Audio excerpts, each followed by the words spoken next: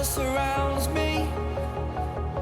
If we hold ourselves together, we'll go far. Created a space. In my head it was empty, but I know that I want to be where you are. I was denied. I had spent those years, did not recognize the person that's inside.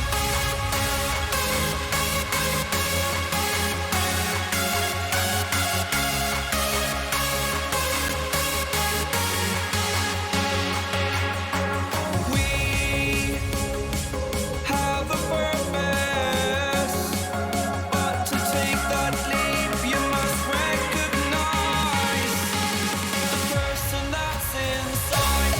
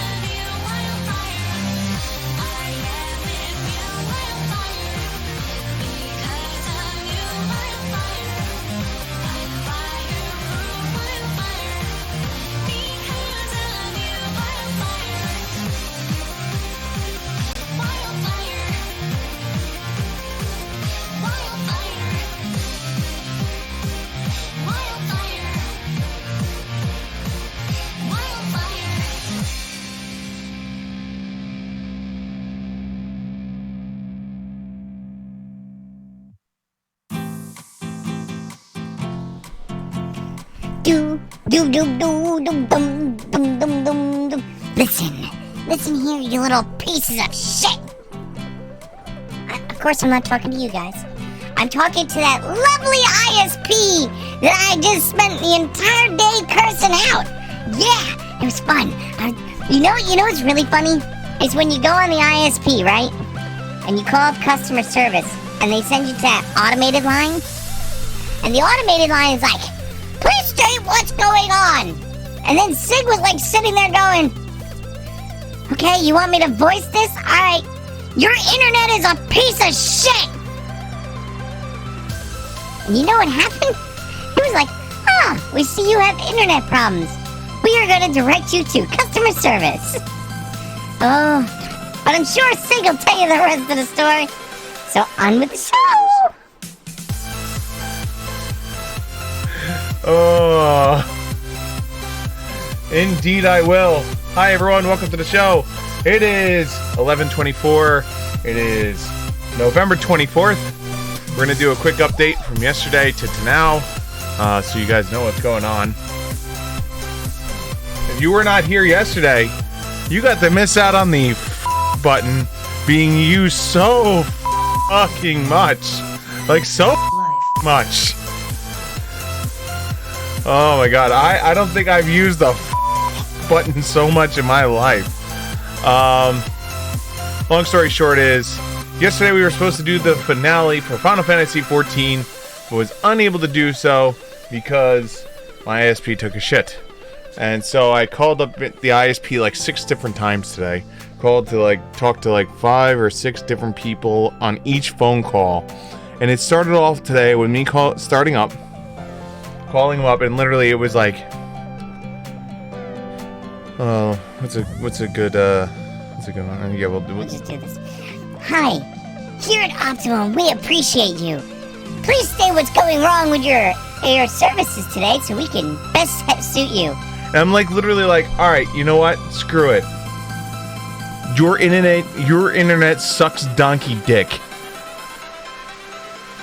And it literally was just like, that was my line. It was just like, oh, so you're calling about an internet problem. Please hold the line as we transfer you to a proper person. I'm like, wow, how many times did people use similar lines that your AI understands? Angry person calling about their internet and going, your internet sucks donkey dick. That they understand, hey, this person has internet problems. Let's send them over to the internet department. So then I talked to them like 6 or 7 times.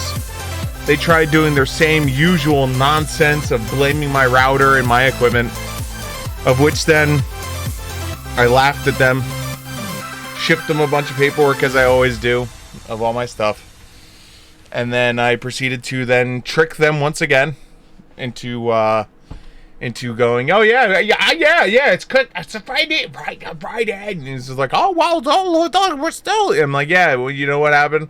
I didn't change anything. And so after making them sound and look like a fool for a couple whiles, and then they hung up on me, and I called them back, and then so on and so forth. I was like, you know, I just have to ask, do you guys act this way just because I have no other choice? And I guess technically I do have other choice. I could easily switch to 56K modem. Like I could in theory, you know, go back to the modem. I mean, I guess maybe AOL still has some kind of like connection or something like that you could dial into. I mean, I could always go back to the dark ages of dial-up. Like, please get off the phone. I need to be on the dial-up. I mean, I guess the other option would be switch to satellite, but that's not feasible because the upload speeds would be the same thing, going over a modem instead of like fast. And so, and unfortunately, Mr. Musk's internet is not in my area yet, so I can't even like go, I'll just switch to Starlink. Nope, not an option. You know, my great hope back in the day was for Google Wi-Fi, Google Fiber to like do something. And I don't think Google Fiber has expanded at all.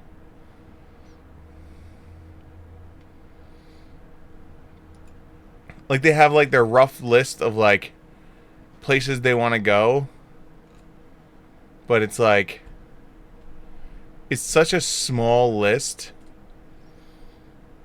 I mean, I guess I could move to, like, Austin, Texas.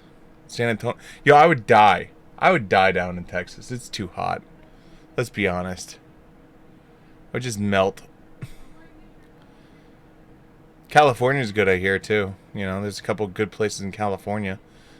Oakland, San Francisco. Oh, I wouldn't want to live in San Francisco. If you ever want a reason why you don't want to live in San Francisco, here, let me show you.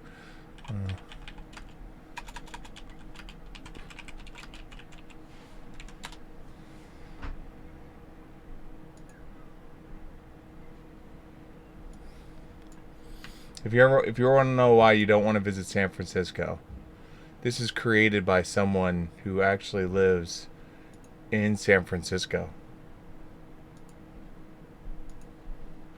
That's right. It's a poop map. That's right. This is San Francisco, and as you zoom in, all these dots are locations where people have seen and noticed poop. Because they have such a problem with it that, like, literally someone created a map, and you could go in here and you could just, like, you could literally, like, you know, like, register that there is poop. And so, like, the densest populations of poop is right here, you know, but, like, literally they have a poop map. So this is why San Francisco, you don't want to go to San Francisco. Especially here. You stay away from here. If you didn't know that San Francisco had a poop map, well, now you know.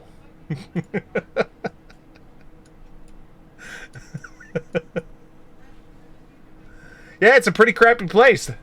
Oh, wait. Oh, yeah, there we go. So, things have seemed to stabilize for now. And so, I'd like to disembowel me. Well, you can't. As one of the last of the remaining FTOs, you are not allowed to disembowel me. I'm sure the company would look poorly upon you for disemboweling me.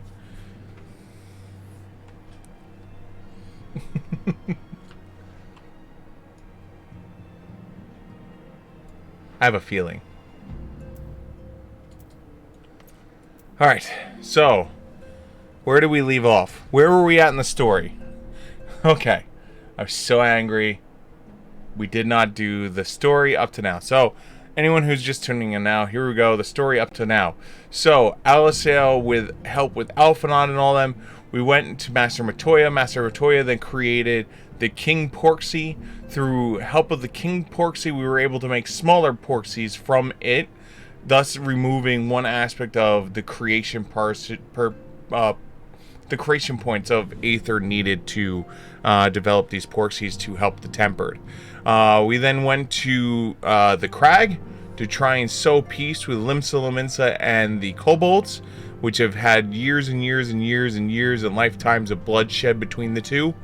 We went there and met with their Patriarch, and when we met with their Patriarch, they attempted to summon Titan, to which we stopped them from doing so, and then basically removed the tempering from the Patriarch. It took a while through conversation, but Gabu eventually showed up and told them all the good we've done to try and help Gabu, and how we've done nothing but help and care for him, and that the kobolds should believe in us. As a last-ditch effort, the leader of Limsa Lominsa, she stepped forward, threw her gun on the ground, and basically said, "If you so need it, take my life. Let my death be the end of the one agreement we had so long ago that we broke, and let my blood write the new one." He then stated he wasn't going to do that, and they forged a new agreement to then bring peace between the kobolds and the Limsa Lominsas. And through the process, we are still forging happiness and joy between all the beastmen while Garlemald is down. Meanwhile, in Garlemald, Xenos and Frederick or whatever the hell his name is, the lunatic Asian, are still going forth and causing issues in Garlemald. Last we saw, Xenos walked off saying, "I need to find a new blade." His entire intention wanting to face us once again and beating us, and he's willing to destroy the entire world to make this happen. Meanwhile, the Ascian, as we've already learned, has created towers across the entire world, which we don't even know what the towers are going to do. And he had in his possession what he called Lunar Bahamut, and is stating that his only plan is to bring an end to the world. And that's it. There we go. We're caught up. Boom! And now we start, officially, 5.5, Death into Dawn. There we go. Update complete.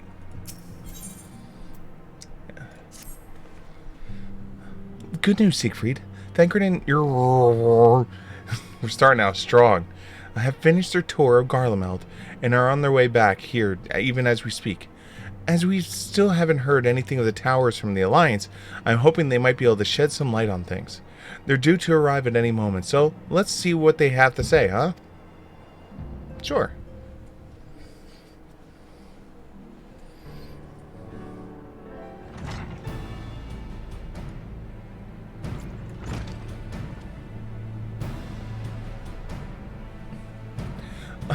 A welcoming party. You needn't gone to any trouble. From what I hear, you've been more than busy enough as it is. Honestly, you might have waited for me to return before discovering a cure for tempering. As it is, I can't even pretend to have been involved. Well, if it's any consolation, I was a little more than a spectator. The lion's share of the credit must go to Alizel, Gararahara, and Siegfried, but I believe I speak for the rest of us when I say we are proud to have rendered what little assistance we could. As you will have also heard, though, it hasn't been tales of triumph. Just as we were taking steps towards finally addressing the primal threat, a pile of fresh problems landed on our lap. Anyway, it's good to have you back, though, and I can't help but notice we're one you're short of a scouting party. You haven't lost him, have you? Oh, I couldn't lose him if I tried. And I did try. Repeatedly. But no, he decided to linger in Alamingo and appraise Ruban and the others of how the land lies in Garlemald. Then mayhap you would do the same for us? Indeed. It was just as Lise said, worse in fact. Its devastation as far as the eye could see. Nerva and Ellard, however, were notably by their absence. Might they have yet end at the hands of Xenos and Fandaniel? There it is, Fandaniel. That's the Ascian's name. Perhaps. Or perhaps they simply lost the will to fight. You see, the capital has been plunged into deathly silence, with one exception, the Imperial Palace. It is a busy place before the war, but it has grown busier still, with war throngs of soldiers and civilians working there day and night to rebuild, or rather, transform it. Transform it? Into what? That's a difficult question to answer. The construction is vast and unsettling to behold, like something from a nightmare. According to your... certain aspects of its design were clearly devised with the manipulation of Aether in mind. Magitech, in other words.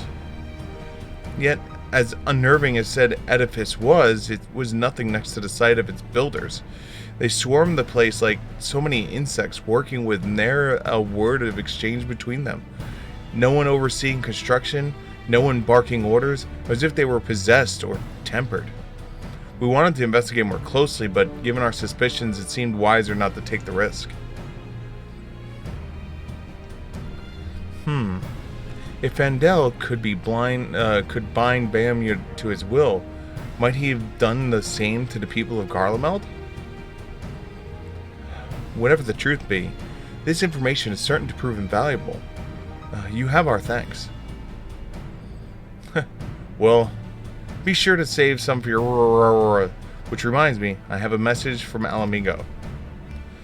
Ruban is hosting a meeting to discuss the latest findings of the tower, and he requested our presence. Then why don't you leave that to us? You must be weary from your mission. No, I'm fine. These towers have been on my mind since I first spied on one, and on the way back, I'm keen to get to the bottom of this. In that case, shall we say the beginning looking into another matter? As I promised Krill, we need not all attend. Very well. I suggest the rest of us make our way to Alamigo forthwith. The sooner we leave, the more time we'll be able to have to speak of your before the meeting. Quest accepted!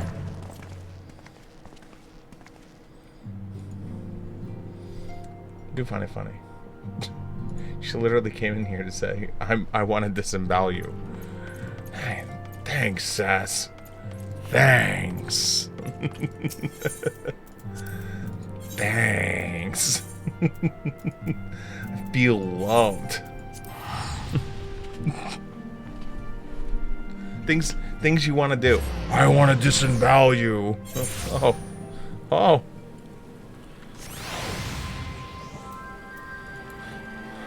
I would say I need the local mender, but we didn't do anything yesterday. Why? Well, because my internet sucks donkey dick.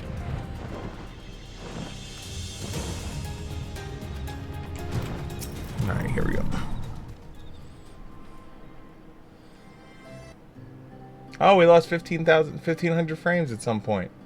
Oh, I see. Yes, good. Good. We're still stable right now, so that's good. My friends, much and more have I heard of your travels in my absence. Heartened am I to see you all hale and whole. As we are to see you safely return from your mission, I trust Thancred made you feel welcome.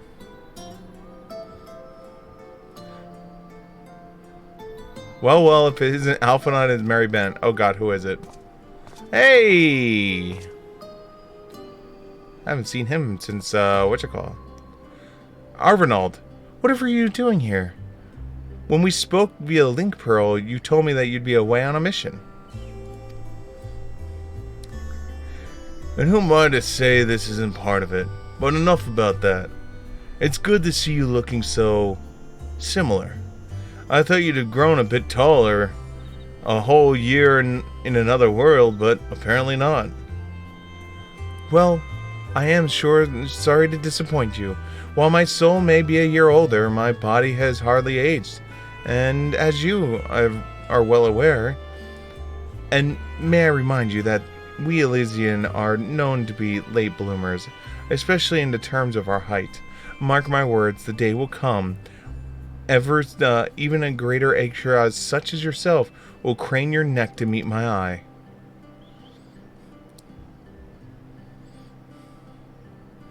Aye. 'Twas not until the 12th summer that I myself outgrew my boyish proportions, though Monibrian toured over me nonetheless. Oh god, what's the names?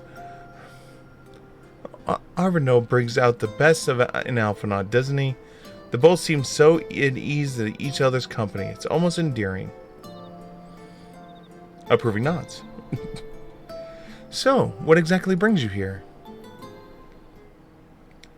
Oh, for Dolio, mostly. We need to go over a few things before we set out. Set out? Wait, does this have something to do with the towers? What gave you the impression? Actually, tell me later. You've got a meeting to go to. I'll see you afterwards, alright?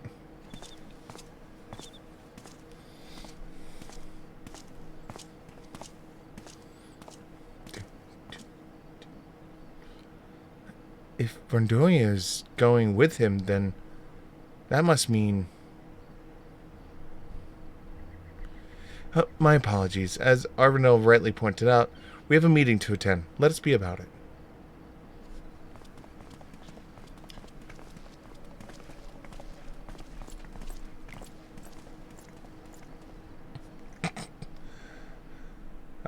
was doing that. I just feeling it. Ere we begin, I Hey! would like to offer my gratitude Voice actors. to Masters Thancred and Urianger. It is no small feat to infiltrate the Imperial capital and live to tell the tale, much less in times of civil war. Thanks to them, we may plot our course in full knowledge of how the winds blow in Garlemald. Full glad are we to have been of service. Thank God. But verily, such dangers as we did encounter pale into insignificance next to those faced by our comrades. An Ascian, armed with the might of Bahamut, bent on bringing about the final days. Theatrics. He sought only to make a show of the power at the Teleforoi's disposal. But since then we have seen no sign of this Fandaniel or his worm. And while we've done what we can to bolster our defenses, there's no telling where he might strike next. Whenever and wherever it may be, we must use the intervening time to learn more of our enemy. 'Twas with this in mind that we dispatched scouts to investigate the towers. Oh yeah, I forgot about that. Our advance party took longer than expected to return. And when they did, they tried to kill us. Forgot about that part. Sorry about that, guys. Yeah, the one guy came back and was like, "For Gollum," like all zombies and shit. Luckily, I'd seen that sort of thing before, and we were able to restrain them before they did any harm. Then it was just a matter of letting the Porksies do their work. Okay, so it was like a tempering. Are you saying they were tempered? Once they'd come back to their senses, they told us everything they could. It seems that just as they were getting close to the tower, they heard an ear-splitting roar, and that was the last thing they remembered. But what worries me most is what they were saying right before they attacked. Glory be to Garlemald. Garlemald.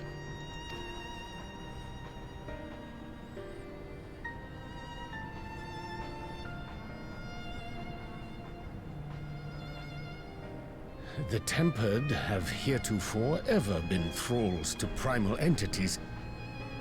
Yet these hapless souls were compelled to accept a nation as the object of their devotion. This calleth into question all that we know of the condition.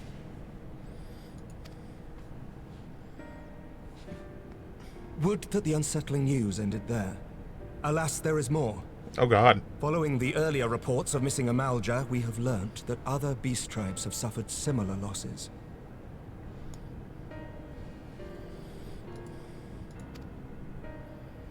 And we now have reason to believe that the abductions are connected to the appearance of the towers. Oh, Amaric.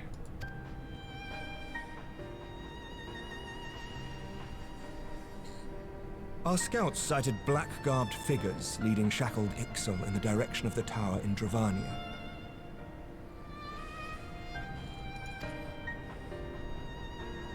The Temple Knights were able to intercept them before they could reach their destination, liberating the Ixal and apprehending their captors, each of whom was found to be equipped with Garlean arms and armor. Oh. So the Empire is the common thread. With the support of Xenos, it seems likely that Fandaniel has rallied a faction of the splintered Garlean army to the banner of the Telophoroi. Lord Hien reached the same conclusion when I shared our findings with Doma. As if to say, Hien's not here, The huh? plan had been to march on Garlemald from the east and west in order to force a peace treaty. But the situation has changed. Dealing with the threat of the towers must come first.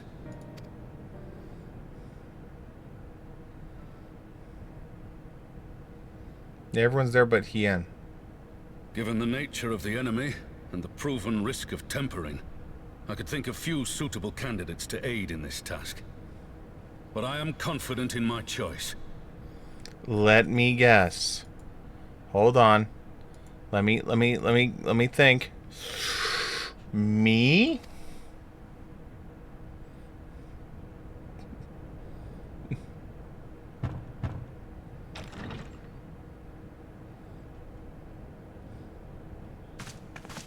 What?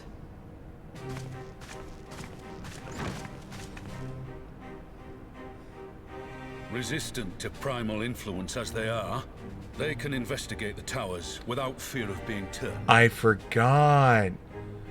So she's from Stormblood, and she was locked up for basically attacking and leading against the Resistance and being a forefront against it. And she eventually fell, and she still believes in what she was doing was the right thing to do. So they didn't kill her. They just basically said go into a cell. But they've been offering her the chance to aid Doma and the kingdom in order to, like, help facilitate new bonds. And so she occasionally has come out and helped. So to see her come out, because she can't be tempered, she's also touched by the echo.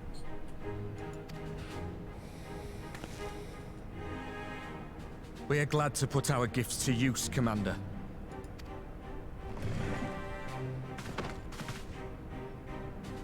Gifted or not, going behind enemy lines remains a perilous undertaking.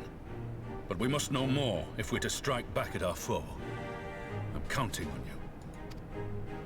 If it would give us the upper hand, I'd do it 100 times over. We won't let you down. That concludes the briefing. You two, make ready and join your escort. Are you certain about this, Arenvold? I really hope she has a redemption arc. She needs it. They've redeemed enough people, they can redeem her. I am. Come on, let's talk outside.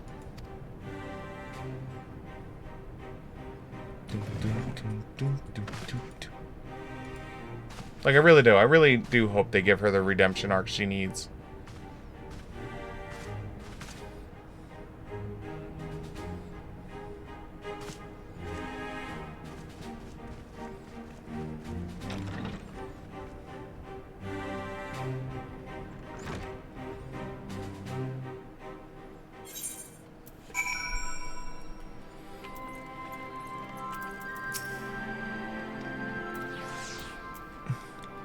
Now that that's open, I don't have to keep it under my proverbial hat anymore.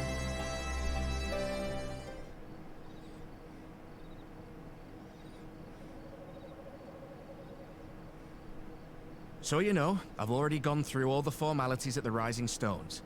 Made sure to inform Jamoldva and Vmar at Ralga's Reach as well.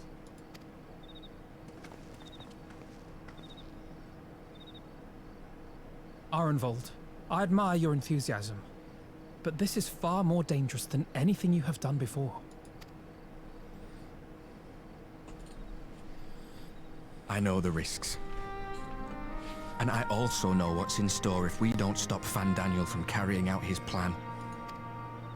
With this power of mine, I can make a difference. If I stood idly by, I would regret it for the rest of my life.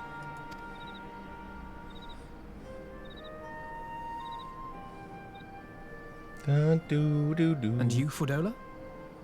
Is this what you want? Good question. What are you asking me for? It's not like I have any say in the matter. Don't pretend. We both know Commander Eldin gave you a chance to refuse. And you didn't.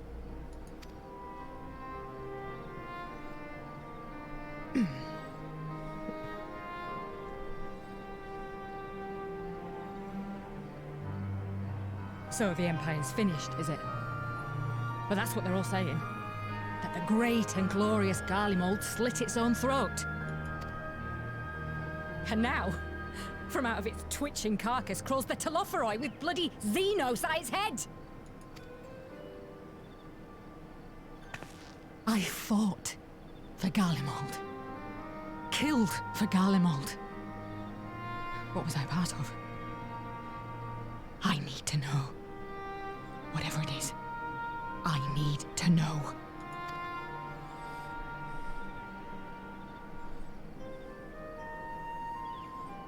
Very well. If your hearts are set on this, I shall not stand in your way.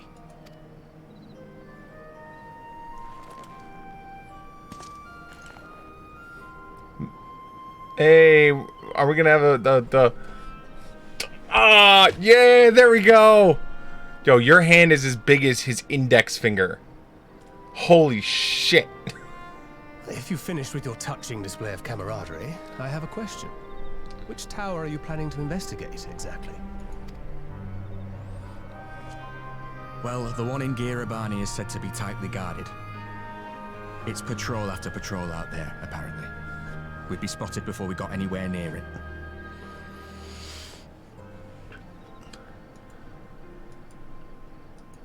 Which is why we've set our sights on the one in Pagalthan instead. There shouldn't be anything like as many Imperials to worry about down there.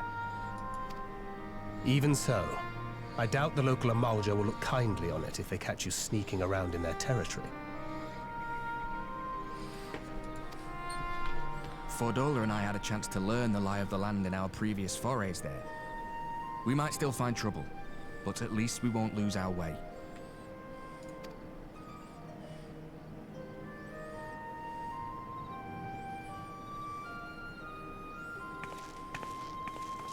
Well, we'd best not keep them waiting any longer.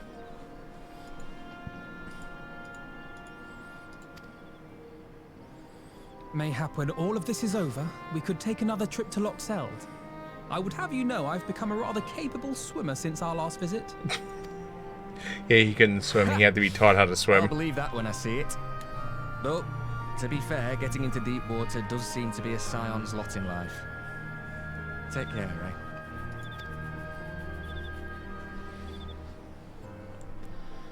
Doom doom, doo doo doo.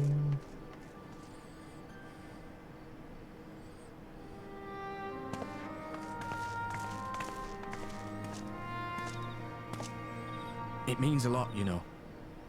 You coming with me.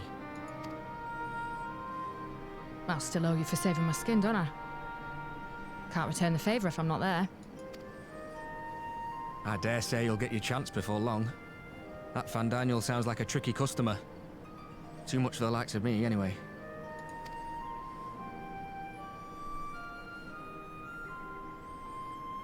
But we both know I'd just be another soldier if it weren't for my gift. And I need to be a damn sight more than that given what's coming. I realize I can't hold a candle to a hero like the Warrior of Light, or Alphino for that matter. He might look like he's 12, but he's seen more action than most people see in a lifetime. No, the fact is I'm nothing like them, and maybe I never will be. But I'll be damned if I don't try. Aww. They're counting on me. On us. So let's give it our all. Damn right.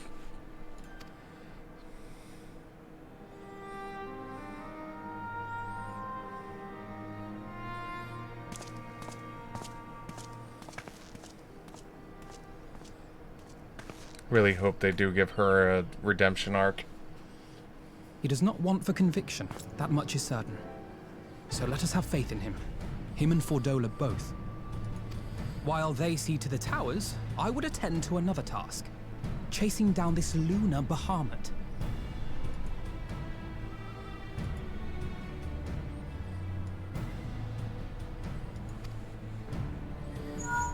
Uh-oh. Link cell. Link shell's going off. Bloody thing. Can you hear me? It's Tataru. I'm happy to say we've managed to find Estinian. And I'm sorry to say he went running off again the moment we told him about Bahamut. But he did mutter something about heading to Ishgard, so if you're quick, you might still be able to catch him.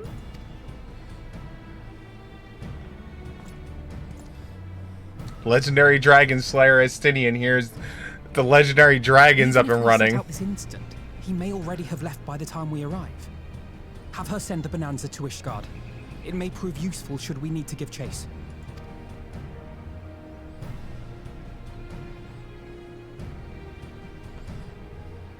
Gladly. I'll see to it as soon as Kryl and I get back to the Rising Stones. Good luck. Thanks, Tataru. While you go off on your dragoon hunt, Urianger and I will return to headquarters. We have much to tell the others. I wish you every success in your search for our elusive friend. May we all meet again ere long.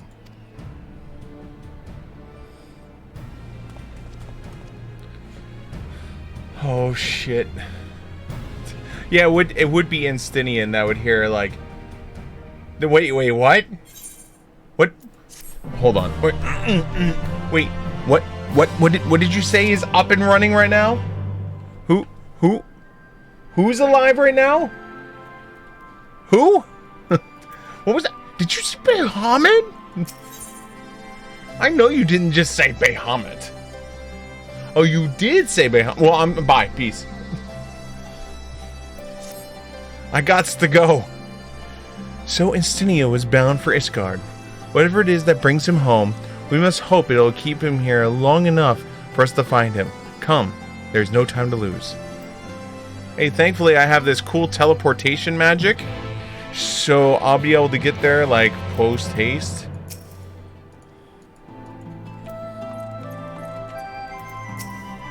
What outfit is that one?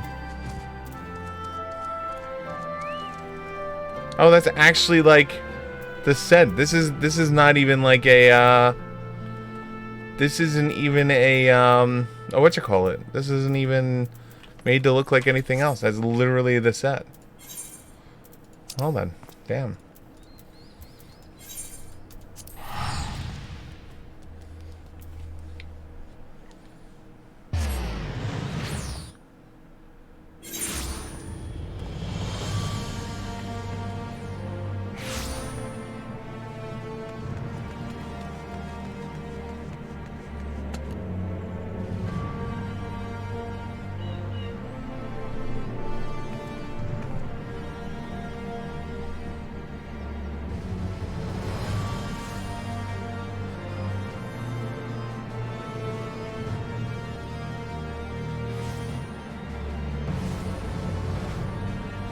Okay. There be dragons. That's the name of the quest. Oh shit! You're wearing the outfit.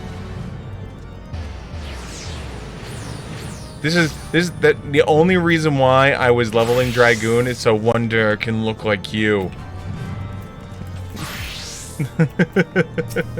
One day. All's present. Good. Let us split up and search for Estinian. Since we're relatively new to this place, Gar and I will look around the open spaces, these squares and markets and whatnot. You and Siegfried can delve into the nooks and crannies. Very well. Let us reconvene at the airship landing later, with or without Estinian. Good luck.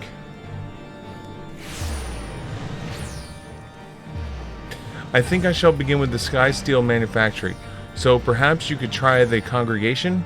Lucia may well be heard the news of her friend's return. Okay.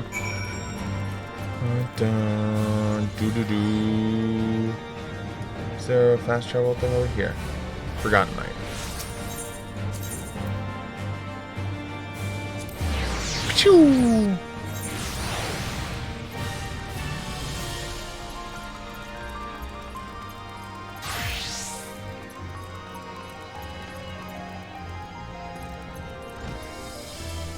Hey, it's Lucia.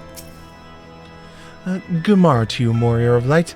Lord Amric sent word that you would be attending the meeting in Almego, so I gather you have not come to search for him.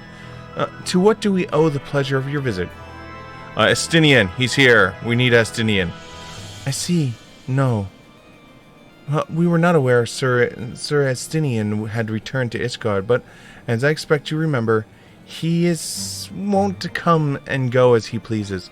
Mayhap he came seeking an audience with Lord Amric, only to find him absent. In any event, I am afraid I cannot help you. Perhaps one of our companions has fared better?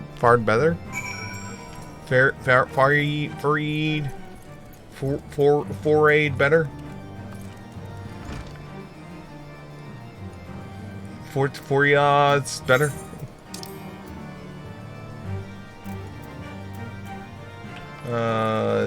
Astrolam yam tigan. Yam tinam yam.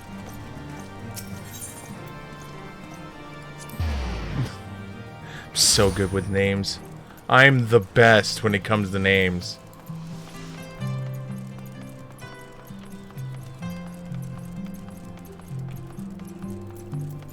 Do I actually have to go in here? Oh, okay. I was gonna say, do I have to buy a ticket to get in here?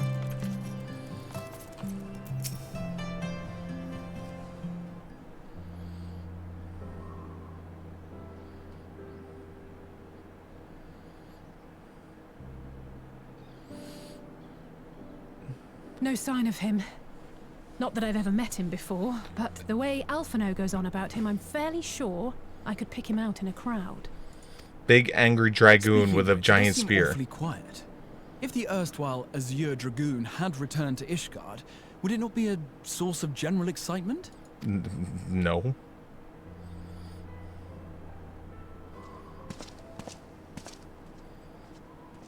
That's him. The Scions coinkeeper, and now you. I'm beginning to think these meetings are more than mere coincidence. Love Estinian. Not that I'm complaining. It's been too long. You know, this is child looking up to adult, just so you know. Same race, but it's like child adult. It's like, you know, this is like the kid at like the dinner table looking up at the adult, and they're like, you don't belong at this table. Too long. You look an ilm taller and twice as rugged. It suits you, Alphino. Oh no! Oh no! Oh no! Oh! Oh! Oh no! Oh no! Alicel, don't stab him! Alicel, don't stab him. We need him. Please, please, Alicel, don't stab him. Please, please, please. Oh, for the love.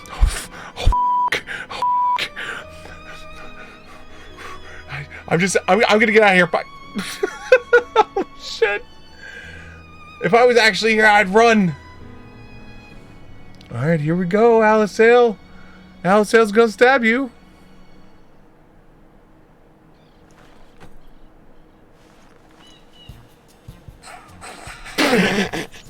Quieter, though. Have you been giving him lessons on how to be the strong, silent type?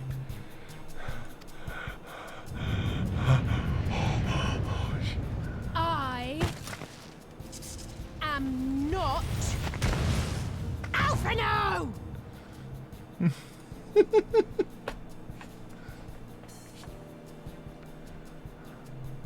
If the two of you are such firm friends, perhaps you should remember what he looks like. And what do you mean, rugged? Ugh! Had my brother mentioned what an oaf you are, I'd never have bothered looking for you in the first place.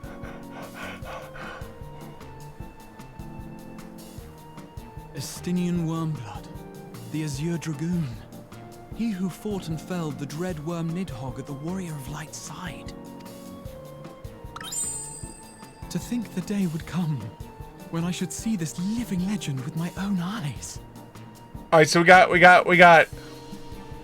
Alicel, who wants to stab a bitch, and Garatia, who's fanboying. Great.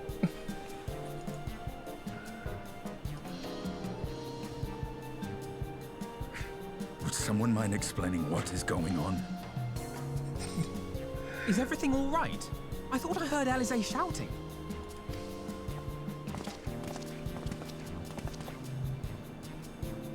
Estinian! It's been too long.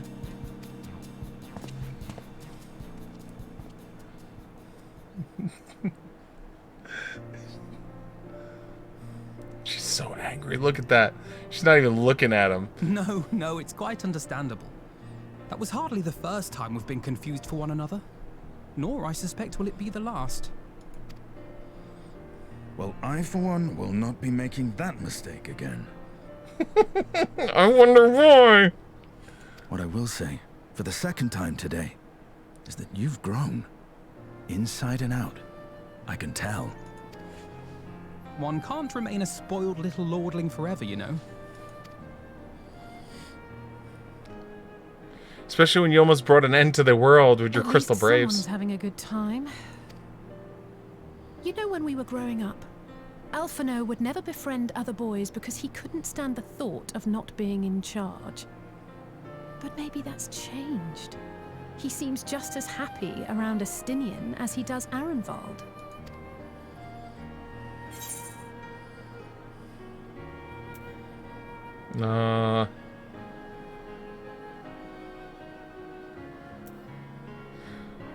Wow. Alright, so it's perhaps he sees them as brothers he never had.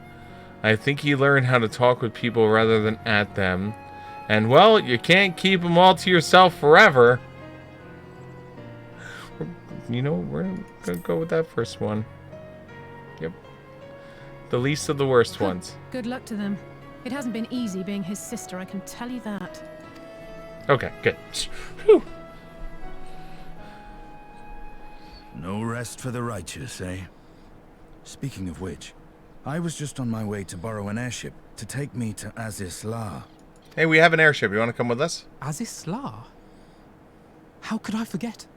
The dragon with whom Bahamut shared the deepest of bonds.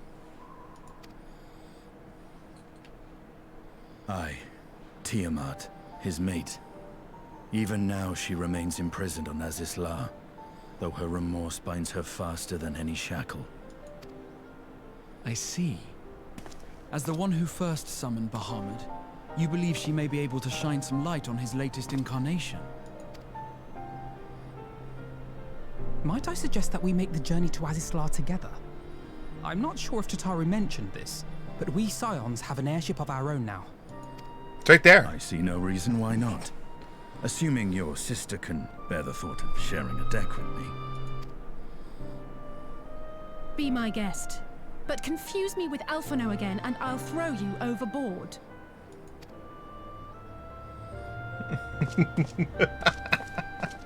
Ugh! I don't know who he thinks he is, but he's nothing like Alphino painted him to be. I will admit, he is not exactly as I imagined him either. Based on what I had read of the man, I think I was expecting someone a little less... blunt. Blunt? Well, that's what you get when you deal with someone who deals with dragons. You have to be blunt.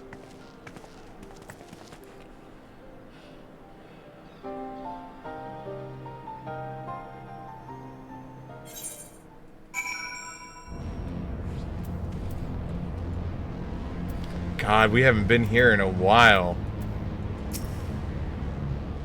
The music here was so nice.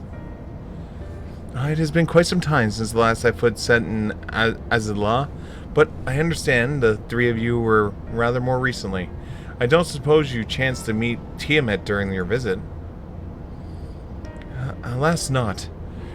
We had no cause to set foot here in the Delta Quadrant, but I have studied the relevant records, which not only says I would appreciate a first-hand account of your dealings with her. Well then, Siegfried is the person to ask. As far as I know, he's the only one of us who has met Tiamat face to face. Let's just say it helped. Let's just say it helped amid, yeah, because if it wasn't for him, we would have been like up Shit's Creek. Ah, yes. You were friends of her father. I too have met Tiamat.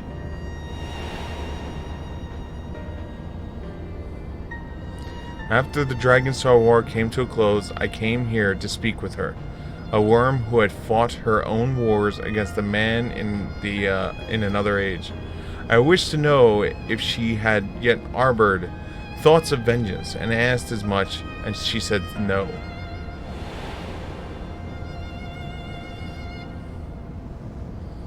My hatred for your kind has extinguished long ago. But she feels the resurrecting Bahamut burns on undimmed. It tormented her even now. I see. Then your original reason for coming here was out of concern that Tiamat had been forced to summon Bahamut. Nidhogg is part of me. I feel his emotions as my own, and I know that he would not allow his sister to make a tool of evil. In his absence, it falls to me to watch over her. Money! Quest completed. Now we're on to the...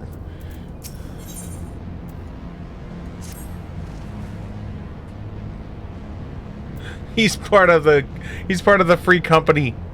Nut. Tiamat awaits this way. Nut.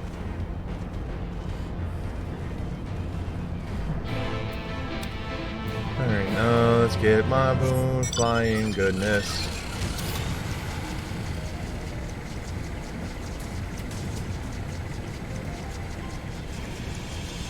Do do do do do.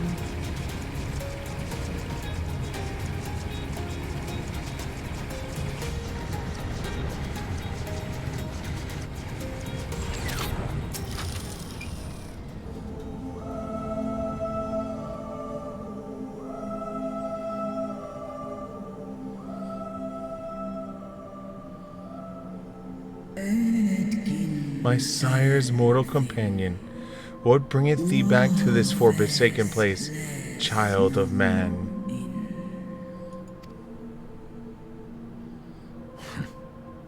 It's plain she knows naught of recent events. Perhaps you should enlighten her. So your lover was set forth on this plane to kill everyone. Isn't that great?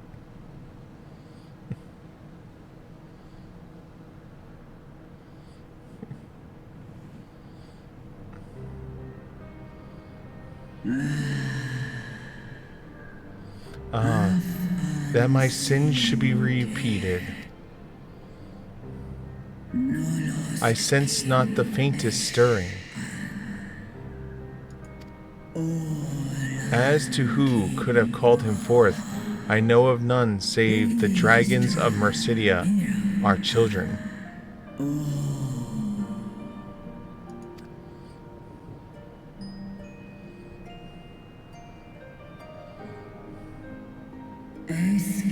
The Elkon claimed their soul when first he manifested, and robbed of their will, they became tools of the Allagan's dark designs. Much like those held here in Asisla. If dragons who worship Bahamut are required to summon him, that must mean... Yes, the dragons of Mercida are at the mercy of the Asyn. There can be no other explanation. Accursed Asyans, vile minions of darkness. Again, you would profane the memory of my beloved and strip our children of their freedom, their dignity. Are there no depths to which you will not stoop?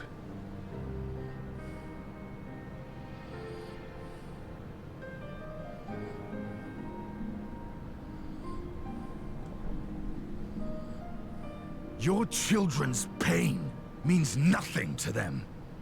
They laugh at your kind suffering. But tears will not right this wrong, nor will lamentation see the perpetrators punished.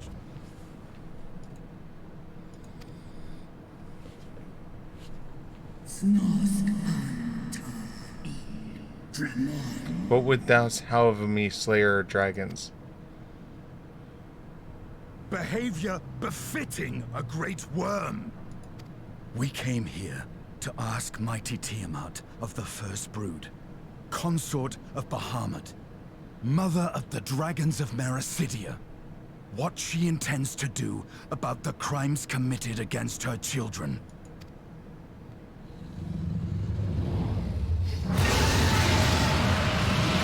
Oh, Jesus Christ! I like how everyone else shakes and Estini is just like...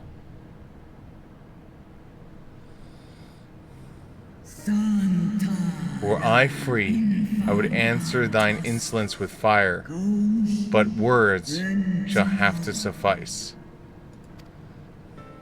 Recall, mortals, that it was I who did first summon my beloved, praying with all my being to bring him forth. You who contend with Elklons cannot will the ignorant of my consequences. You too were exposed to his influence.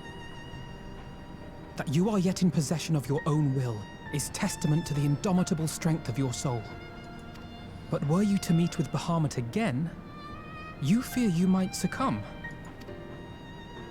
Indeed. Ask the Dragon Slayer, and he will tell thee the power we are the first brood wield. Were I to lose myself to the Alcon's influence, all would pay the price. But it is of little matter, for even I had the strength to resist. I yet lack the strength to break my shackles. This prison shall be my tomb.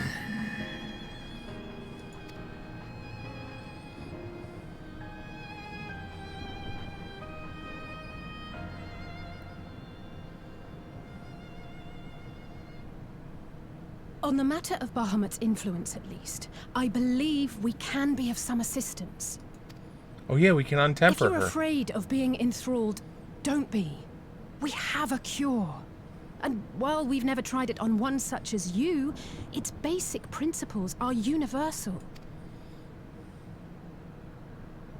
Speakest thou in earnest?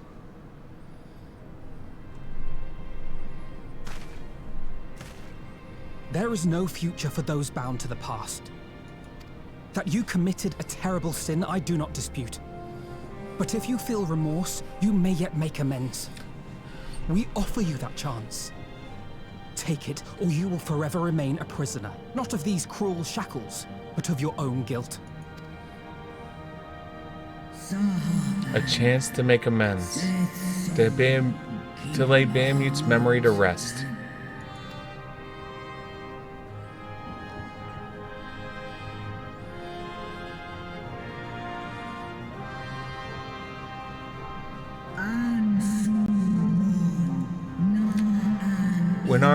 When our star faced annihilation, Hydaelyn granted us sanctuary, and now your foes would bring about her destruction.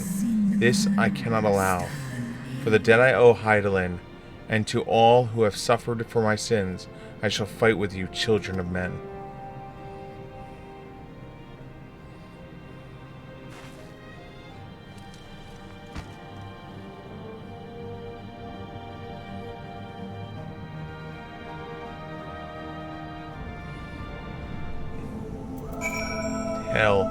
Hell yeah!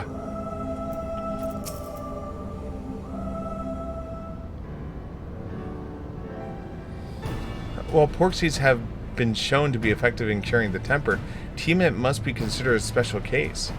She is far, far larger and immeasurably more powerful than any subject treated thus far.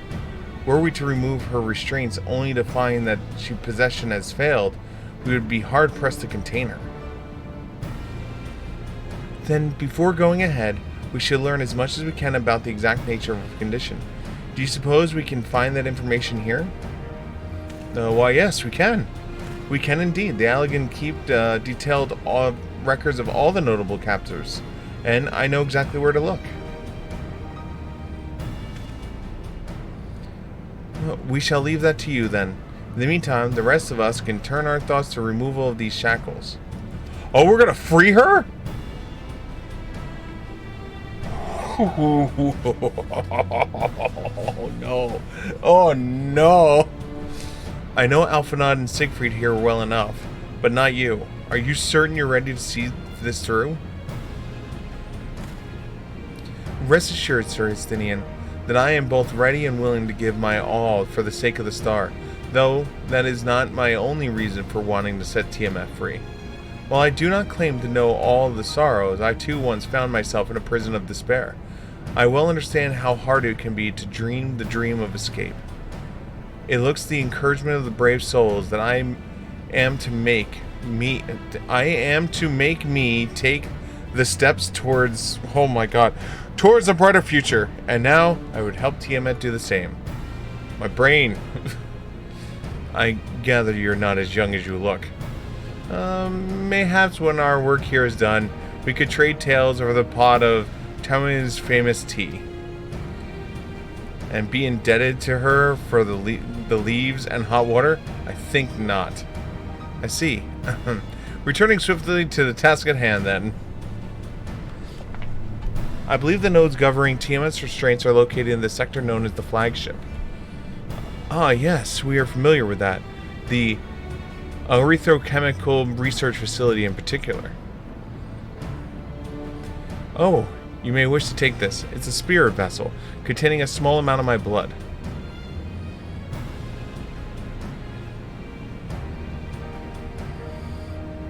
Which you just happen to be carrying around with you? I suppose it could seem rather odd. To explain, Rambaros, Urargi, and I are researching the use of spirit vessels and the transference not only of memories, but the traits of certain bloodlines. And so, I keep one on me, ready should an opportunity to test our theories arise. As for its use to you, you may recall that during our previous visit, the nodes here granted access to restricted functions, having identified me as being royal blood. And, armed with the spirit vessel, I pose that they will be able to do the same for you. Even the absence of, well, the rest of me. It seemed worth a try, at least. Agreed. We will take good care of it. To the flagship, then?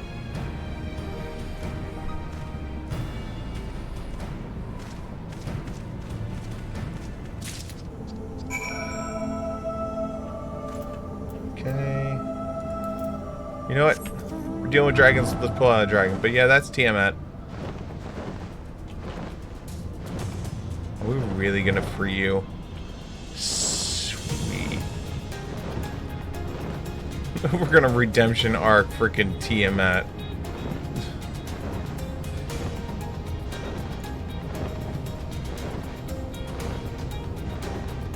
Dungeon. Oops. Flew through whatever that was.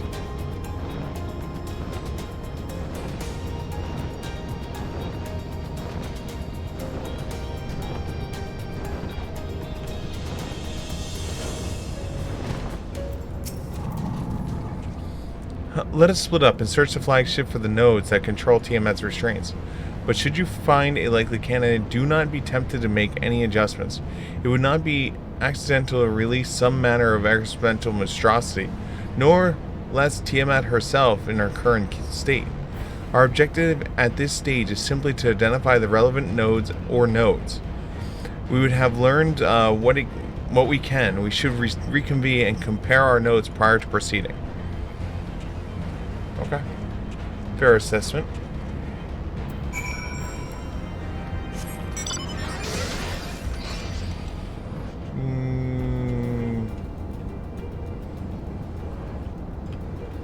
Down here somewhere.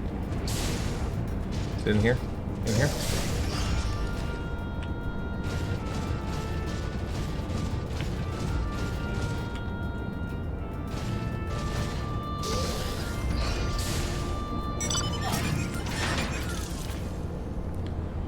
Oh, wait, I got a voice for this, right? Is it this one? Warning. Scheduled dragon restraint maintenance due in 2020 years. Failure to verify system integrity may result in unscheduled main specimen release. Oh. So... Oh no! I unsummoned my guy! No! So what you're telling me is... we can literally release her as long as we, like, Y2K this bitch. Downlink with Delta Quadrant broken. Possible cause, intruder interference. Advise deployment of automatic combat units. Proceed? Yeah! Yeah, do it! Do it! Do it! Yeah. Friction between metal components detected. Temperature increasing to critical levels. Please place damaged parts. Or retreat to safe distance. Oh yeah, that sounds friendly and good. You know, when I think of great places to be, is when robots are telling me things are about to explode. That's where I want to be.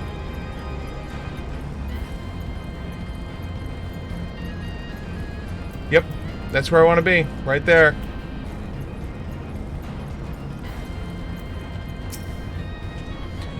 I'm afraid, Estinian, I had little to show for our efforts. Did you find anything? I did a node which smelled like burned hair, yes.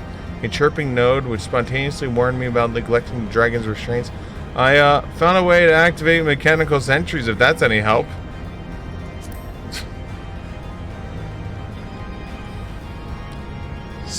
Spontaneously, you say? Well, that does sound promising. Almost suspicious, in fact. But then you were in possession of the spirit vessel. I dare say, it is indeed a node in which Guraha spoke.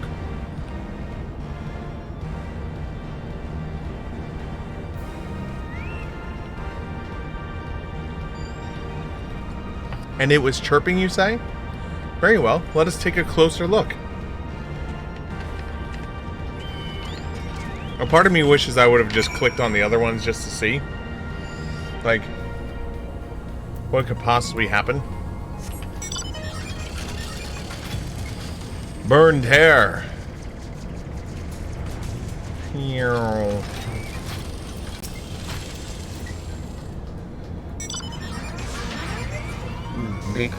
Do you wish to operate the dragon restraint mechanism? You do not have the requisite access privilege. Operation of the dragon restraint mechanism may only be undertaken by the chief technologist or member of the royal family. Or those with the vessel full of royal blood, perhaps.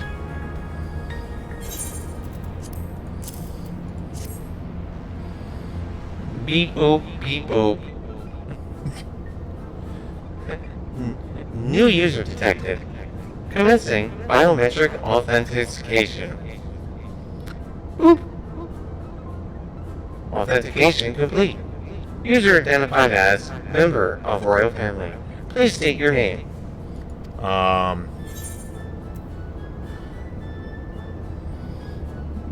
Sure, we'll give my name.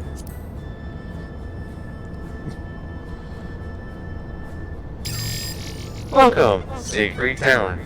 You may operate the dragon restraint mechanism when ready.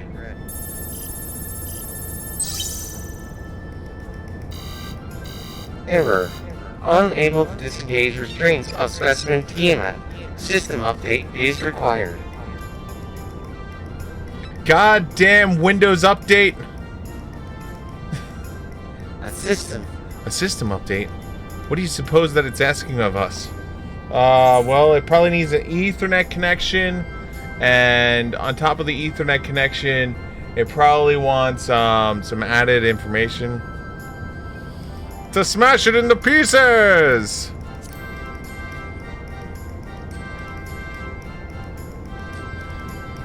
Well, that's more than I could say. Confounded blooded thing. User agitation detected. Initiating guidance program. Oop! In order to operate the restraint mechanism, a required access to the central system is required. However, I am unable to establish a link to said system due to the obscene obsolescence of my own software. The issue can be resolved by applying a system update using the corresponding terminal located within the flagship. I don't even know what that was. So, can this thing release the restraints or not? It can, but only once it has received the requisite system update, as far as I can tell. Until which time, I'll float there spewing nonsense. User dissatisfaction detected. Initiating placation protocols. I'm here to help. Rest assured that I will be on hand to guide you through every step of the system update progress. How gratifying. But I dare say we will fare better with the guidance than without it. It's Clippy! The little ball is Clippy. We have our very own Clippy.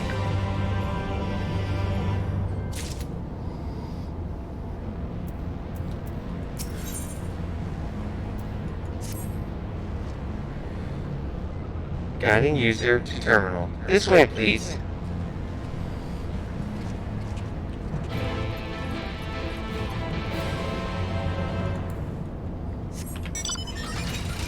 Whee!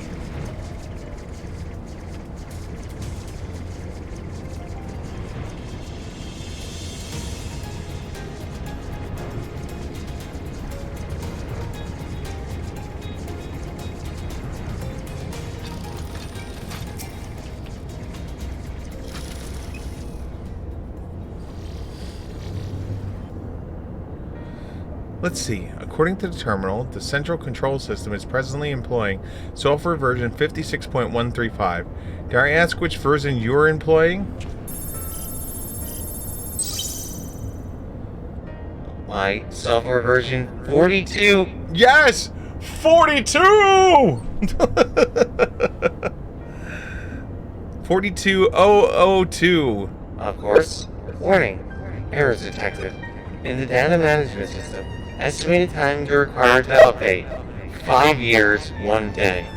It is Windows!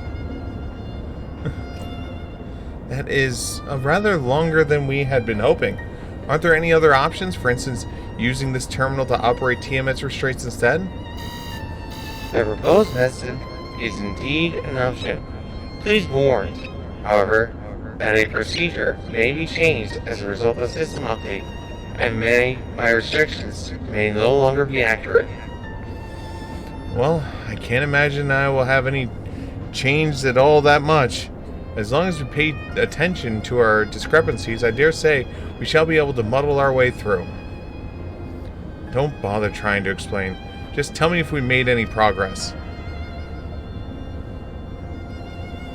I would say so, yes, I do. However, require that I remain here to operate the terminal. I shall inform you via link pearl once I'm ready to release the shackles. It might be best if we left the spirit vessel with me. I may have yet use for it. Rest assured, I'll be certain to return it to Gartia once it's over. Thank you. Just a little more work and Tiamat will be free. But before we go any further, there is something I would know. When Tiamat and her kin fought against the Allegan Empire, both sides were both dancing to the tune of the Scions. And it was the same in Ishgard, where they stoked the fires of conflict between man and dragon from the shadows. All the Scions touch turns to ash, and thus have they made it your mission to fight them. But there have been times when you tried to reach out to them instead, to find common ground. And so I ask thee, what do you intend to do with Van Daniel? Will you try and reach out to him too?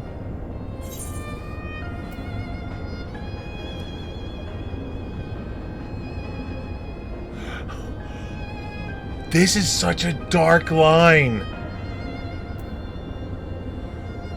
I will try, yes, and if he fails, I'll remember him. He literally just said, I will kill him. Holy shit. Certainly, after we wipe that smile off his face. No, we're going to go with this. We're going to try. And then, if not, we're going to kill his ass. I see a little point in reasoning with that wretch. Or remembering him, for that matter. But perhaps there's a difference between you and me. You see the good in people, even if it's but the faintest glimmer. I only hope you do not come to rue your benevolence. You think us unwise for viewing the world thus? Well, far from it. That has ever been your way, as I have learned when we journeyed together in Iceheart. Yet, the fact remains that there are some who view compassion as a weakness to be exploited, and there are many. There may come a time when they extend the hand of friendship only to wish that you had dealt the killing blow. So, save your mercy for those who deserve it. Well, we should be getting back to the task. As Malphinaud has things in hand, I suggest we rejoin the others.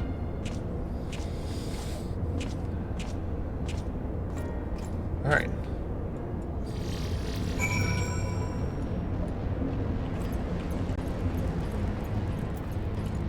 Summon the big whale. Big whale!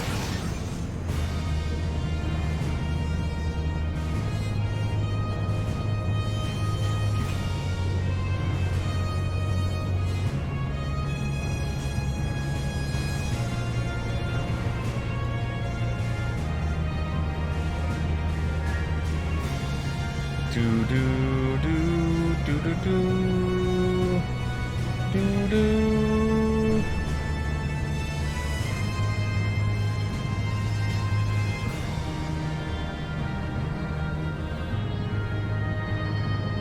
This is another place that was like a misery to get flying unlocked in.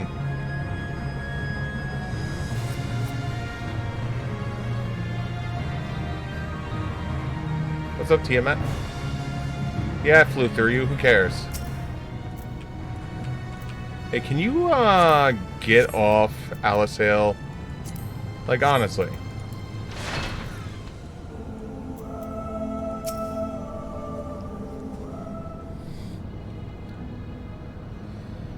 Estinian told me as well, but nothing more. Honestly, I like to get the blood out of the stone with him.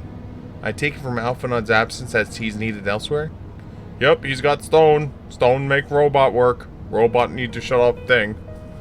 Well, that sounds rather frustrating, but you got there in the end. Well, we're here to take off. We're talking of nodes. Gara and I will be learning as much as we could about Tiamat's condition. Our readings confirm that the ethereal bounds lean strongly towards the umbral, as was the case with the kobolds. Therefore, all other things being equal, the treatment should work. The difficulty lies in the sheer quantity of aether which we must contend with. Multiple applications of the treatment will be inevitably be required if we are to reverse the effects of the tempering completely. Meaning, I'll need all the aether I can get. Thank you in advance. Although this endeavor won't ask much of us, we do have one reason to be optimistic. Namely that Tiamat shows no signs of fanatical devotion, suggesting a milder case of tempering than is suffered by the kobolds. Tiamat saw Bahamut as an equal rather than a god. Might that have been made a difference? Now that you mention it, it very might well have. She would have been believed necessary to defer to his will. But, enough talk, it's time to put our theories to proof.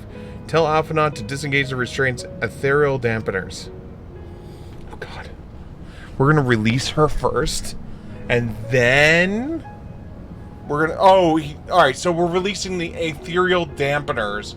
So we're not releasing her from the chains, we're just releasing her so we just screw with her aether. Got it. I'm counting on you, Angelo. Porky!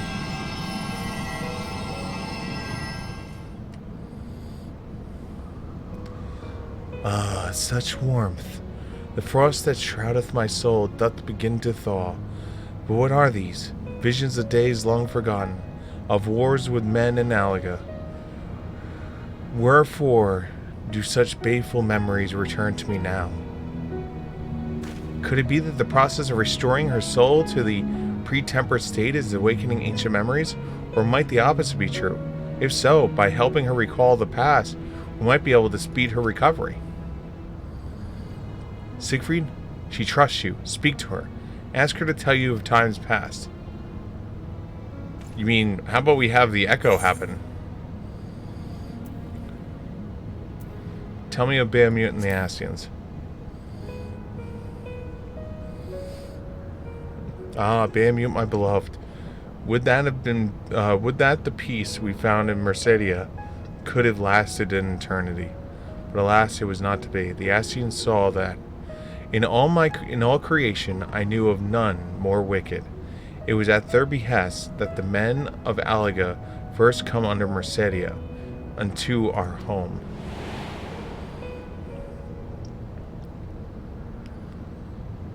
The tale began when Bahamut and I left our father's side. We took wing in search of a place to make our eyrie. Beyond the southern ocean, we discovered a lush and fertile land. It would become known as Mercedia. by the children of men, though many years were passed before they crossed the seas. Upon our arrival, we were welcomed by the peaceful people of the forest, kin to the trees, surrounded by nature's bounty. Balmung had found a place to raise our young.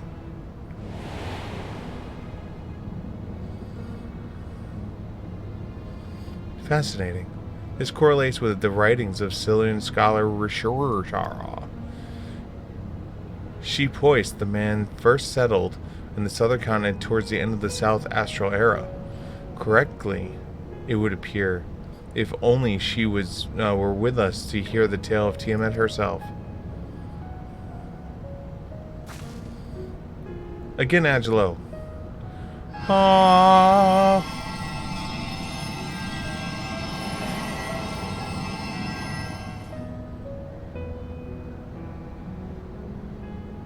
When first the children men arrived at our shores, no foot did they set in the place over which we held dominion.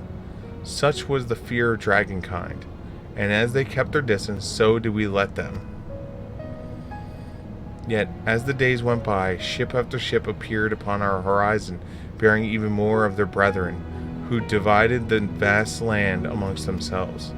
For a time they knew peace and prosperity, but as their numbers grew, the smaller their share came to seem, and soon they began to covet the territory of their fellows. Ere long, man fought man. Blood was answered with blood, and none could see the end of the strife until one day they came to us. Recognizing our wisdom, they entreated us to intercede in their conflicts. Balmung agreed, and with him presiding over the affairs of men, the land knew peace once more.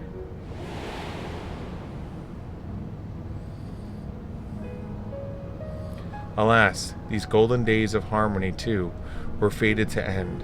For the men of Alaga slew my beloved, and I, in my rage and sorrow, heeded the envenomed words of the Ascian.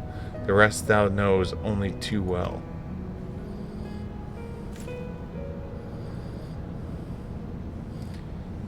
But your tale doesn't have to end there. When you're free, we'll rid the world of the Ascians together, and you and your beloved will have justice. Fine sentiment, but you're almost spent. I'll keep watch from above. If the treatment fails, run. Oh shit, he is getting in a perch that if she gets released and this has failed, he'll kill Tiamat. Holy shit. Thanks for the vote of confidence. I swear, when this is over... Keep going, Alisail. The magic is working.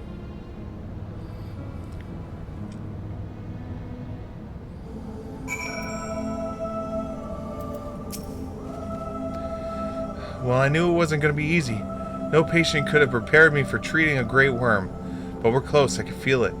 And while I've only got a few more drops of Aether left in me, with your and Graz, this will work. Then I believe I speak both of us when I say that you may take as much as you require. Careful, I might hold you to that. Alright, let's go. Are we gonna Super Saiyan this shit?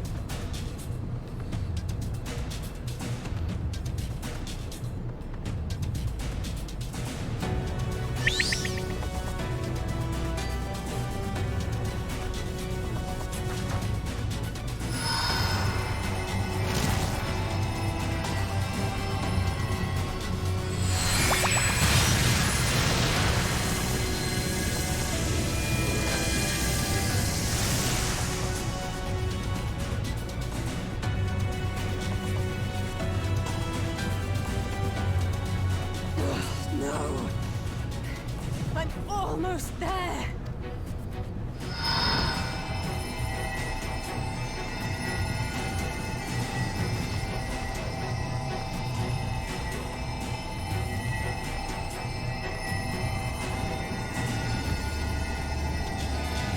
We got you, Alisail.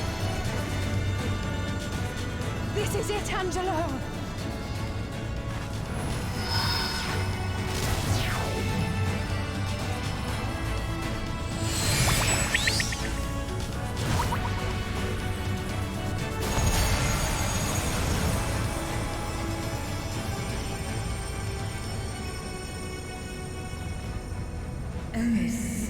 Yes, I feel it. The Akon's grip grows weak. Did it work? We won't know for certain until the shackles are removed.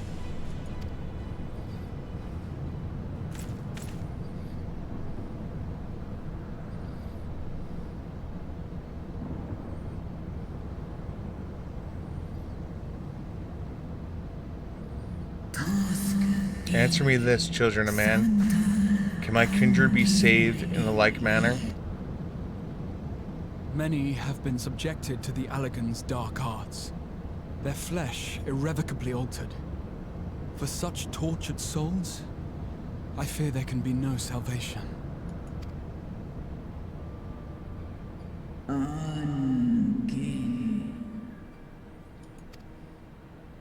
My children, should you hearken unto my call, we shall fly together once more.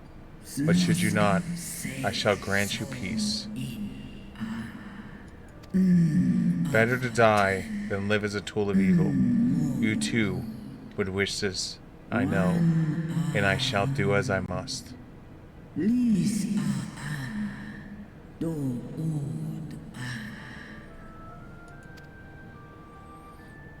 When that time comes, you won't be alone. We'll stand by you.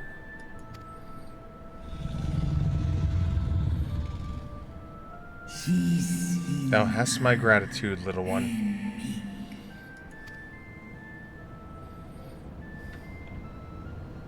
Alphino's ready.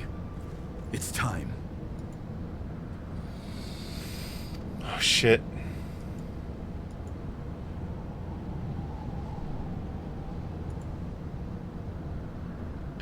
Do it. And let's hope the treatment worked as it should.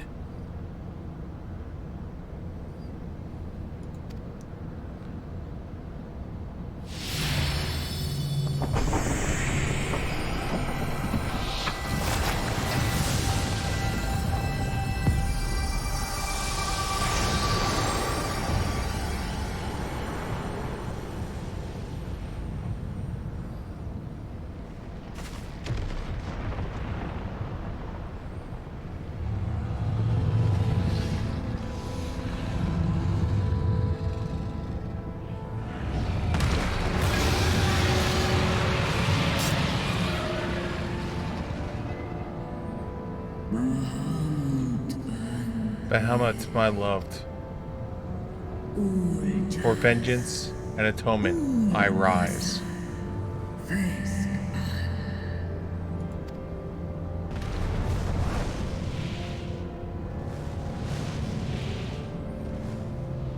By the gods!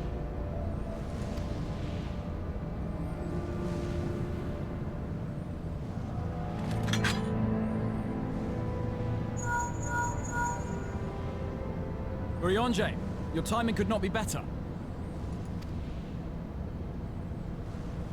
Understood, we're on our way. It's Bahamut. He's been sighted over Pagalthan. Wait, are we about to fight Bahamut now? The largest amount of settlement in the region, at the head of a vast host, including dragons. Are we really about to fight right now? Oh no, my mic. There we go. Can't have mic on camera. Gotta have the mystery of no mic. The mystery. Did you hear all that, Alphino? You'd best rejoin your comrades. I'll make my own way. Our enemy awaits. Shall we? Tell me he's gonna ride Tiamat into battle.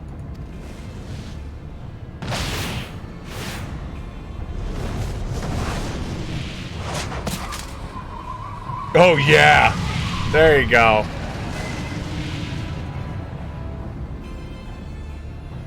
Riding Tiamat into battle like a freaking boss.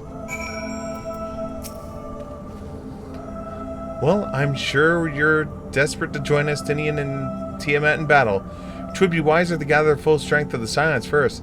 The foe we face demands no less. Money!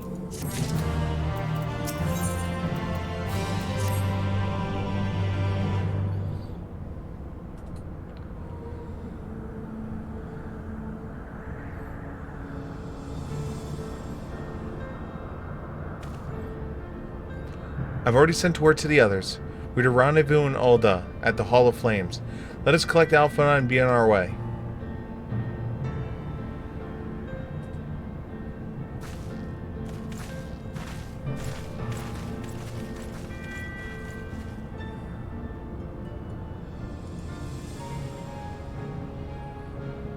Do.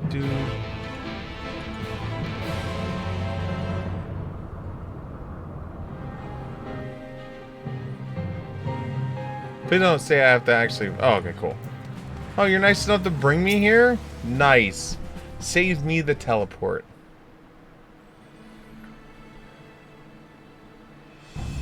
Huh. Now I know some of you could do with the rest, but I'm sorry to say the Temporal have other plans. Praguth is already under siege.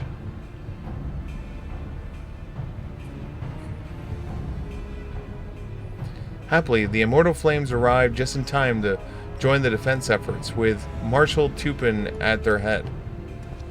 Well now, given the failure of the peace negotiations, I was uncertain how the Sultana would respond. 'Tis good to hear that Ulda has not abandoned the Yamjan. Abandoned them? Did we not profess to be their friends? Is this her? Yes, it is. Hey. Love her. She's adorable. Your Grace. Hold on. We need a different... Marshal Tupin had made provisions of such an ecstasy and was ready to depart at a moment's notice. All that was required was the agreement that the syndicate, each of whom voted in favor of the intervention. Nor is Ulda alone in this resolve. The other Alliance nations have likewise dispatched their troops to the area. Yet, even with our combined strength, we shall be sorely tested. For we face not only the might of the Imperial Legion, but Lunar Bahamut and his draconic hordes besides. Tiamat's children. Fight as they may, victory is no means assured, but not all of the omens are grim. Our forces report that desperate their proximity to Lunar Bahamut. None of the show any signs of tempering. Strange. What primal would turn down a chance to claim new thralls? Unless it's incapable of doing so. Primals are not wont to serve a master, Ascian or otherwise. It may well be that Lunar Bahamut differs in some fundamental manner from those that previously we encountered. If that's true, anyone could fight him, and Siegfried and others like him would have to shoulder the burden alone. But, that as it may, Lunar Bahamut remains an incalculable powerful foe, whom our soldiers will struggle the best through the forces of arms. With the aid of the Scions, however, I believe they will fare far better. Assuming, that is, you are ready to take to the field. An airship awaits you. Bear you to the front. Pray, set forth as soon as you're able. Prepare to kick ass and take names. And Alisale's like, yes! Yes!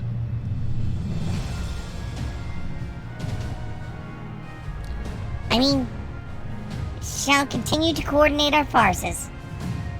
Till next we meet, may the 12 bless and keep you.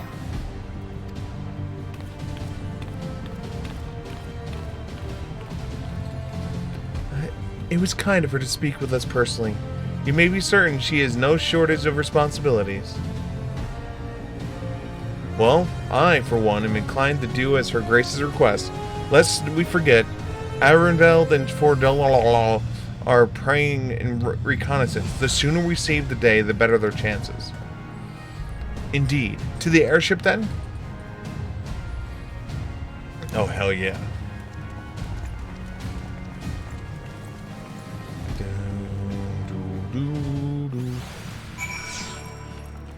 Okay, cool.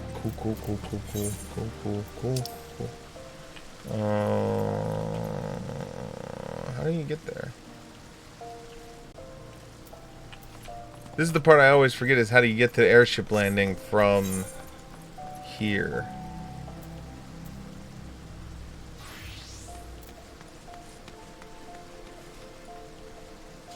That's the Adventurers Guild.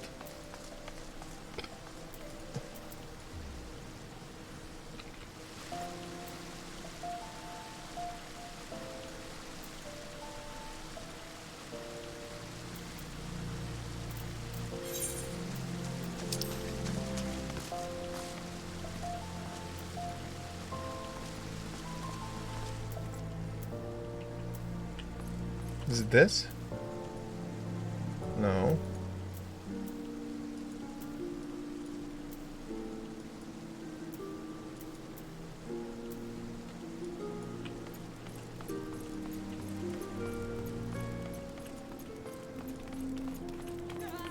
Oh, here it is. So it's in the middle here. I see it now. It's been so long since I've used an airship. Like, so long.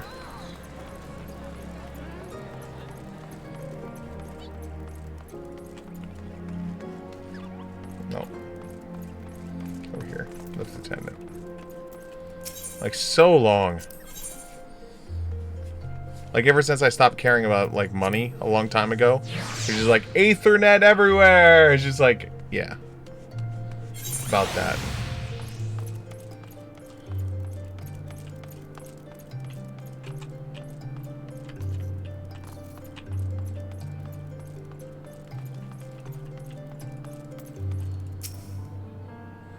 Greetings, we've been expecting you. But say the word and we shall depart the Palagon at once. Nice.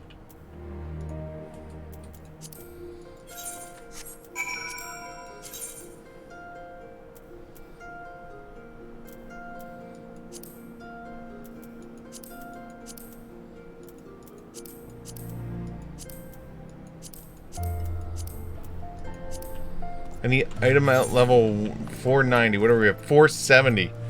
Shit. I mean, we never replaced chest and hands. Chest and hands. Alright, we need to get chest and hands real quickly.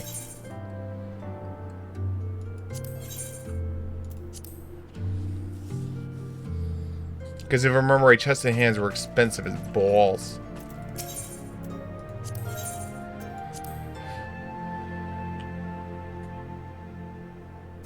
I mean, the true answer is I could easily just, like, do the, like, sign in for the thing, but... Let's see here. That's upgraded.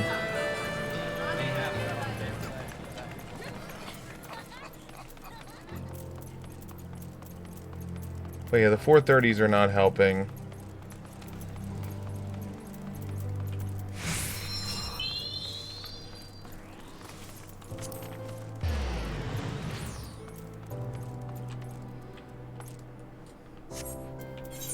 I wonder if I could buy...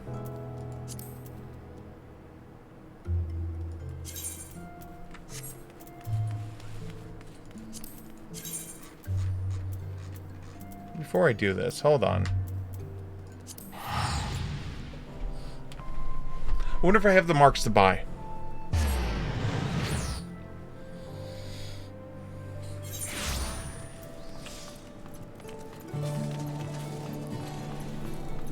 I don't even know if I can or not because I haven't finished the story yet.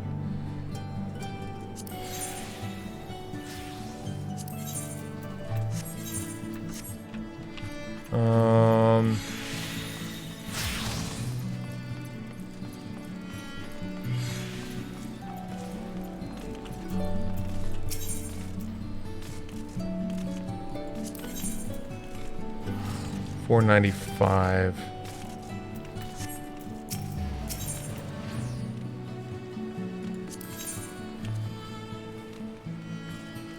$520. Let's see what we're currently sitting on in our currency. So we definitely don't have enough for this.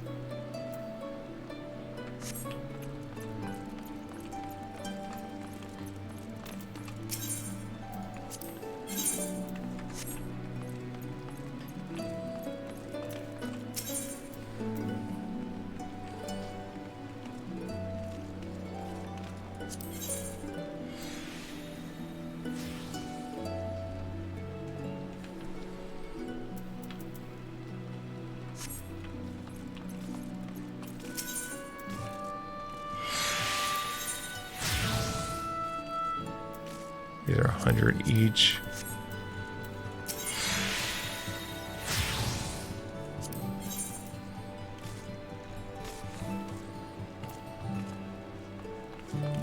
This is 100 each.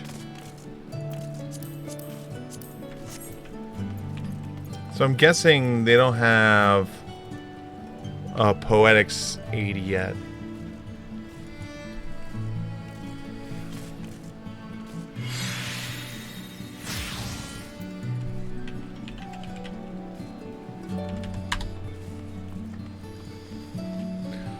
Oh, let's see here.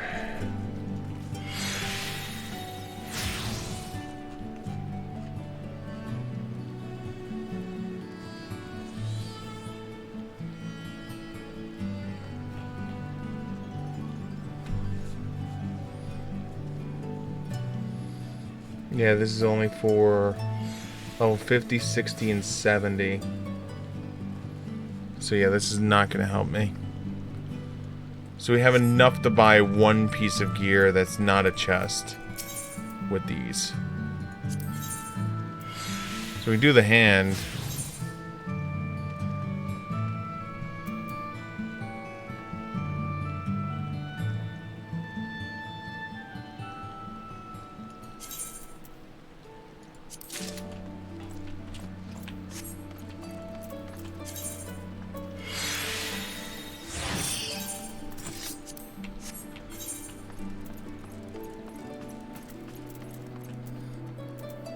That like barely brought us up any.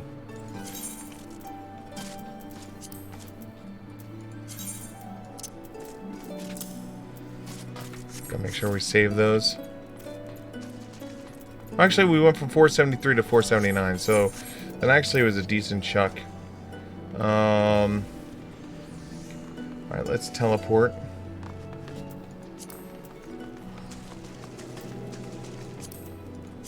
I just need to get the 490. That's the magic number.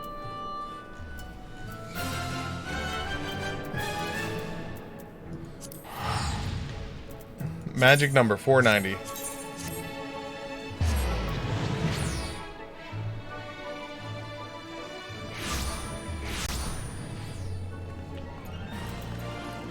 Dun, dun.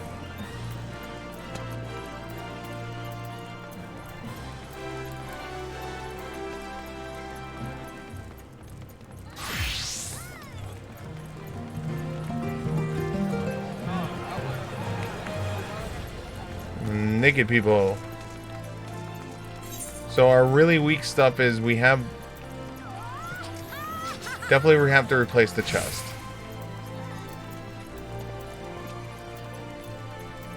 Chest and rings are the big ones.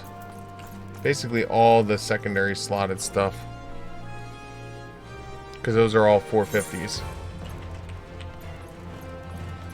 Alright, let's see how much this chest is going to cost me. Chest. Quality.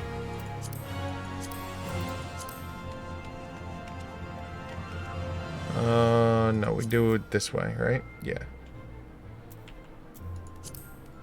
There are none available for that. 104,000? I guess we're doing it.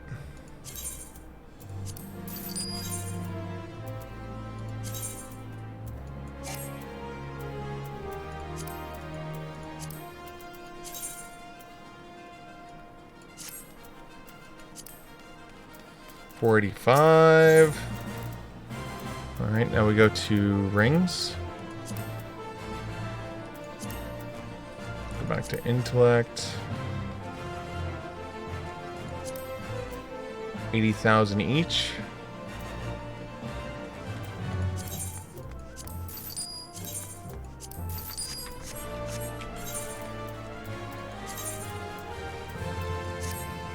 $94. There we go. We did it. Wait, What in the fifth element is this outfit? I'm sorry. I'm sorry if anyone enjoys this outfit, but this outfit is going away. Excuse me. Hey, let's apply that right there. Handled. Okay, cool.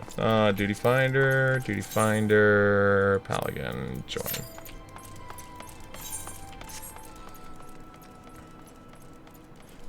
Only cost us 300,000. All right,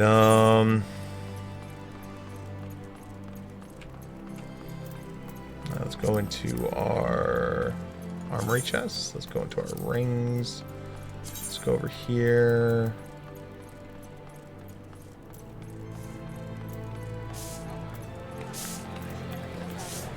Should be 2 rings that look identical. Right here, right? Yeah, level 80. Level 80. We can turn these in. Kind of don't need them anymore.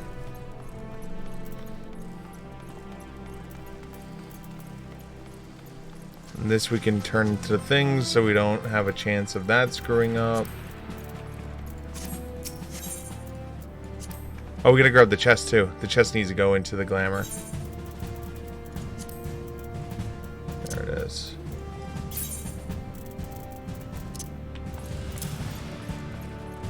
Go to glamour. Put that away. Put that away. Go to glamour panes. I think it's 11. Nope, 12.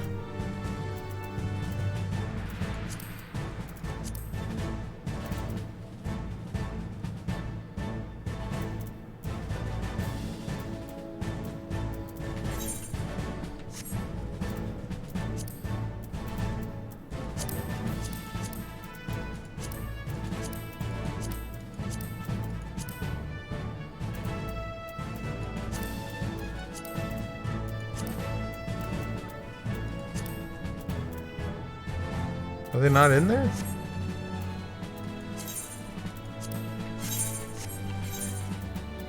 I still wearing my pants? Oh, here's my pants. Never put them away.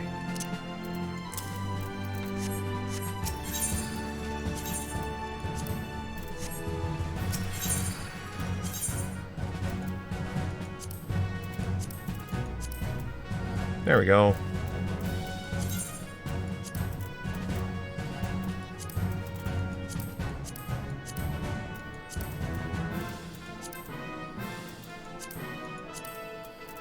Although what would be really funny is like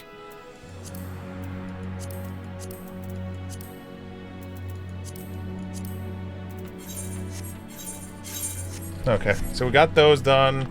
Let's go back out here. Oh, wait, let's go to this board thing. Yeah, confirm that training. Ooh, yeah. There you go. Train some more, guys. There you go. Good job. Even though that doesn't do anything for me anymore. Since I'm a Flames captain. Alright, let's go over to you. Hey, I got some stuff for you. You want this stuff? No, no. Only... Yep, there we go. Thank you. And thank you.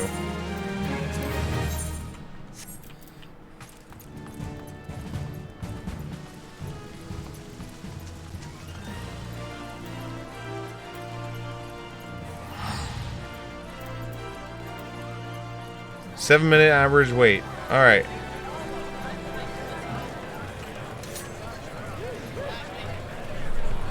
Candace Glamourpuss. Interesting names.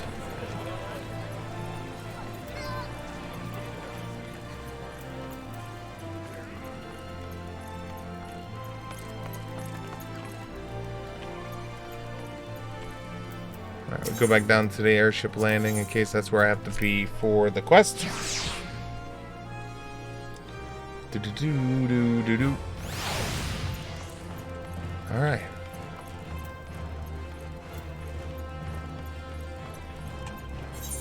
I mean, it doesn't hurt that I did this anyway, because again, this is all stuff that's gonna help me eventually anyway. Like, it really will. Like, all this stuff is eventually gonna help me anyway, so it's like... Because eventually I'm going to... I'm assuming what's going to happen is the same thing that happens every time an expansion comes out. Expansion's going to come out, they're going to take the level 80 gear, attach it to the Poetics tombstones, which I have 2,000 of on purpose. And the reason for that is the whole set of gear, including the weapon. The weapon's 600. The chest is 500. The helm is 300. So that's 8, 14. You know, like gloves and waist are another 500. So that's 1,000, 13, 1,900 right there alone. And you still don't even have legs and feet yet. You know. Or accessories. You know, so like...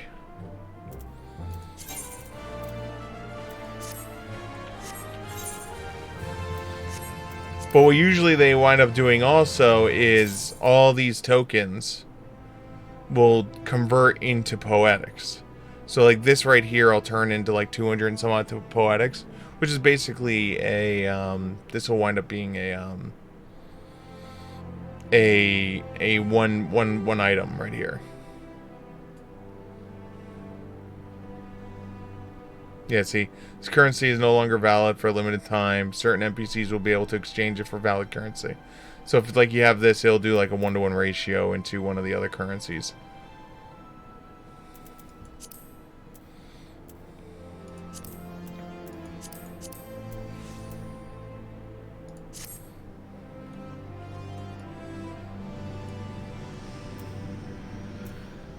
Now we just gotta hope.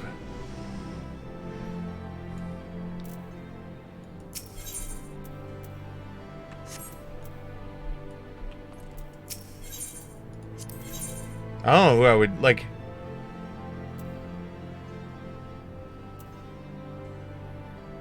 Oh, you're still an all-rounder? I could literally just be like, yeah, I stand ever ready.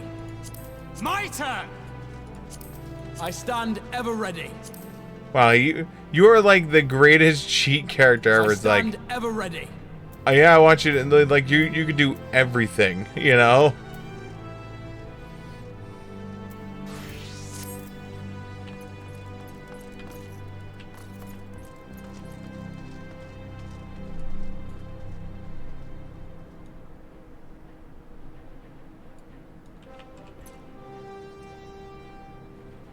Dun, dun, dun.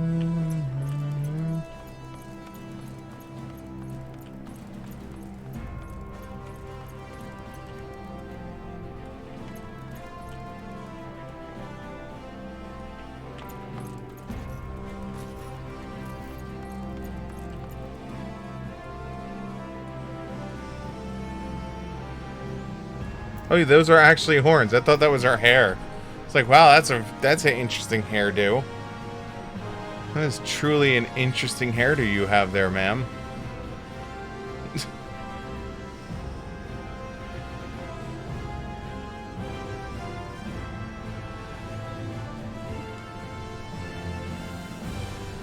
Do do do.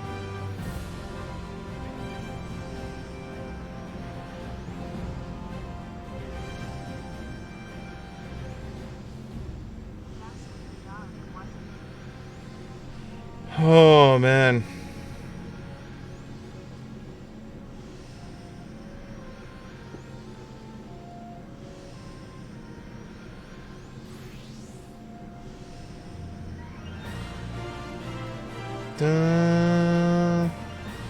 This needs to happen sooner than later. How long will the delay be?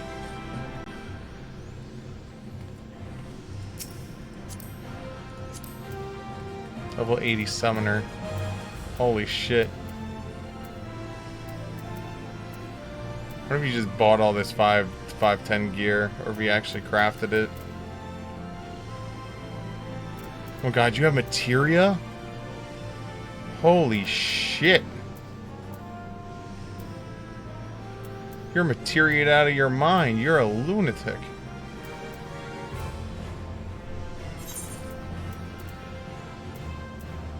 mean, I guess I could technically materia out all my gear, too.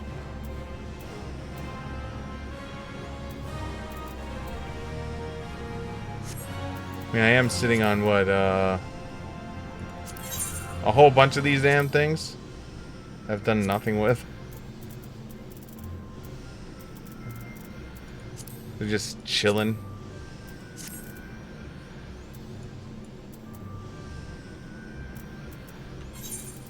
Here, I'm gonna make myself feel better. Here you go. Spell speed. Bam! There we go.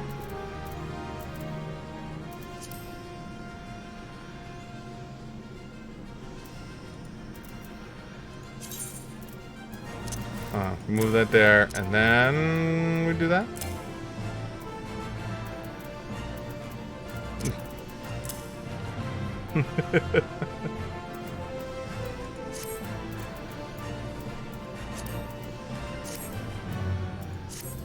I forget how to do the whole materia thing. Let's look at you. Oh, you're a tank. You're just what the doctor called for.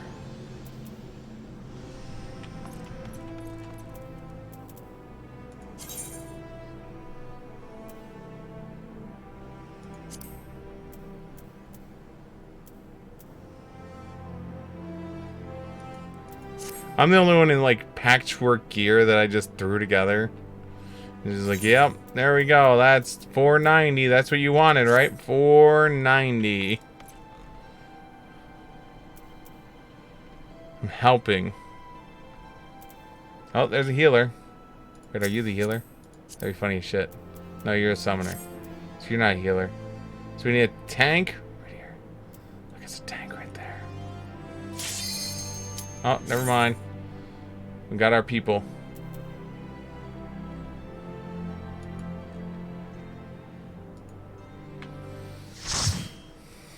Alright, here we go.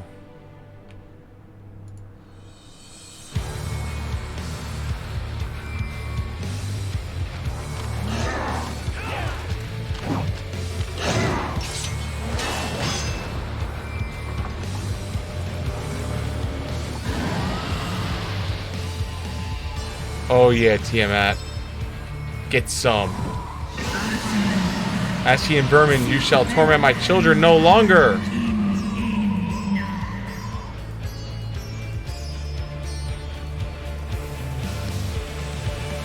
Yeah, we have people with glowing sword blades and all kinds of shit.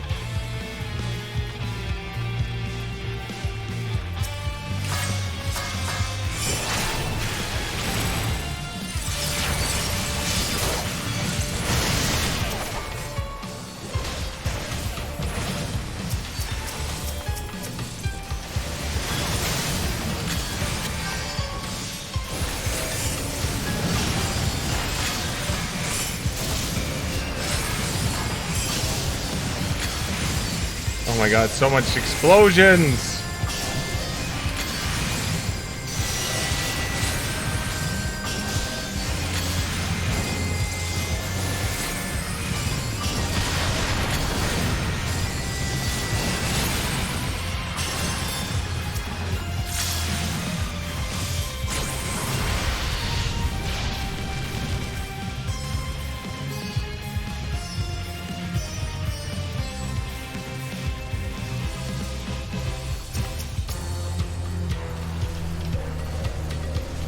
Oh my god, he's like pulling everything like a lunatic. Love it. Oh shit. Hey, you don't mind if I catch up with you, do you? He's pulling even more. Oh my god.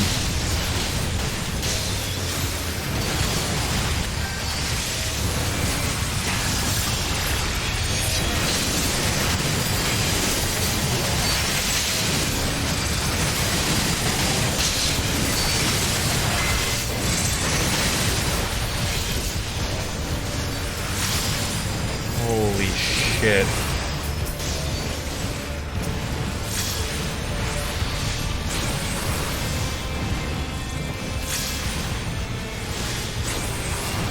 We have a tank that lost his mind. I'm here for this. I am 100% here for this shit.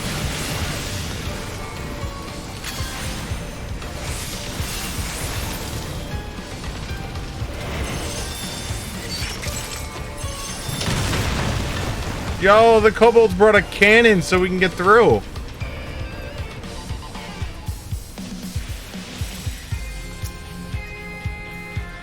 Oh, you're a badass looking dragon. Yo, we got some lens flare action going on. Yo, J.J. Abrams here. J.J. Abrams happens to be here if we have lens flare going on. My man's obsessed with lens flare.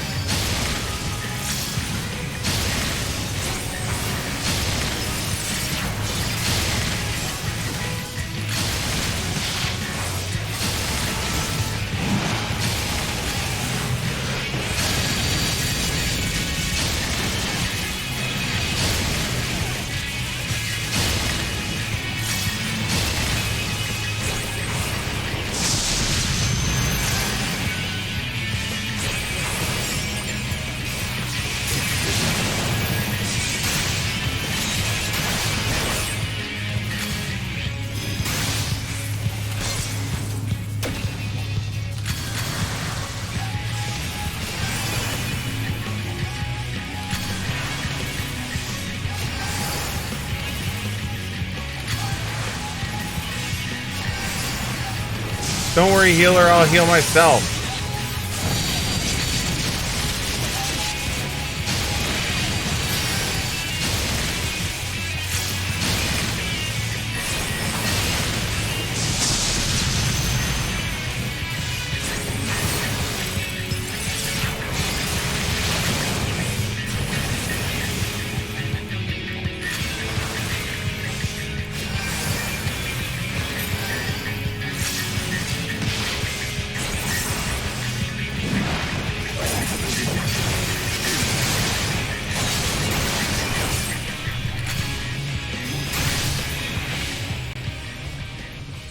Oh yeah. One down. Nope. Nope. What took you so long? Estinian, calm your tits. Let's split up.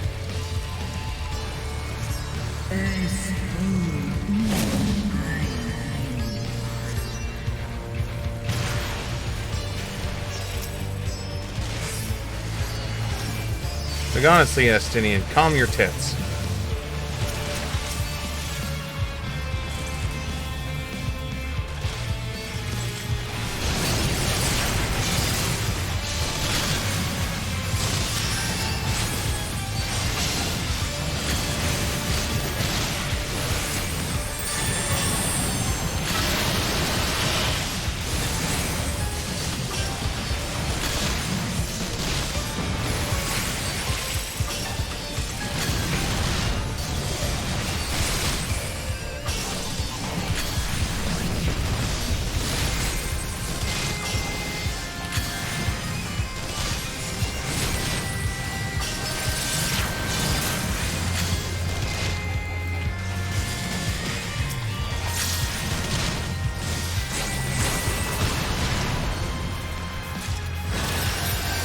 Nope, healing shit.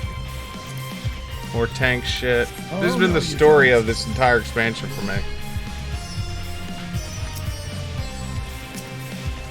I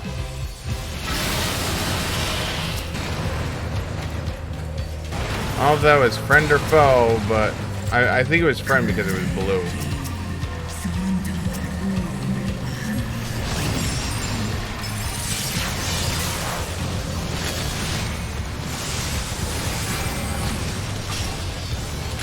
Yo, this tank is crazy. I like it.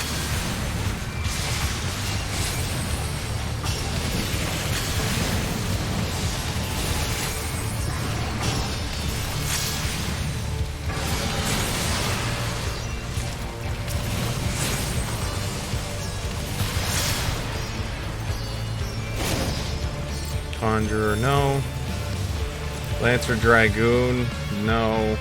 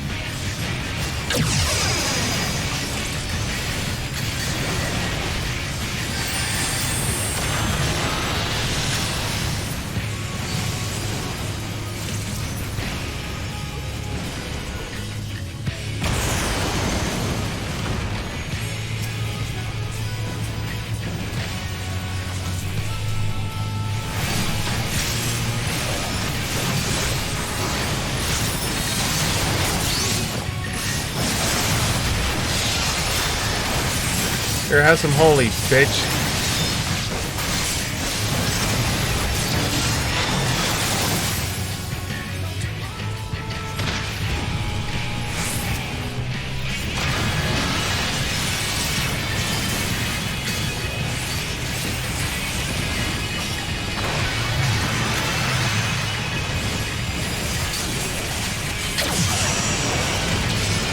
Oh, God.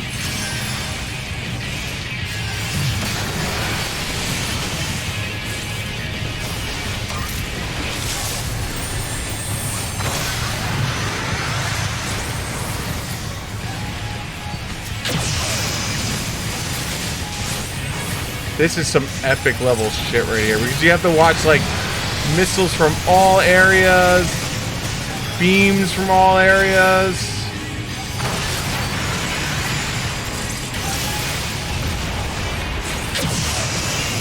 Oh my God, that was some horse shit right there.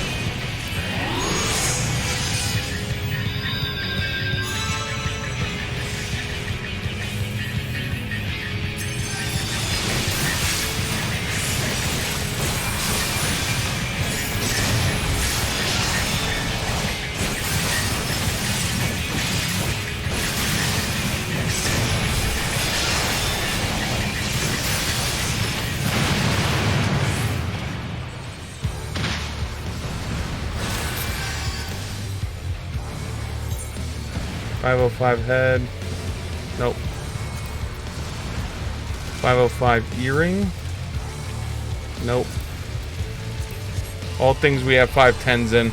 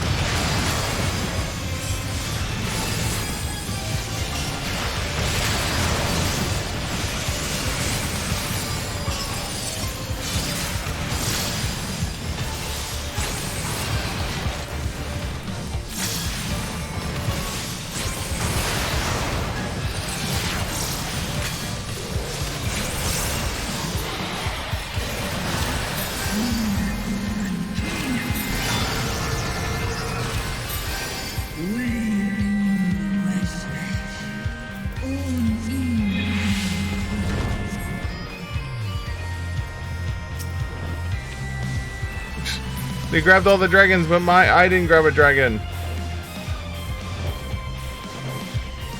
Yo, we're flying straight at that tower. Yo, this is so pretty. And remember, 11-year-old game.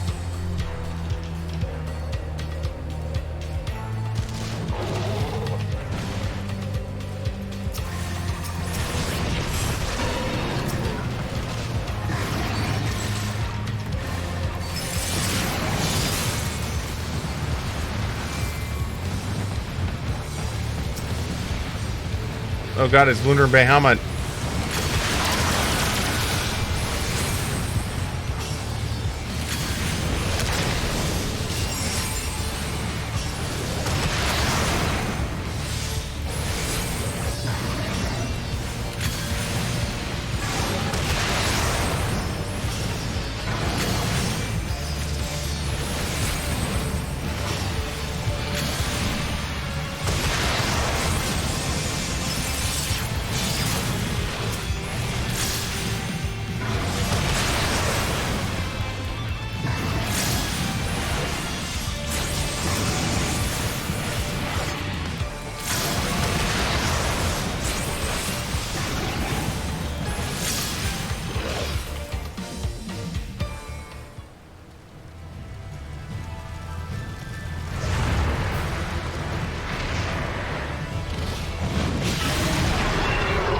Oh shit, we're fighting him now?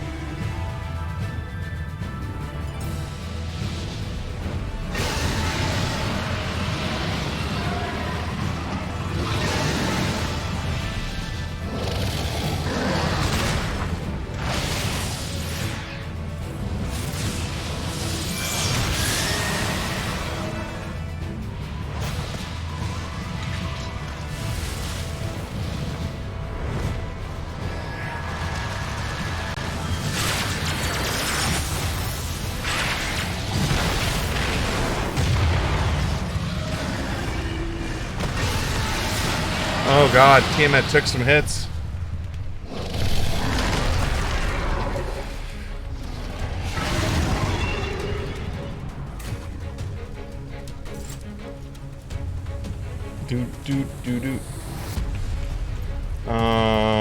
Where'd you go? Okay, there you are. There you guys are. They're all just dancing. Let's go. Alright, I'm here. I hope you guys understand. I'm the new guy.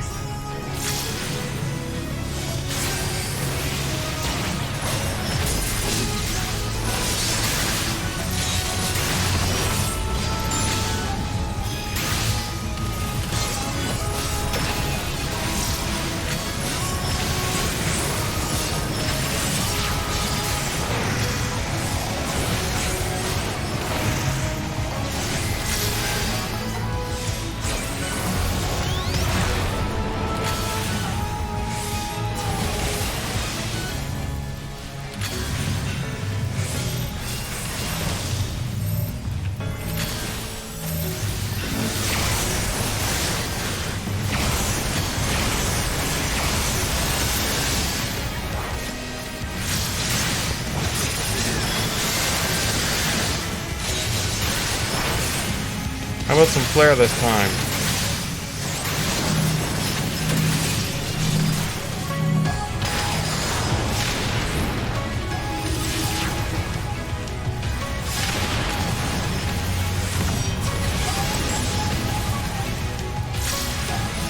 Maybe he needs 40 pieces of flare or something.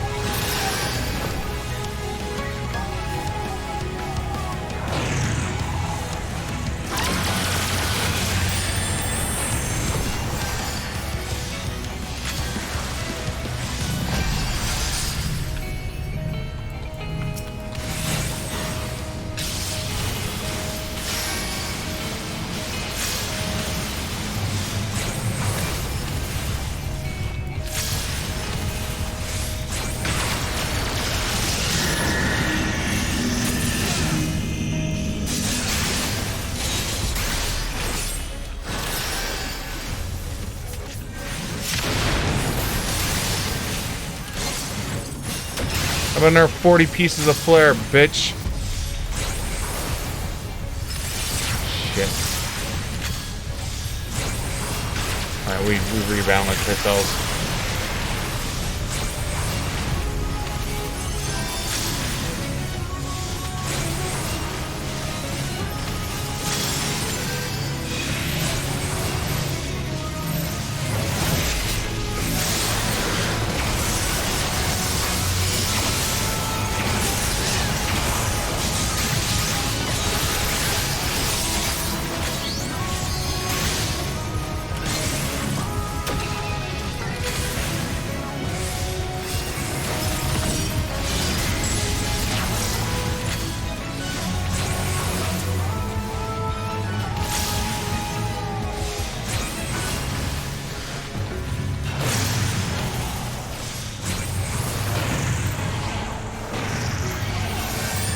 Oh.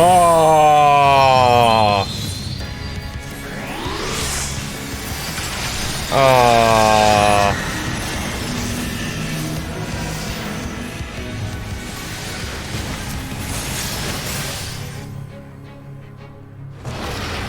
Roar!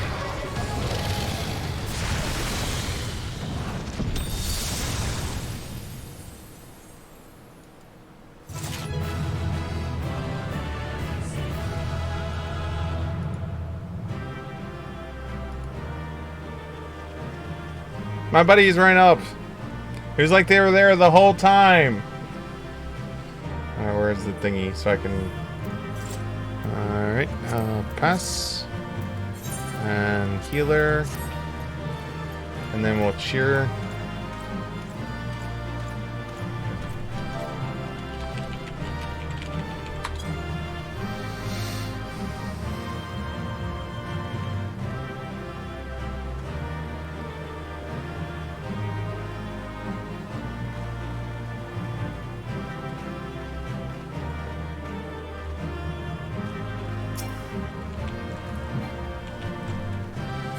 Just dancing inside there.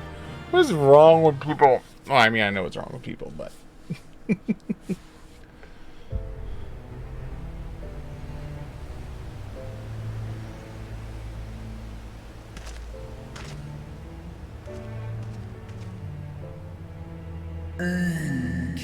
Children of man, the shade of my beloved is no more, and I shall be forever in your debt.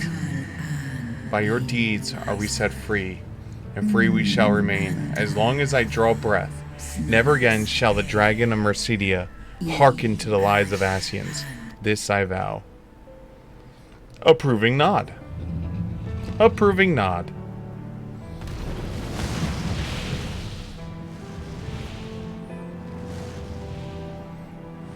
Noble warriors, the dragons chose their friends well.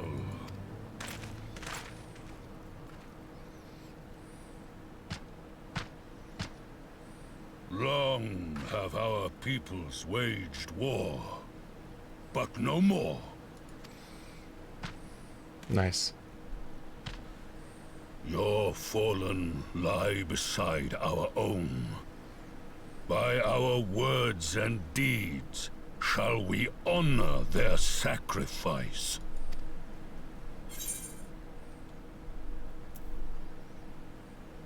We'd be proud to call you our allies.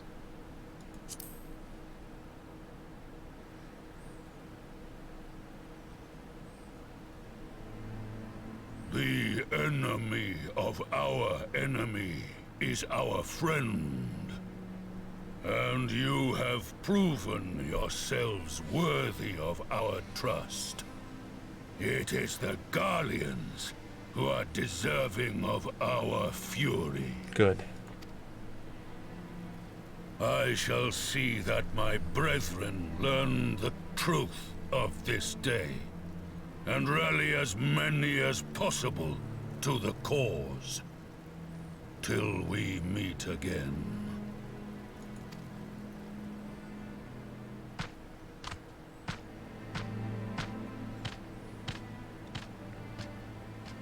And thus did we make allies of the Amalja.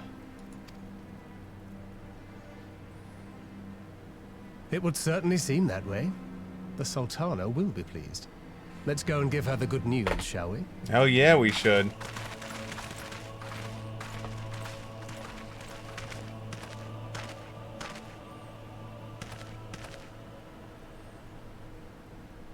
Still don't know what those towers do.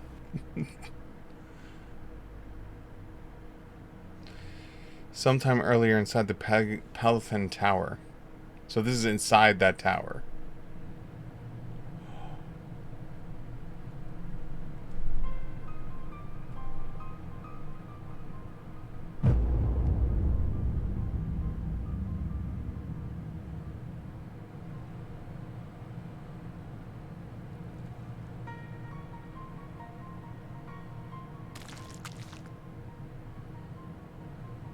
What in Ralga's name happened here? The gods only know. But you can bet these poor sods aren't here by choice. Quickly! We've got to get them free!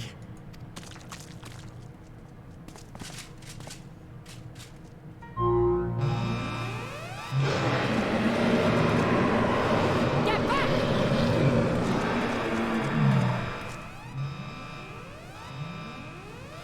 Oh, they're gonna be free, alright. No. What have I done? It's too late for them. We're leaving, now.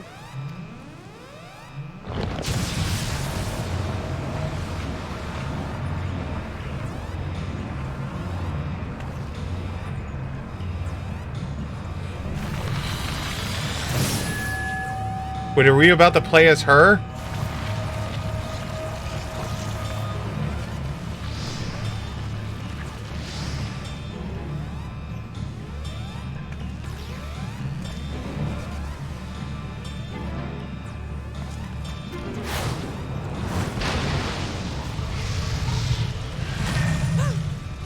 Lunar Tiamat? No! Oh, Lunar Ifrit. You dare! We came together and we're leaving together.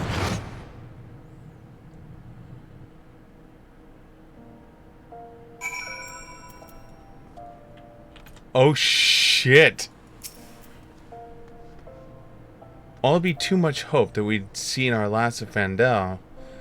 We have dealt a scheming, telling blow this day, and that alone can cause us to celebrate.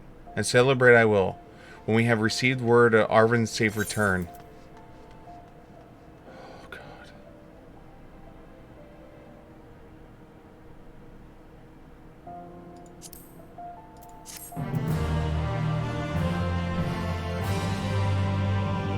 You may now enter Paladins with the party of NPC adventurers. Make sure you use the feature.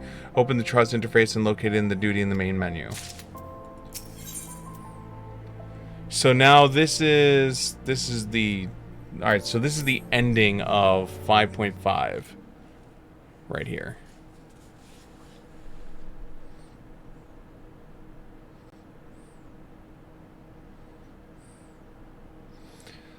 Standing around and worrying is not going to help matters. Come, we must discuss the day's events with Pippin and her grace. Brave Scions.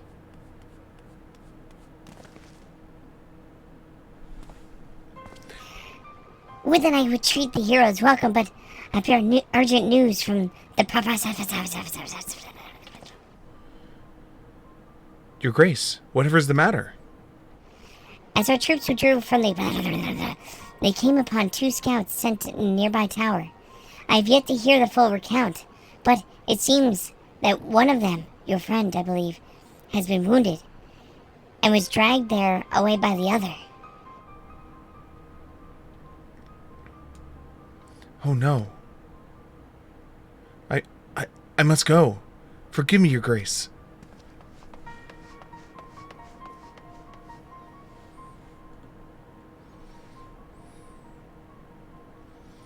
Can you tell us aught to Arvindel's condition, Your Grace? The wounded scout? Not save, that is the grave. The crunches tend to him even as we speak.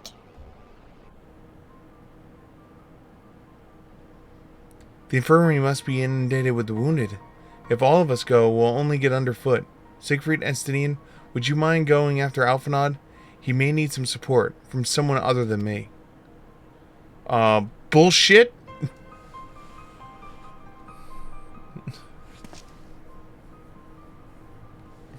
Very well. Thank you. The rest of us will see to the revelation of people know that took place in Paladin.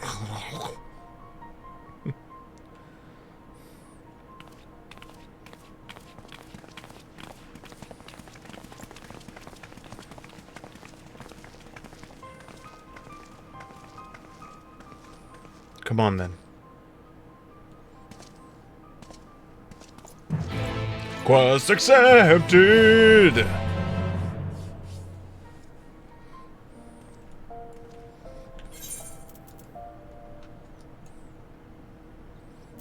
So they're at the Alchemist Guild. Okay, alright.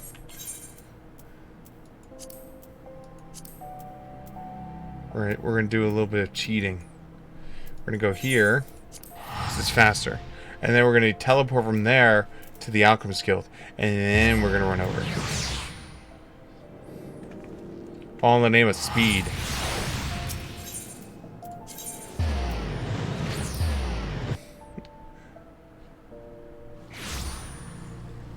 Want to be banned and lose your account? Feel free to go there.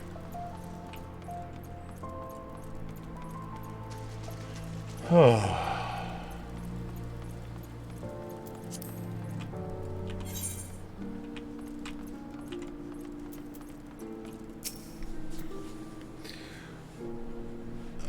Another one come to see me, lad in silver armor. Master Talmont is attending to him as we speak. If you'd be so kind as to wait. What did Master Talmont say? Tell me his exact words. Let the Corugans do their work. But... You're right. Forgive me. When we said our farewells to Arvindale, I was afraid that something like this might happen.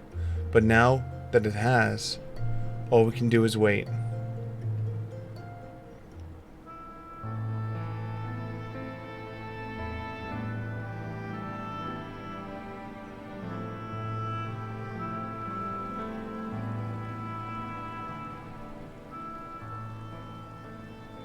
Fordola, have you been waiting here all this time?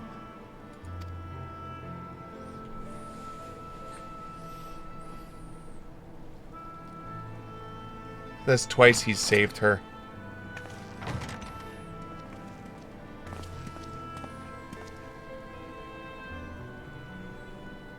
We have done what we can.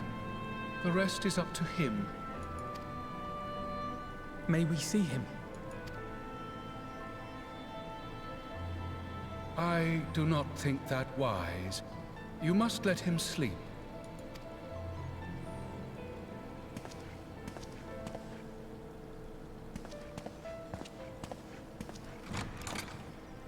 Damn.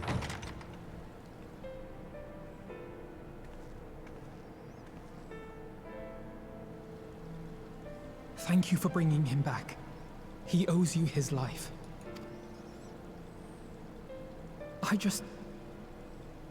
I just wish I had been there. Perhaps, I don't know. Perhaps I could have... Could have what? Got tempered? Don't flatter yourself. You can't save everyone. No one can. Not even the warrior of bloody light. People die all the time, for no good reason. And those who take up the sword die quicker than most. If you're going to shed a tear every time a soldier falls on the battlefield, you'd best stay away. It's no place for the weak of heart. It may be that victory cannot be won without cost. But all life is precious, and I refuse to shrug at its loss.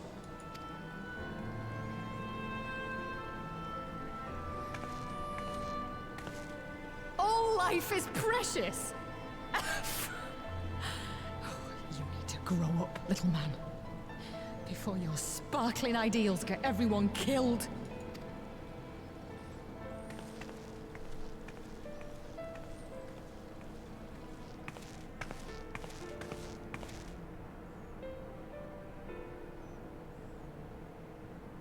You're right. He is idealistic.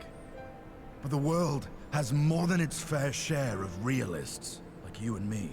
It's people like him who dare to dream that things could be better and make it happen against all the odds. They are the ones whose names live on forever. The heroes. The battlefield's littered with would-be heroes. At this rate, you'll lot be next. And what'll become of your precious dreams then? They'll be gone. Like dust on the wind. Oh shit. Do Dreams worth fighting for don't die so easily.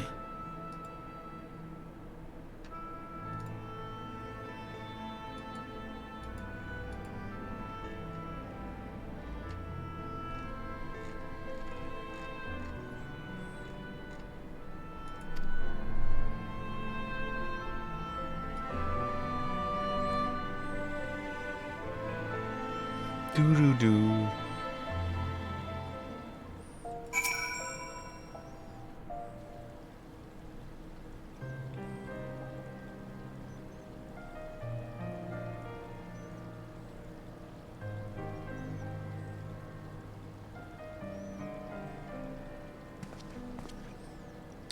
I know. There's nothing more I can do here.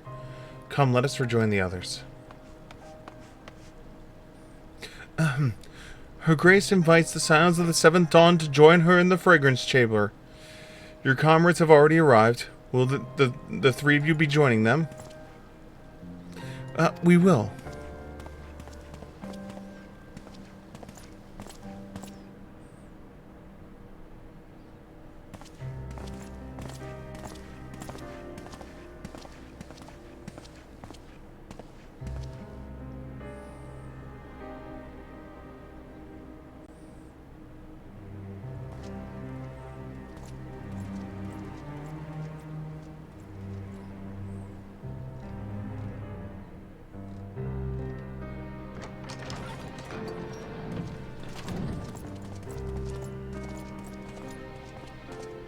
Your Grace, pray forgive us our lateness. Think not of that. I understand a close comrade of yours was wounded in the line of duty. Arenvold. It was at the Alliance's behest that he risked all, and we are grieved to hear of his condition.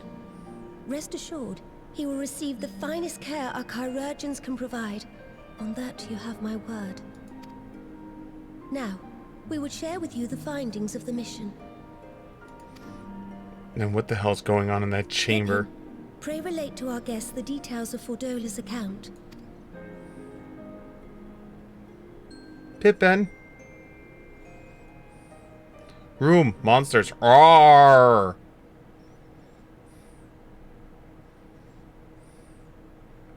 Lunar Ifrit.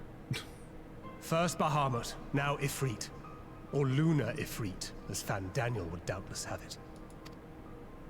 'Tis now all but certain that the towers were conceived to facilitate the summoning of primals by those imprisoned within. Less certain is the means by which the Telophoroi constrain the wills of said entities to enact their designs in defiance of the pleas of their victims. So that was what was going on in that room, is they had the beastmen in there to pray, to summon. So that means in each tower they have beastmen and people of the different nations to pray, to summon the entity. Holy shit. Mayhap they do not.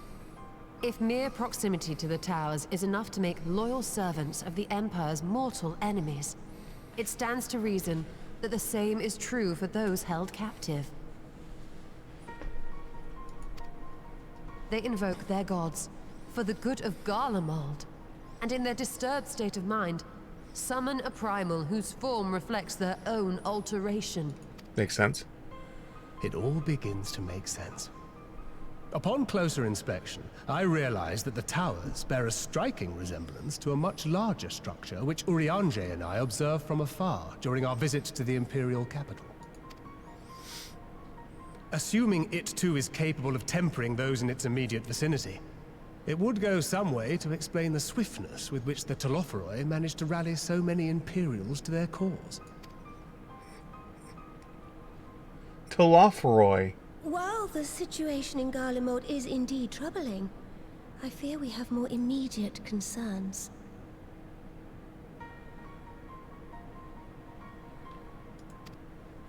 Ifrit was not the only primal summoned. At approximately the same time, observers at several other towers bore witness to the emergence of further such entities.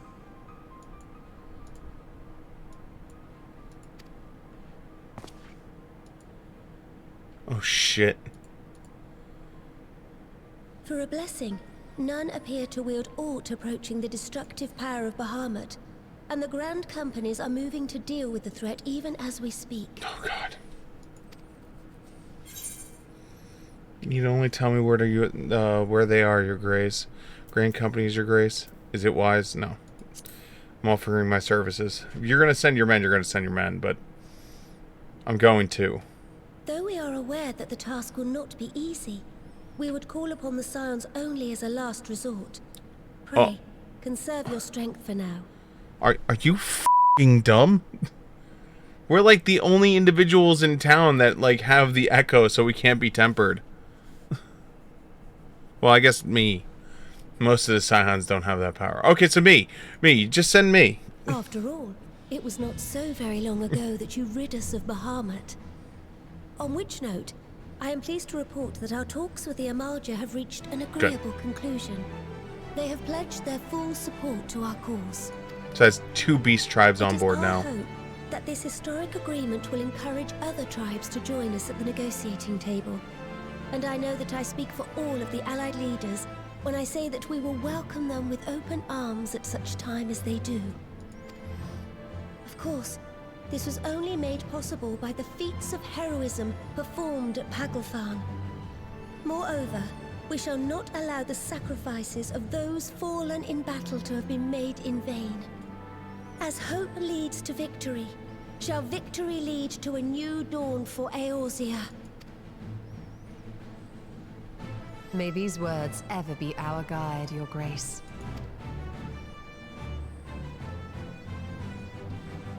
Now, if you will forgive me, I must consult with the Syndicate on the matter of our new allies' integration.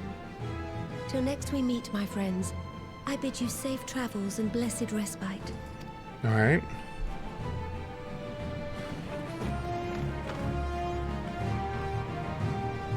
Dun, dun, dun, dun, dun, dun, dun, dun.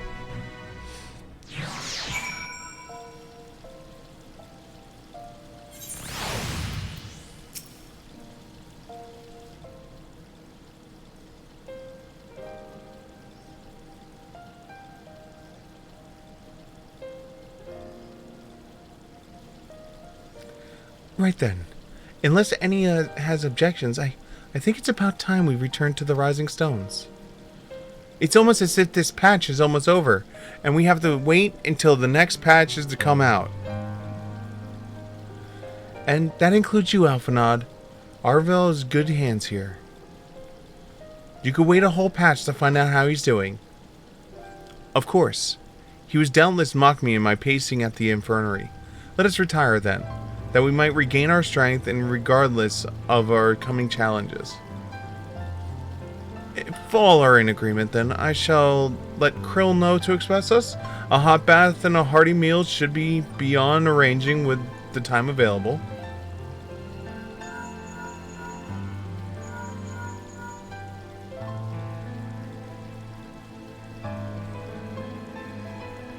It will be good to be home.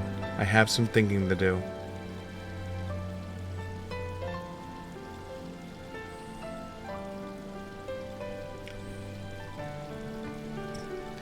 Yes, I'll ask. I'll try asking him. And thank you. I shall look forward to it. Our comrades eagerly await our return, and Krill in particular has a few matters she has been keen to discuss, one of which concerns you, Estinian. Believe it or not, you will join us, won't you? Fine. Fine. Really? I thought you said you were avoiding the baldesome woman.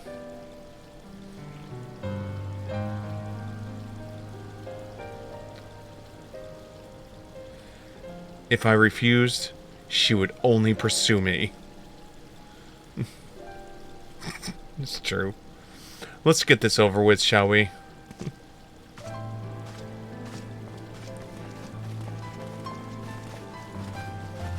It's like a patch is coming to a close right now. Rising Stones, map, Mordoon, teleport, go. Whee!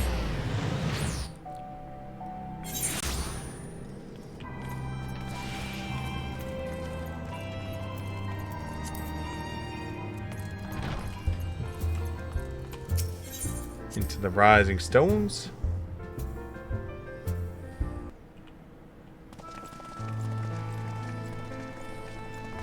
Ah, Kryl. Welcome back. I expect you must all be exhausted. Ere you take your rest, however, I would beg a moment of your time. No. Thanks to Arenvold's selfless efforts, we may now be confident that we understand the function of the towers. But many questions remain regarding the reason for the summonings and what lurks behind the looming edifice in Garlemald. Until such questions are answered, we will struggle to devise an effective strategy for thwarting the Telothrori's stated aim. Nothing less than the destruction of this star. And so, given the gravity of the situation, It's almost like we're... I move that we petition the aid of Sharlayan. Yeah, I'm with you guys, Shock Panda, also. Possible the ancient knowledge preserved within our archives may hide a clue to our enemy's methods. But given Sharlayan's established policy of non-intervention, our former colleagues are not like to aid us in its discovery. Oh, I well remember what they're like.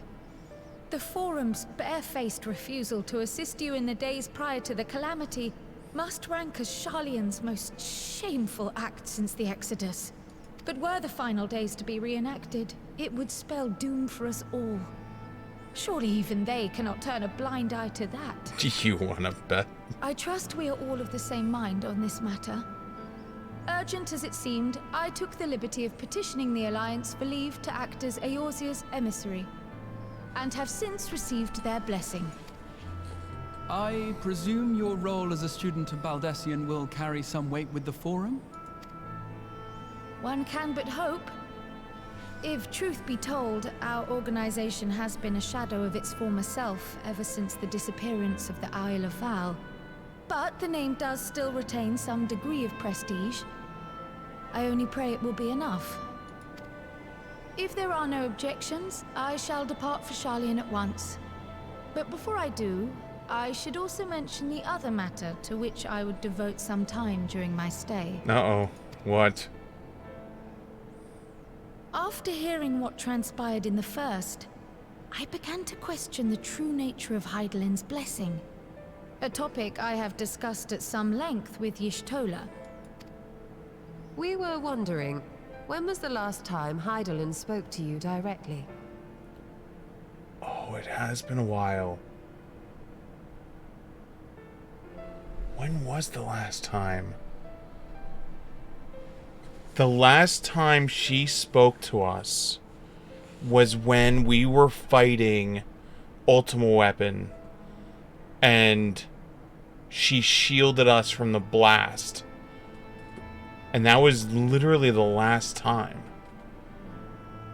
Like, come to think about it, like, we've never had, like, before that, we were visiting her all the time, talking to her all the time, like, she would pull us to the crystal all the time, you know, like, all that was going on. Then Ultima Weapon happened, and she blew the last, they made the line of, she blew the last of her power protecting us, and that we were now open. That's what La Habrea was saying. It's, oh, no, she's used the last of her strength to protect you. Now you're free for me to kill, or some shit, right? We really haven't heard from her since. We've still had the echo, but we haven't heard from her. Yeah, right here. You're the end of the Dragonstrong Worm.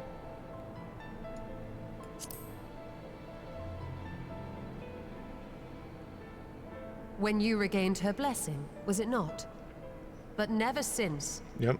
Not in all your time in the First, when you faced the Unsundered, the very heart of Zodiark. History shows us that Hydaelyn is able to awaken the echo in her chosen, convey her will directly, and grant the blessing of light. To our knowledge, however, she has not sought to intervene in man's affairs, for some considerable time. Might not the explanation for that lie with her choice of champion? Mayhap she is content to trust in his judgment. Mayhap she is. But following my initial discussion with Kryl, I made inquiries of my own. And as far as I'm able to tell, Hydaelyn has not made her will known to anyone. During my time in the First, the Oracle of Light spoke to me through Reem. But that was not the will of Hydaelyn. It was Minfilia herself. Indeed. And while she and Hydaelyn were inextricably linked, Minfilia yet acted of her own volition. A messenger, yes, but one who spoke with her own voice. She did. I wonder, could Hydaelyn's silence suggest the presence of some disruptive force, perhaps? Some obstacle to communication? While I share Urianger's high opinion of your conduct, I see no reason why she would deny you her guidance altogether. Then again, who am I to say? The fact is, we simply don't know. But if the explanation is to be found anywhere, I can think of worse places to look than the archives of Sharlayan, and their research on the Ethereal Sea in particular. Fair.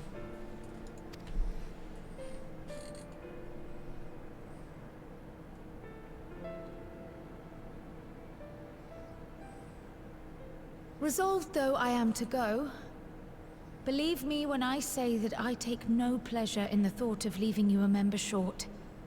Now, of all times.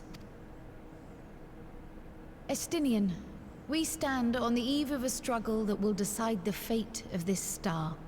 One in which we Scions may play a telling part, yet we are but few in number. Are you going to ask Estinian to join the Scions? And so I must ask you again. Will you join us? Alright, the last time she asked, he bold-faced said no, turned around, and walked out.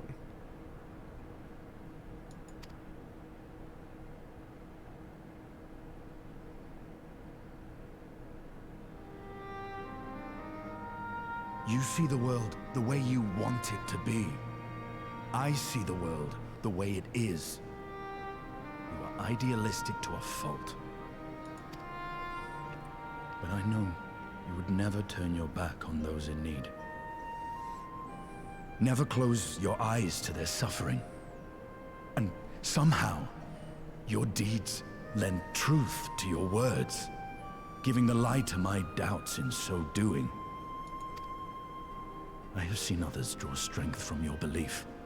In Ishgard, in Alamigo, you inspired them to stand up and fight.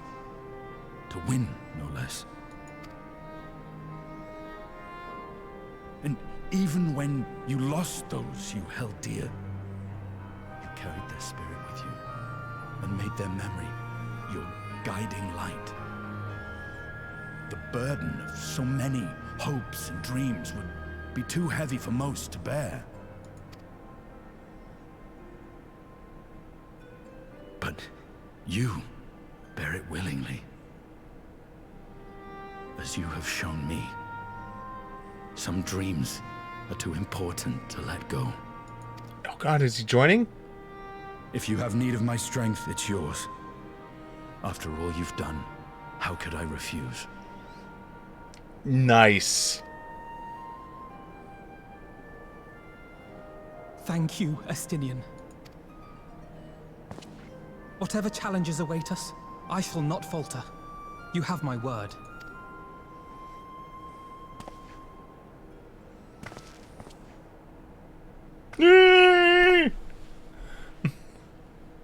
And now, I may bid you farewell.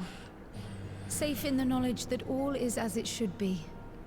In this little corner of the world, at least.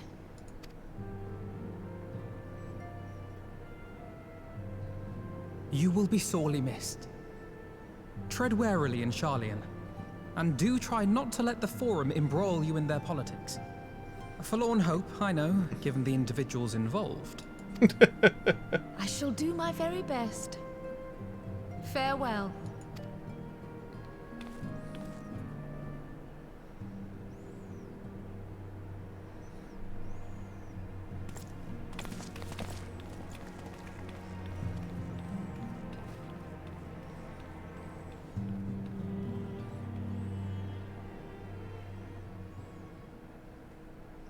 Meanwhile, in the Imperial Palace.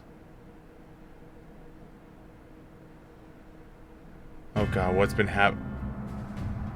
So this is him looking for a weapon.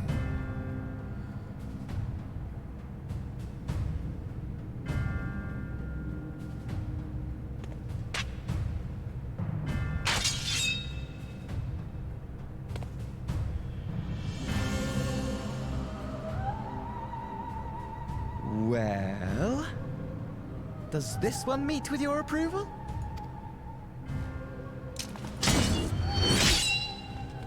No shit. Apparently not. Or could it be that you're still upset about the dragons? You are unwise to remind me of so costly a failure.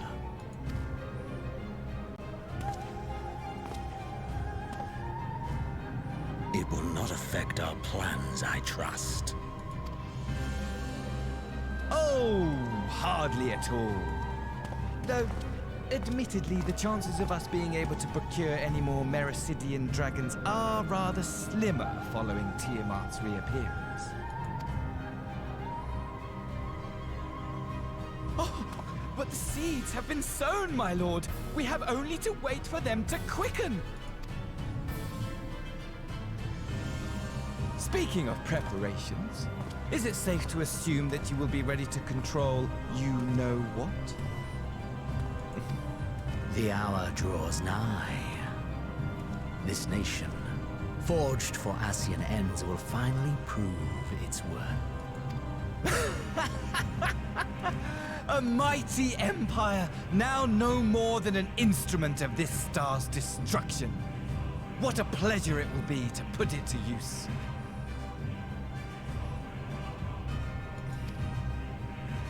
Which brings me back to our earlier topic. My lord, while I appreciate that it is not an easy decision, it really is past time you chose your weapon. If I remember right, I know what weapon he's gonna choose. There is one that I have been meaning to test. Is it now gonna be selected? I accidentally was spoiled about this. Well, not quite what I was expecting. Though I will say, it does seem rather apt. Are you not gonna show it?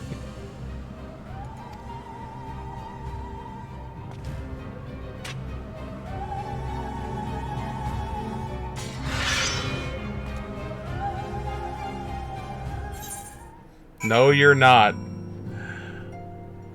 Oh. Well, it looks like I'm going to be having a busy few moons. Not that there ever seems to be anything but. Thanker's got me dispatching troops to every corner of the realm, which is not to say I don't trust the Alliance, because I do. But when it comes to putting down primals, nobody does it better than us. Well, that you lot, more accurately. You won't catch me trading blows with the primal in the near future, but for every fell fiend you vanquish, there's countless meals to arrange, baths to fill, sheets to wash, shares to replenish, and the list goes on. Which is where I come in. And gladly, mind you, it's the least I can do to support the Scions who risk their life and limb. Look at poor Al. I wish there was something I could do for him, but we'll just have to settle for saying odd prayers and keeping the roof over our heads. It wouldn't do him to have us come back completely in shambles now, would it? But that's enough of my rambling. Off you go to get some rest, and if there's any developments, I promise you'll be the first to know. And that is 5.5. It's like a whole patch has just passed. We're at during 5.55 right now.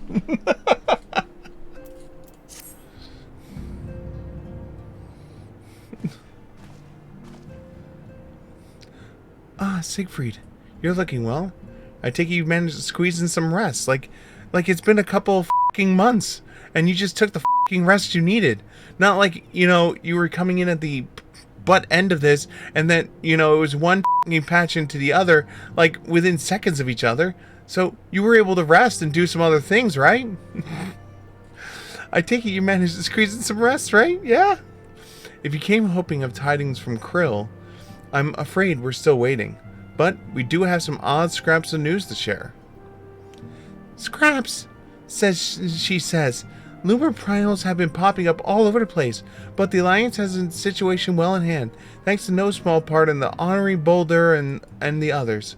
Meanwhile, talks to the beast tribes are going better than expected, encouraged by Alda's progress with the Amazal, Gridania, and open negotiations with the Ixia. Believe it or not. All of which obviously is very encouraging, but with the Telephori still out there, it's not as if we can afford to lower our guard.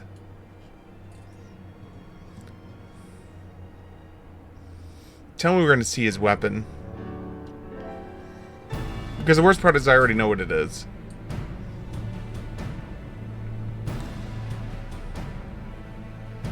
I just want to see him with it.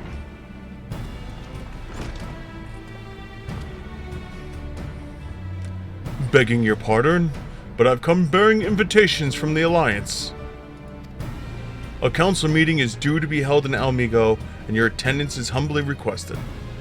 Ah, we were just talking about the Alliance. May I ask what's the agenda? I believe the intention is to share news of the recent developments and discuss what measures might be taken to combat the Telephori. In concert with other new allies, the beast tribes have also been invited. It is hoped that you will join us in the fight against the common foe. So, the Alliance would bring all the beast tribes to the fold at a single stroke, an ambitious plan given the delicacy of the negotiations, but mayhap an expendant one, considering the threat we face. Indeed, my lady, and for their pass, I was told that the beast tribes are arranged to attend. If the Scions too are present, all of Eorzea will be represented.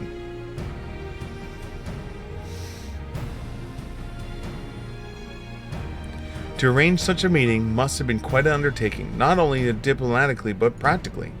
Pray inform the Alliance that we would be honored to participate. We shall take for Alamigo without delay. Then I will bear your answer thine with all haste. We look forward to receiving you at the Royal Palace. Ha-ha!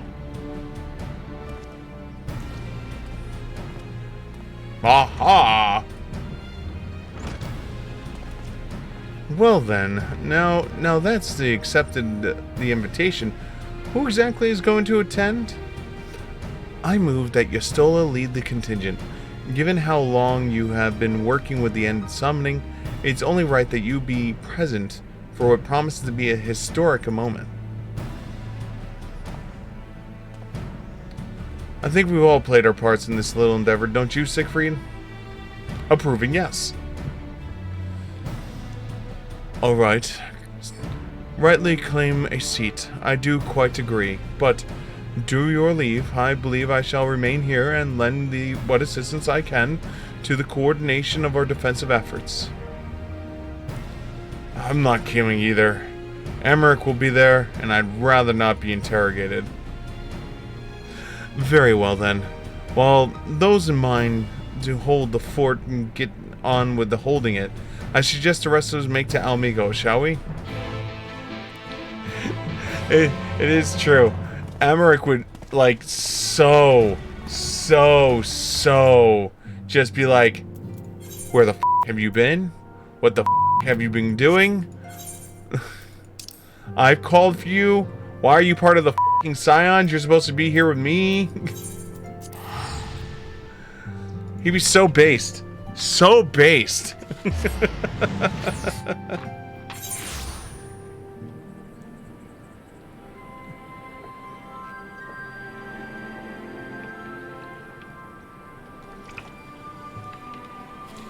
Oh. Why'd my camera shut off? Did I press the button by accident? I must have pressed the button by accident. Let's summon the Giant Whale. Giant Whale!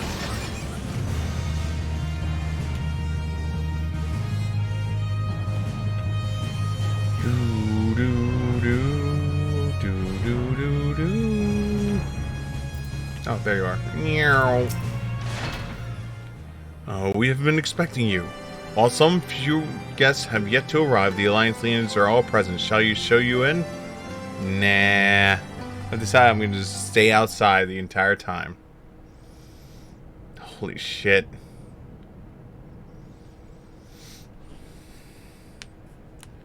Oh. Hien's there too. 3 of the beast tribes are there.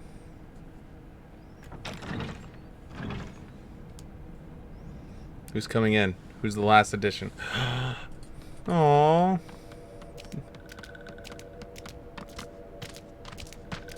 Holy shit, all the beast tribes are there.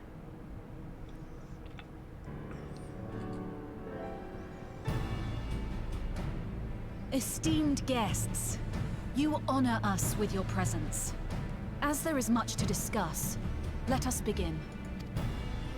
Information on our taken brethren you have, yes? Hear it we would!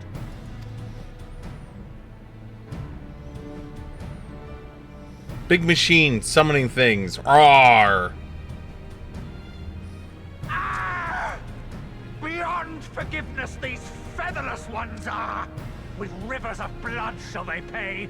Freed our people must be! We too would see your kin liberated. But ere we attempt their rescue, we must first find a means to negate the risk of tempering. Without that, we will be unable even to approach the towers, let alone contend with their defenders. If all else fails, I've always found cannonballs quite effective. Anyone who doesn't know, this is the gangplank of Final Fantasy XIV. And what of the prisoners? Would you see them slaughtered? Think for a moment. Ponder, consider, think. If Merlwyb truly intended to bombard the towers, she would have done so by now. Remember, we came here to find a solution together, did we not? Good job, Gazazada. Y'shtola spoke of defenders. I but offered a means to clear a path, should you require it. Given the enemy's capabilities, we will all need to play our part if we are to have any chance of success. For if any here should give less than their best, it will be to the cost of every living being on this star. A paragon, the Empire, our very gods. How can we hope to prevail against such odds? That our foe is formidable, none would deny. But our strengths are many and varied. In this chamber, I see masters of strategy, masters of magic, masters of the land, the air, and the sea. And together, there is nothing in creation we cannot overcome. I agree, Amric. And these are the signs of the Seventh Dawn and the Warrior of Light. He's a badass. He's killed everything.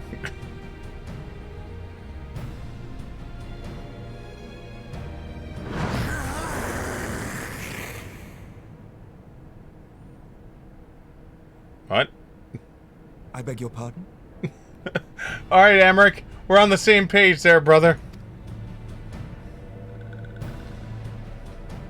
What is it, Soulwalker?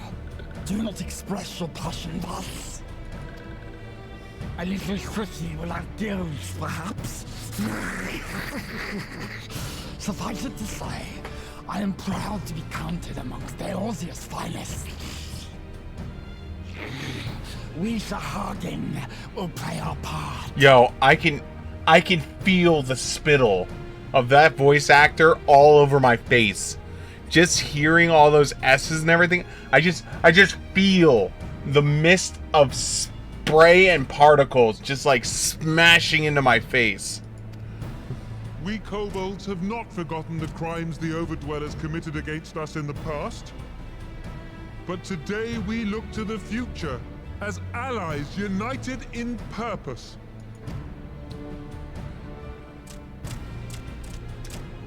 You better. The Warrior Light killed all of your gods. Make mock of the Ixal, the Paragon does. Turns kin into puppets. Pits brother against brother. Free them from his grasp, we shall. As Patriarch Zadar will attest, the Scions have granted us a means to free your brethren from their thraldom. This boon we will gladly share, that your people might never be enslaved again. We accept! We accept! Praise be!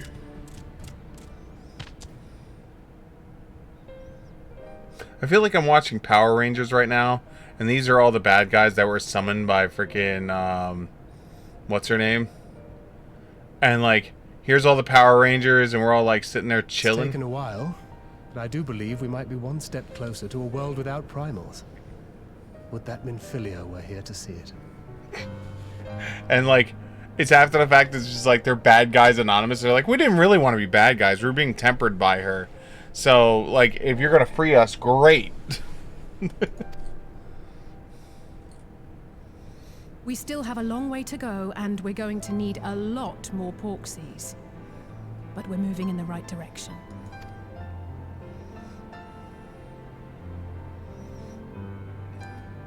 If I may have your attention, there is one other point I would like to raise. As we can all agree, freeing those held captive must take precedence over every other concern.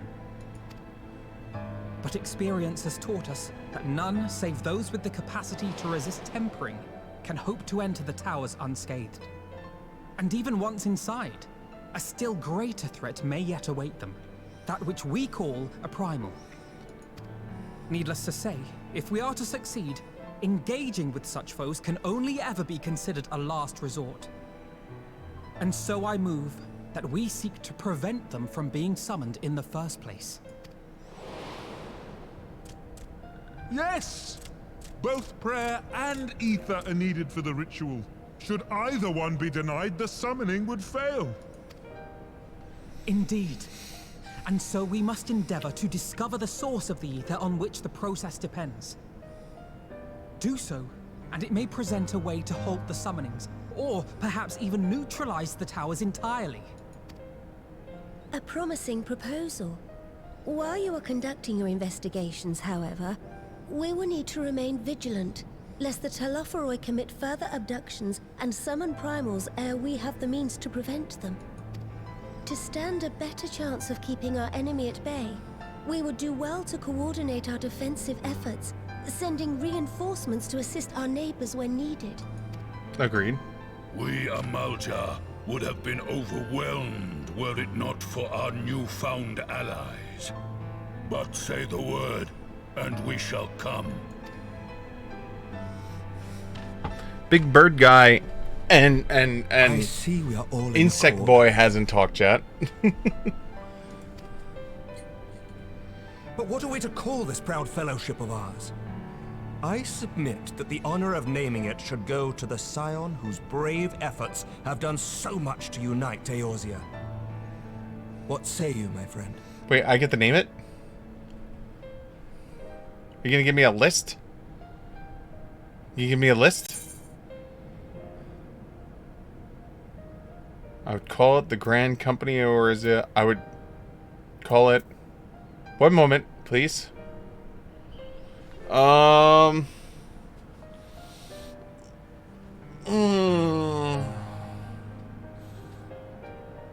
wish there was other options. I really do. I wish there was other options. But we're gonna go with this one. Because it looks like it's gonna force you into that choice anyway. But that's the name I... Yes. Yes, it is. A fine choice, for there is none here who does not love Eorzea. Aye, in that we shall ever be united. United in our gratitude for the realm that gave us life. Sorry, Alphanod, you should have trademarked that bitch.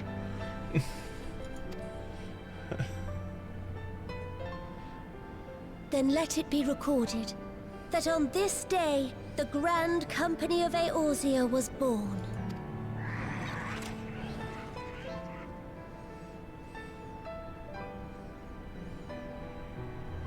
Aww. Alphanode.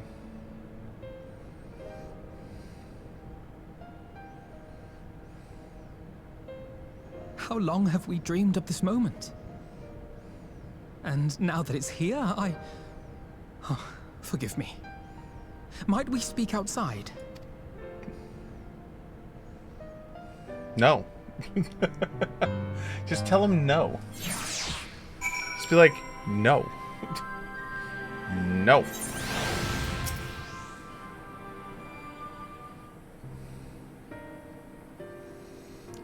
Well, now that we are out of earshot of the other delegates, I hope you will forgive me if I speak my mind. Let me begin by saying that I am dreamed of this day once I set foot upon these shores, and that I was hearted as anyone to see the people of Eorzea pledging their solidarity. Yet, even as they uttered their declaration, all I could think about was the conflict to come, of the sacrifices that would be made and the lives lost, inevitabilities that I struggle to accept. But at least now there's hope. The formation of the Grand Company of Eorzea is the first step, the first of many. Many and many more. Elder Seed's here. How might we be of service? I seek Master Alphinaud's assistance in a matter involving Redania's neighbors, the Sylphs.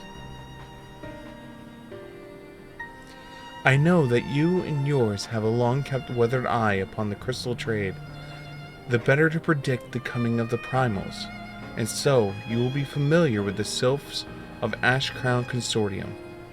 Through their dealings, they have cultivated a relation not only with the city-states, but other communities besides.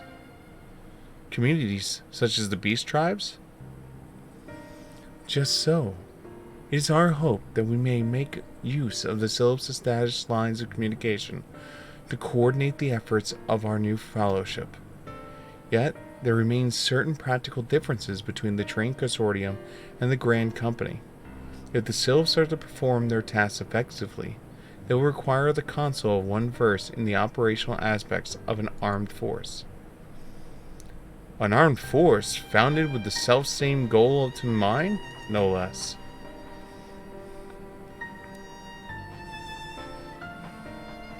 The Crystal Braves, yes.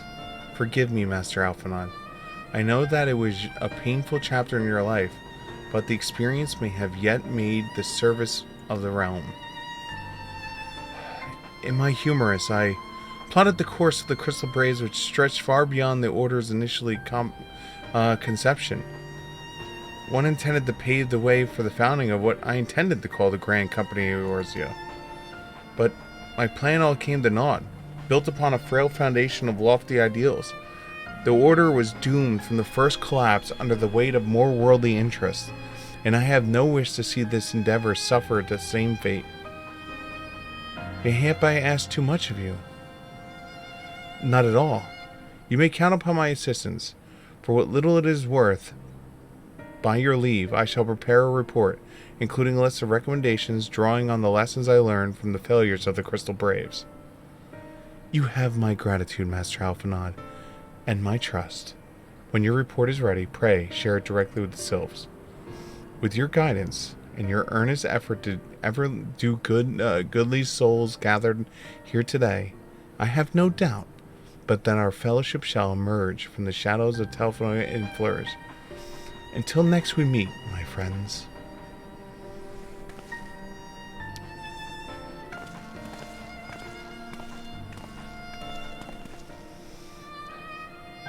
Before committing anything to writing, there's a number of people whose thoughts I should like to hear. Former Braves, you understand. Might you join me in seeking them out? I can't think of an excuse not to, so yes.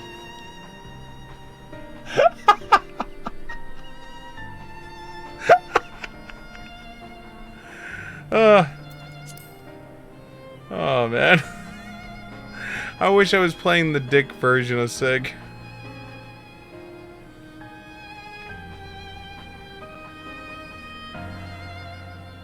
Thank you. As someone who witnessed the Order's rise and fall, yours would be reassuring presence. I'll join you if you're planning on canvassing the options of your former comrades. It will be a lot quicker if we share the task of questioning them. Then mayhap Gran can lend a hand as well. I shall accompany Thancred back to the Rising Stones. Between us, I dare say, we should be able to provide an accurate enough account of the day's events. We should be glad of your company, Graha. I shall explain the details on the way. So, Graha, I made this group called the Crystal Braves, which was going to be like an overviewing super police to try and like unite the world. And then from underneath me, a group took hold and almost destabilized and destroyed the entire world and almost led to the death of a lot of people. Yep. So what's the plan, oh brother of mine? Before I discuss the task at hand, I should probably admit that the report I propose is largely written. Not long after the fateful day in Ul'dah, I penned a detailed account of the organization's history, from the events that led to the inception of the to the falling that brought about its demise. This I primarily as a means of taking some semblance of responsibility. Never did I imagine that I might later have to refer to it by seeking to form a similar organization. And while I have ever made the attempt to be objective, the account is mine alone. In the events viewed from a singular perspective, for it to be of use, however, it must be broadened to encompass the viewpoints of all involved. Only then can we answer what seems to be the crucial question, namely, why, after Crystal Braves disbanded, did some members choose to remain with us while others did not? I see, and you think that the answers will tell us something about the nature of the ties that bind us in the new grand company together, and that this knowledge might help us prevent it from falling apart when those bonds are inadvertently tested? That is my hope, yes. But the question I would ask is more uncomfortable to some. As the former commander of the Crystal Braves, I doubt that those who would abandon the cause would welcome my inquiries. Then Graha and I will just have to try. Meanwhile, the two of you can talk to the ones who kept the faith. A fine suggestion, have care, however. Certain of my former comrades are a questionable character, so keep your wits about you and let us reconvene at Gridania later on.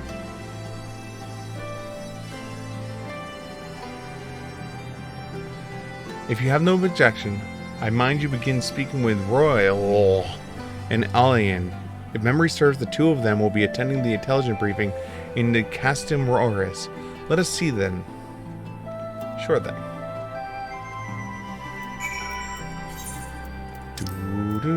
Oh, cool. They're right by the crystal. That's so nice of them. So very nice of them.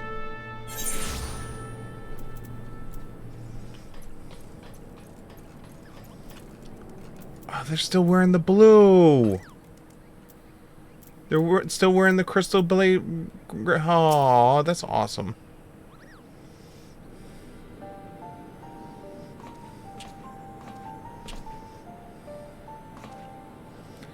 Wow, look who it is. Ain't what speak to you two here. Wouldn't have been anything down with the big meeting, would it? It's a matter of speaking. I have some assigned tasks, you see, for which I'm required assistance of former members of the Crystal Braves. See, I need to understand why you guys stayed with me and everyone else lost their shit and tried to destroy the entire world. So you want to know why we decided to stick with the Scions, huh? Ain't easy thing putting to words. That...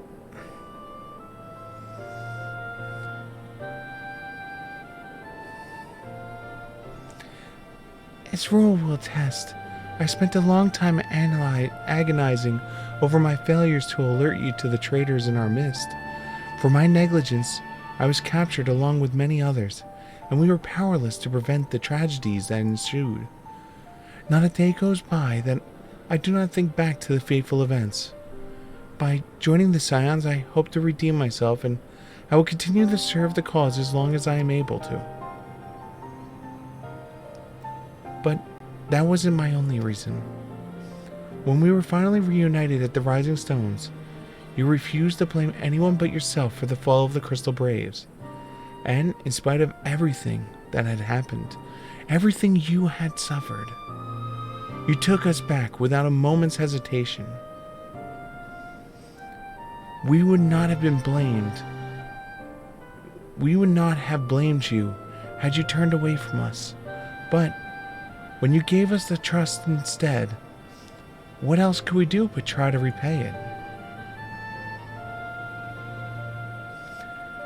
Nothing, that's what. As for what's in my own tale, well, I've always felt the Scions had something in common with me old crew. The duty of the strong is to protect the weak. That was our creed, and I still strive by it and live by it to this day. But as time goes on, I've learned that strength comes in many shapes and sizes. From hoary builders to Mistress Tataru. We're all one of us got something to offer. And ain't none of us gonna do nothing personal gained. English. 'Cause we believe that there's more important things than that. Things worth protecting. Which is what we've been Scions all about. I'm at a loss for words. Thank you, my friends. To hear this from you means more than you know. Forgive me, Siegfried. Could you punch me in the face?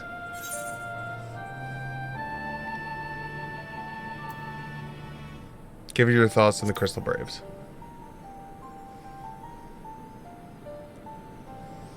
Well, its founding ideals were something to be proud of, but ideals alone didn't make a crew. For every swab who signed up and with good intentions, there was another who was only in it for coin, the glory, or both. Ours was quite a desperate band, and while I will never forgive Ilberd, the fact that we managed to function at all was thanks in large part to his effort. Just a pit he was doing it for all the wrong reasons, eh? Only takes one bad apple, they say, and the Braves had a barrel full of them. Not like the Scions. We might look like a ragtag band of misfits, but deep down, we all got the shared sense of purpose. And why? 'Cause Tataru shifted us to all the glory hunters before they made it through the door. I see. So while our ranks comprise of a diverse range of people, each with their own individual strengths, we are all united in purpose. Thank you, my friends. With your permission, I shall make your records of our discussion and refer to it when drafting my recommendation. Until we meet again. Hey!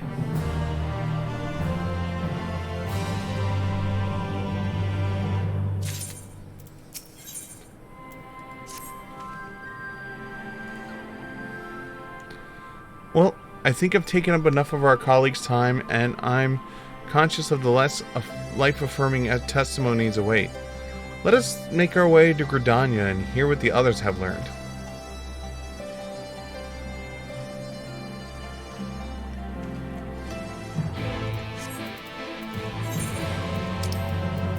So now we're going to talk to the people who completely screwed over. We're going to talk to the people who met with the people who completely screwed over the Crystal Braves. Sure thing. Lancers Guild.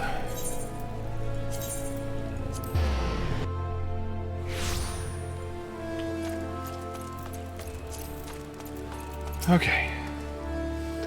Thanks to Tataru's ever-dependable intelligence, we managed to track down a handful of former Braves without any great difficulty. Some were forthright, others less so, but we heard enough to form a picture. I must warn you, Alphanod, some of their comments were harsh. I can well imagine, but their opinions are no less vital to my report. I seek the unvarnished truth.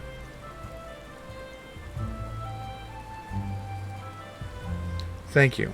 I will set about aiding your findings to my own at once. In the meantime, pray go ahead to the Little Solace and seek out Elder Frixio. I will join you anon.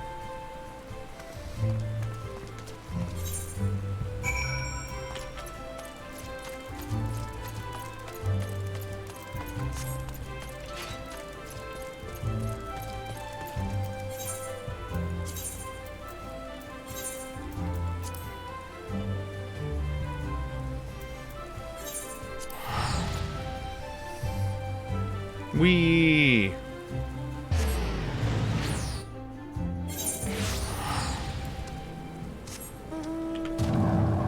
Dagron!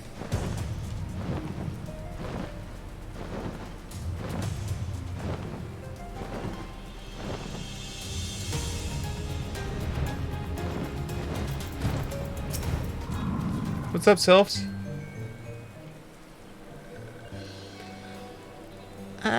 Welcome, brave one and friends of brave ones. How good it is to see you walking ones again so soon after the meeting. It's been a while since we last spoke. Should this one perform the customary dance Yes, there we go. No, be at ease. It is true that these ones once delighted in making walking ones dance, but no more. Horned one Kani-san said that walking ones would be coming to little solace. Imperial ones also invaded Silith lands and abducted many of these ones. So these ones will be glad to bear messages between fighting friendly ones. That is heartening to hear, Elder. I will require all ones are work in unison to stop the Telephoroi. These ones will try very hard, of course, but it's a matter of war. These ones have little experience. Any advice walking ones can provide would be most welcome.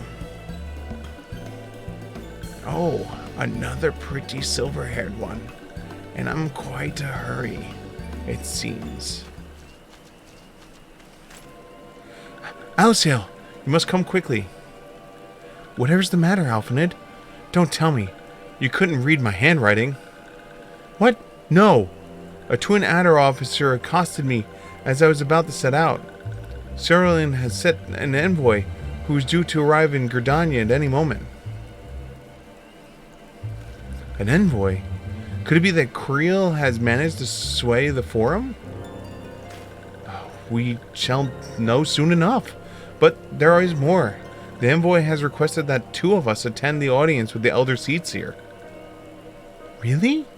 I can't see why they might want Scions to be present, but us specifically? Wait. It isn't who we think it is. It is. I could scarce believe it myself, but when I inquired as to the envoy's identity, I was told it was the one for Charlotte Levelor. Your father? Well now, the fact that a serving member of the Forum had journeyed here would be a surprise enough, but him? Quite. I glean from this that they are taking the matter seriously. That may be, but why him and not one of the other 98 Forum members, unless he volunteered for it? It has been some time since you've seen your father, has it not? Could it be that he's just concerned about your well-being? Perhaps, but he has always been reluctant to discuss his work with us. Indeed, and whatever we write in our parents, it's invariably our mother who replies. Nevertheless, I welcome the opportunity to meet him after so long, even if it's secondary to his true purpose here. Elder Frixo, loath though I am to cut our visit short, we must return to Gridania. Pray accept my apologies along with my report.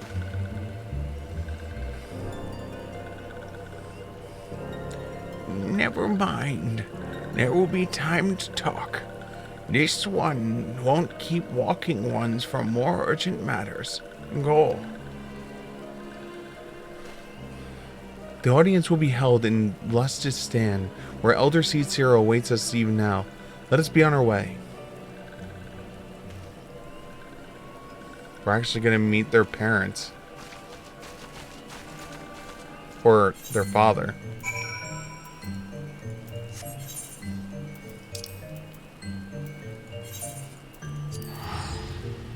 Conjurer's Guild. So we're literally going to where what's her name is. The Seatseer's domain.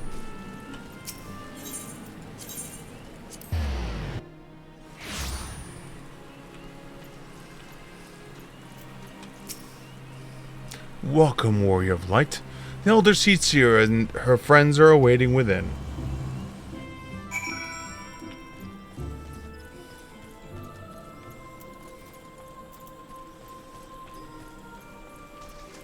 Is he here? Nope, he's not here yet. My friends, I thank you for coming so swiftly. Word of the Master Fauchelin's visit took us quite by surprise. When the Alliance granted Mistress Krill permission to request Cerulean's aid, we did not anticipate so prompt a reply, much less that it would be delivered by a member of the Forum. What the nature of the reply may be, we soon shall discover.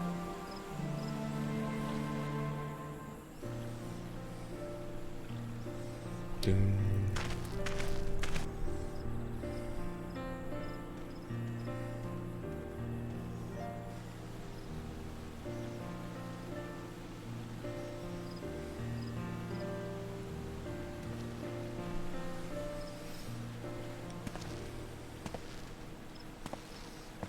Elder Seatsier, I thank you for granting me this audience. Daddy? I am Fortuno Leveilleur, here in my capacity as representative of the Forum. It is I who should thank you, Master Fortuno, for journeying so far and so swiftly. Would that our first meeting could have been under happier circumstances. Oops. Sorry, guys. Do. You ever have that moment that, like, you're just sitting there and you're just like, oh, yeah. There we go.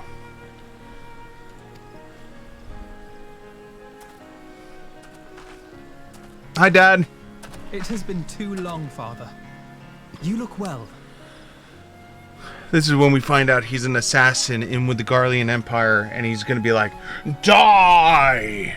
And then he's gonna kill the Seedseer, and then then Gridania's just gonna go to hell, and Gridania as the city is just gonna become an instance, and you're not gonna be able to access. Oh no, that's a very World of Warcraft thing to do. As do you both. Ameliance will be glad to hear that you are taking care of yourselves. How is Mother? She misses you terribly, of course, but is otherwise a picture of health.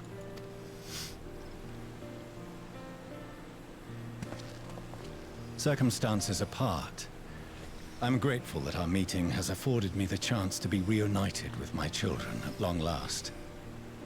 And I believe I also owe you thanks for the hospitality you showed my father, Louisois, during his sojourn in Eorzea. Forgot they were, that Louisois was their grandfather.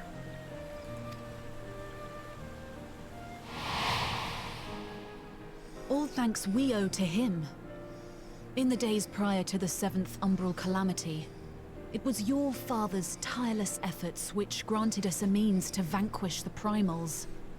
Were it not for him, our strength would have been quite spent by the time the Empire arrived.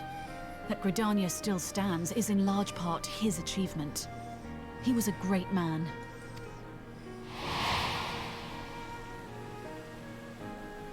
He would doubtless have been moved to hear you say so. I must confess, however, that I opposed his decision to intervene.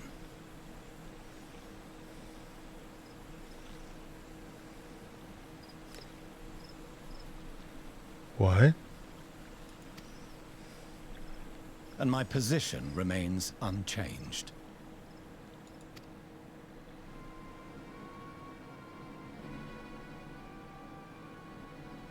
To chart the course of history, not to change it. I am familiar with the Sharlayan stance. It is more than that. It is our way of life, who we are. But I came here not to deliver a lecture, but the Forum's answer to your request. Sharlayan will under no circumstances intervene in the conflict between Eorzea and the Garlean Empire.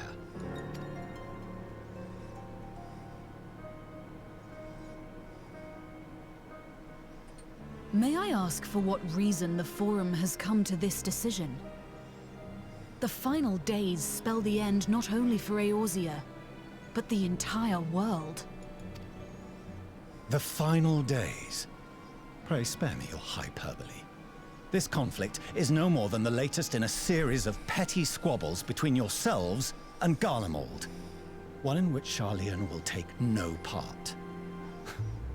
If the final days were truly upon us, we would know.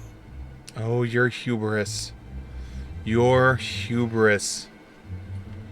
Holy shit, your hubris. Your ego can't write checks that big.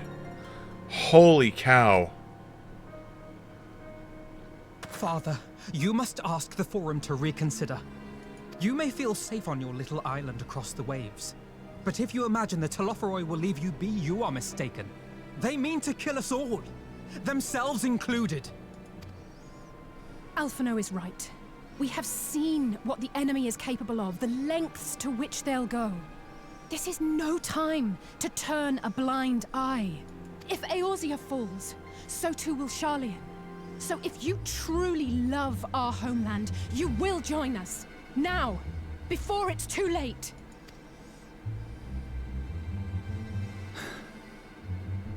I thought you knew better than to raise your voice to your elders. It seems I was wrong. Wrong to ever let you leave, Sharlayan. I consoled myself that your time abroad would instill in you some hint of restraint, of discipline. But I see now that Eorzea has made fools of you both. Have you forgotten why it was that I so vehemently opposed your grandfather's departure? For all his wisdom, his only solution was to go to war. Death, devastation, ruin. Even those who claim victory are scarred for life. What prize could ever justify such sacrifice? Everyone not dying? It is the duty of the learned to avert such tragedy. By fanning the flames of war, you forsake all you once held dear. Jesus.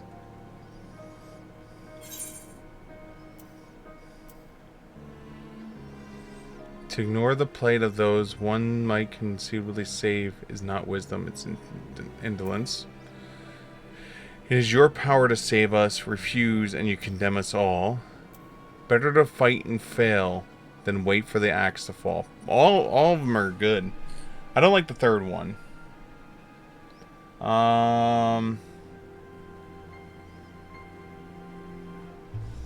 We're gonna go with this, which is indolence.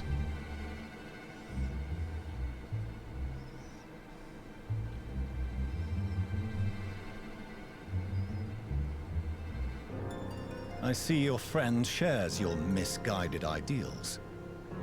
But unlike him, you should know better. By espousing such barbaric notions, you subvert the teachings of Sharlayan and place all we have worked for in jeopardy. Alphino, Alisaie, as of this moment, you shall no longer bear the name of Leveilleur. What? Father. Disowned. How you choose to live your lives is no longer my concern. If you wish to walk the path of ruin, I will not stand in your way. Master Fourcheneau, while Sharlayan may have no intention of intervening in this conflict, we can still part as friends. Will you not stay and speak with us, that we might learn of Sharlayan's hopes for the morrow? I have said what I came here to say. Any further discussion would be meaningless. Jesus. Father, wait! Don't bother, Alisaie. How can you stand there and watch him walk away? How can you let this happen?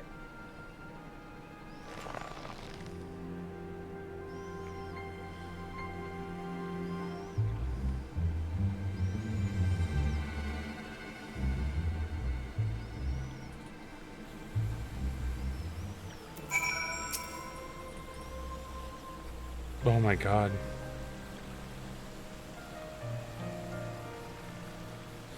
So, that's what he came here to say? That we're all fools for having temperament to defend ourselves against the Typhon? As for the rest, like it or not, this was the Forum's decision to watch from afar while Eorzea burns. Father was but a messenger, and as he handed down their judgment, I could think of nothing to say that would possibly sway him. I still can't. To have prolonged the discussion would have changed little, for it is the only Master Forcian who must be persuaded, but the Forum as a whole. Their decision was made ere your father crossed the sea. Nor is it likely to be changed, and so we shall face the Torfeo without their aid. Forgive me, but if they have no intention of helping us, then why would they go to the trouble of sending an envoy in the first place? Why did they not simply keep the consul as they won't do? Uh-oh. The phone's ringing. Siegfried, is Master Forcian arrived yet? Then, it is as I feared. My efforts were in vain. I pleaded our case to many Forum members as I could, but they flatly refused to discuss the matter. No, that's not exactly true. I should rather say that they ignored every word I said on this subject without exception. It was almost unnerving. Could it be that they're hiding something from us? That might go some way to explain Master Forcian's performance.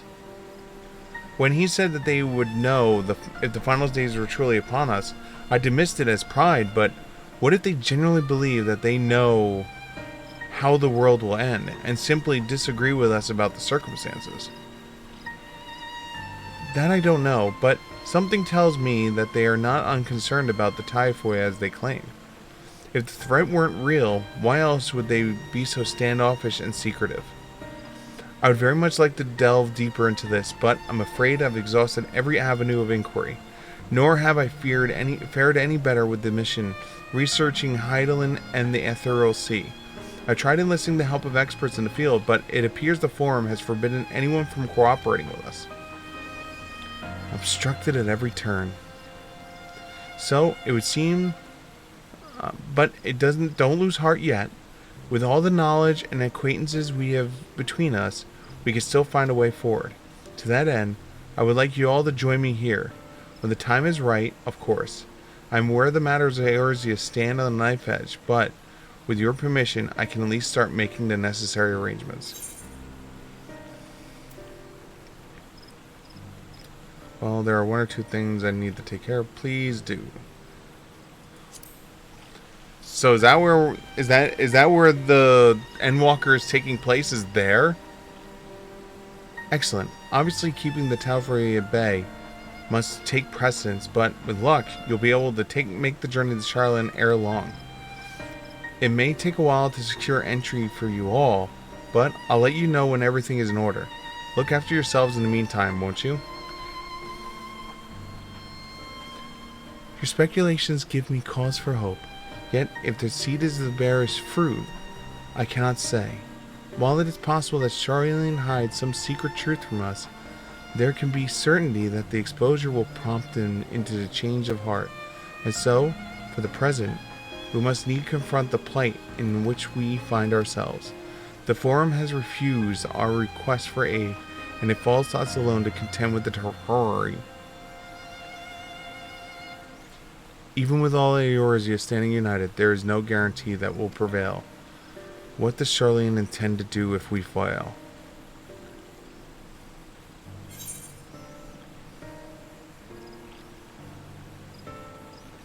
Oh, I have to take food this time? You're gonna force me to take food? There's no money option? It's like food or food?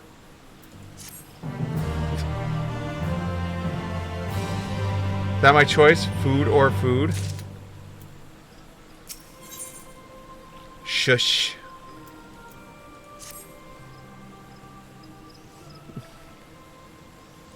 While Charlene's stance is indeed disappointing, we cannot allow ourselves to be distracted from the challenges before us.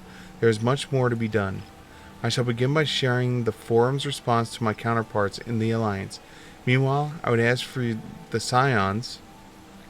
Grave tidings, walking ones. Grave tides, great tides. Oh. Calm yourself, my gentle friend. What has occurred? These ones who sent the sea-feathered ones send terrible news. Destroying ones have appeared in the Zephyr. Destroying ones and captured ones are even frightful god ones. Feared ones didn't stand a chance and were sent flapping and squawking. When did this happen? Is it too late to help them? Too late, yes. Much too late. But quickly, destroyed ones were only passing through and continuing west. Feathered ones who did not fight were left unharmed. West. That would be Korthus.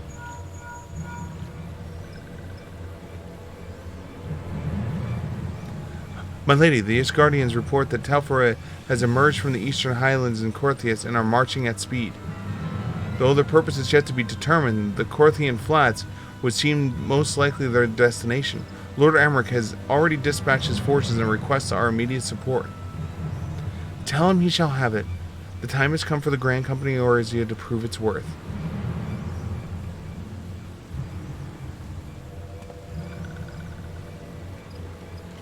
Well, mayhap it is mercy that we do not have time to stew upon the misfortunes. Come, my friends, let us make haste to Wait, this one almost forgot. Destroying ones were said to be led by cackling robed one. This one must see that all walking ones know. Farewell. Oh, so they're being led by the Ascian. Van Daniel? Who else? It's only a matter of time before the grinning maniac showed himself again. I shall have the airship ready to bear you to Karahor.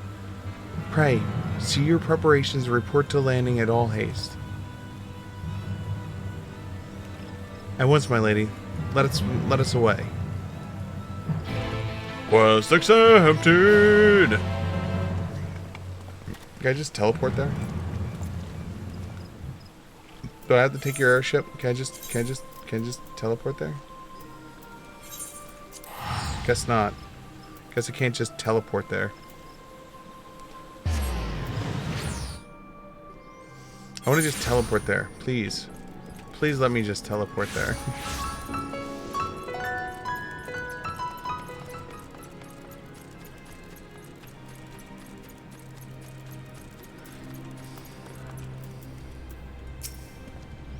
Siegfried, it would seem Fordola has come all the way from Gdynia to find us. I've explained the situation, but she insists her business is urgent. It'll be sooner if you shut up and come with me.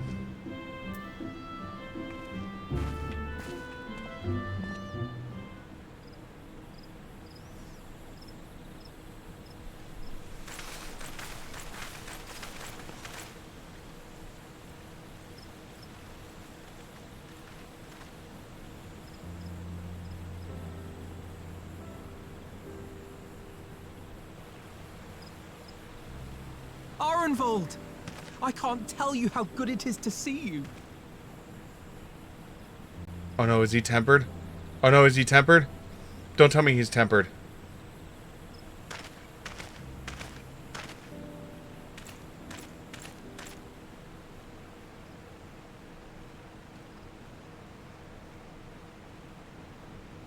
It arrived a lot sooner than expected, eh? The day I craned my neck up at you. Only because you're sitting down. Unless... Afraid so. The Chirurgeons say I may never walk again. Oh no.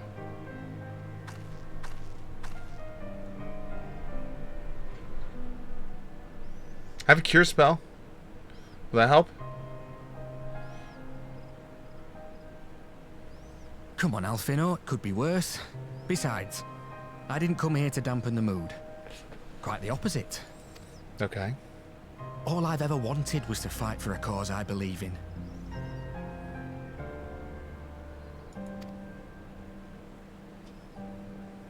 But my fighting days are over. So I want you to fight in my stead. Be the hero I can't.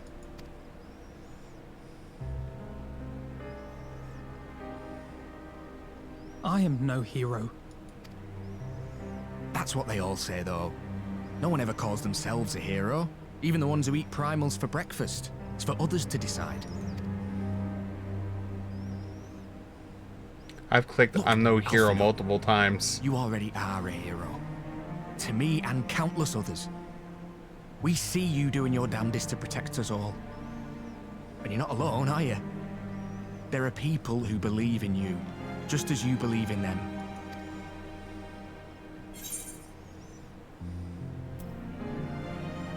We carry the dreams of many, we'll carry yours too. We'll be sure to give your regards to Typhoon. Some things may have changed, but the adventure isn't over yet. I like this one. I think that's the best one.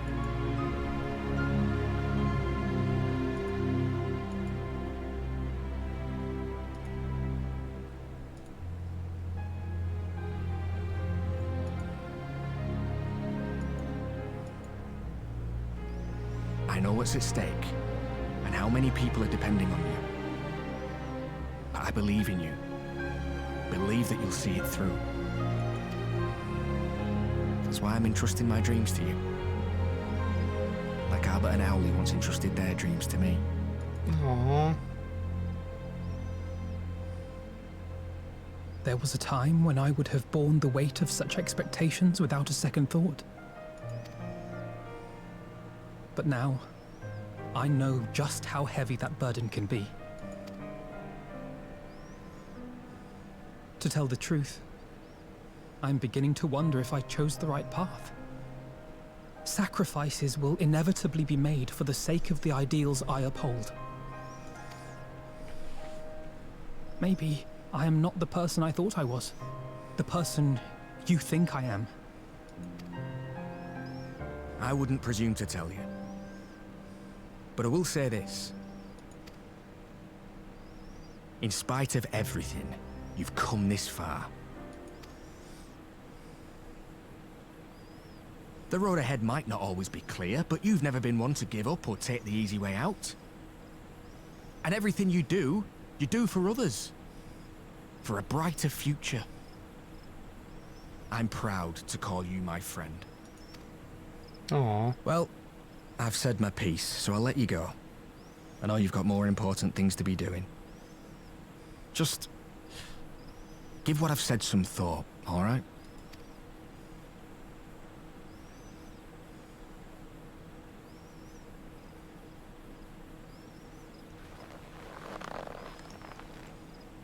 Fist clench. I shall, my friend. And we will meet again soon, I promise.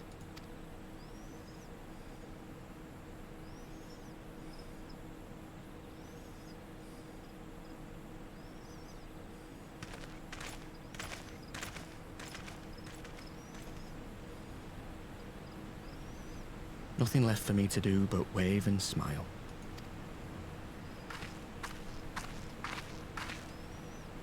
You've got a pretty narrow view of what it means to be a hero, do you know that?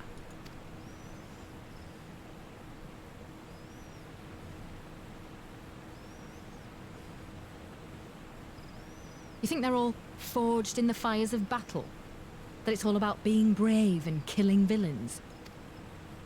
Alphino and the others will carry on their fight. But theirs isn't the only one. There are other ways you can make a difference. If you stop feeling sorry for yourself and put your bloody mind to it.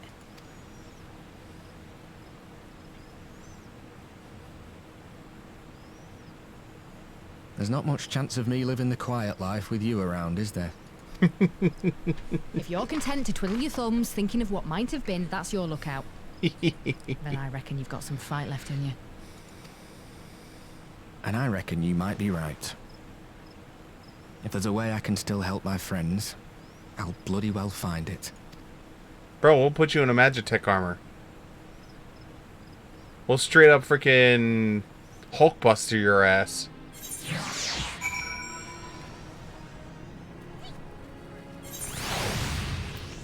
Wait, am I about to fight shit?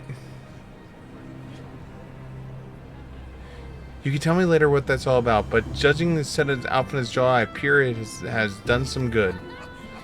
Thancred and the others have already left for the Rising Stones, and according to the communications officer, Almaz and Kobold forces are always bound to as we speak. They may keep their promise they made in Almigo, and we must do the same by saving as many of the tempered kin as possible. Anyways, the airship is ready to depart. We should go. Upon joining the battle of the Kenthas, several cutscenes will play in sequence. It is recommended that you set aside a sufficient amount of time.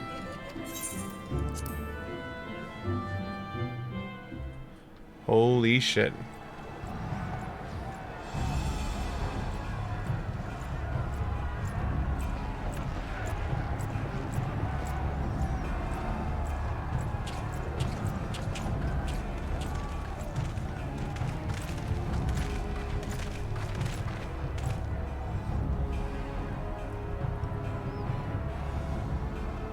My fellow Scions, as I am sure you will have heard, we can expect no help from Charlian, nor are we any closer to discerning the Telophoroi's grand design.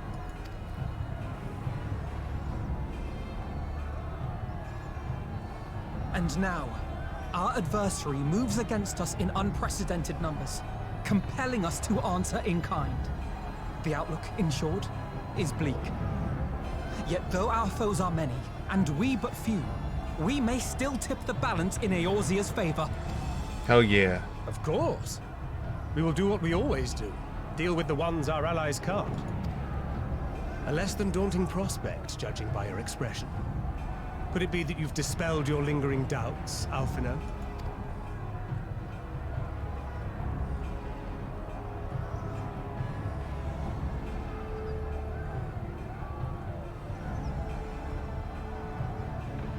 Oh, I doubt I ever will. But as my friends have kindly reminded me, I have come this far, and that must count for something. Gods be good, Alphina. That's what we've been trying to tell you all along.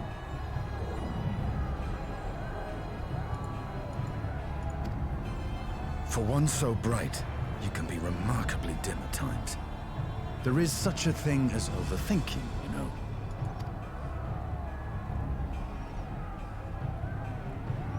Might I suggest that we continue this conversation after the battle? It would appear that Telophoroi have already arrived. I'll do what I can to cure the tempered, but they'll have to be incapacitated first. Alright, so that's our job. Have care, my friends, for none can say wherefore our foe did choose this fateful field to be our battleground. Whatever may transpire, pray grant him not the pleasure of deterring you.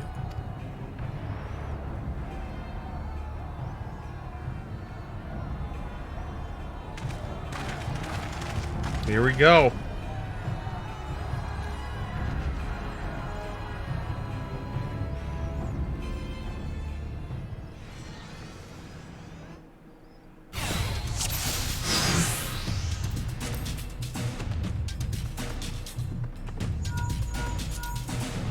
Listen well, friends. The tower is sweeping across Kartu.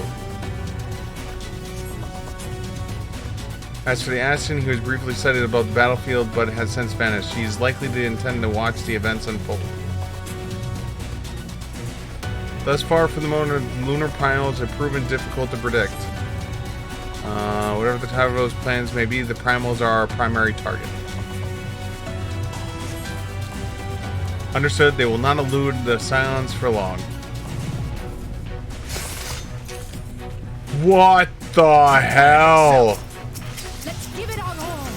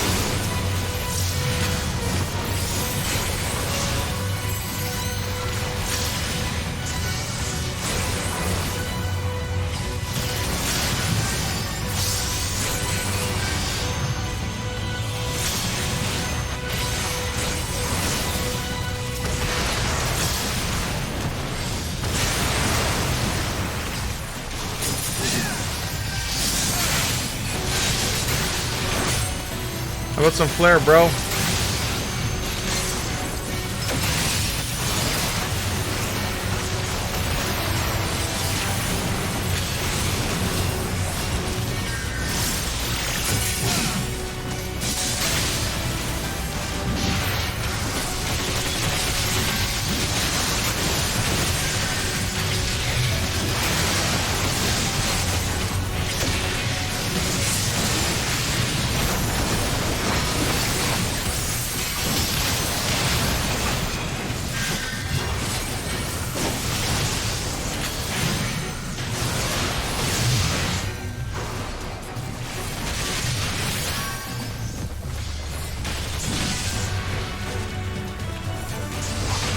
Dun, dun, dun, dun, dun.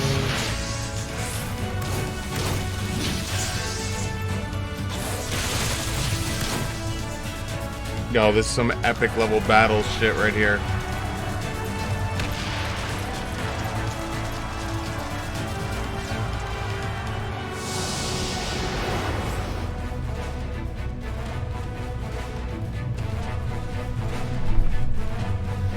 As sound spread out across the field, Alice Allen Grad.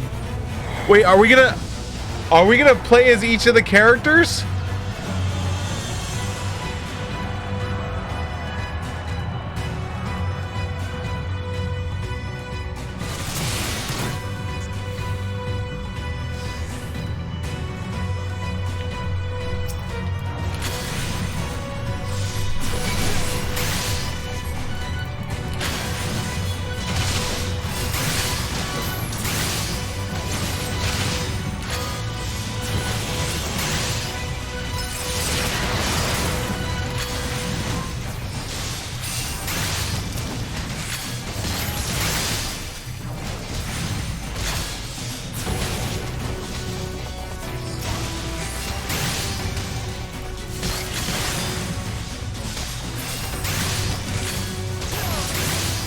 Allow me.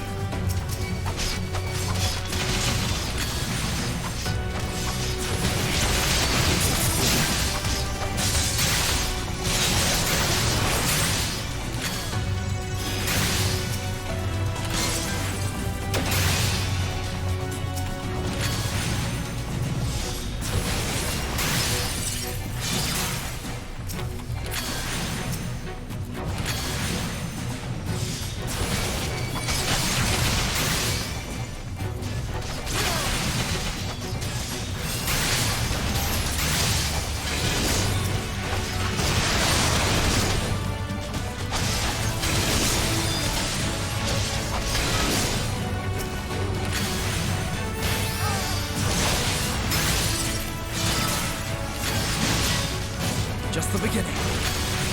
Right behind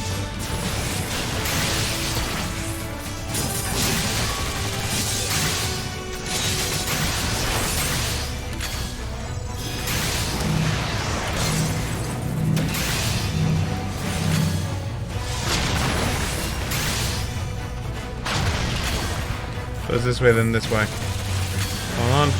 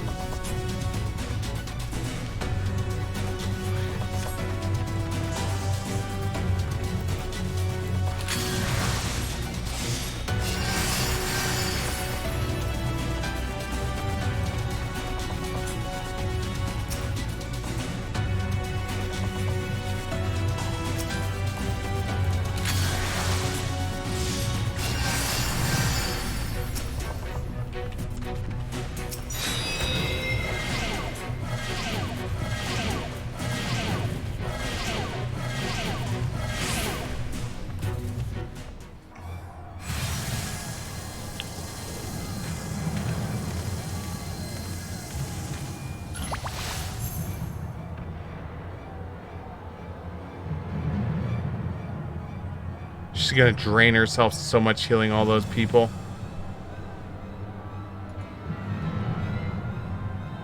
Floating idiot.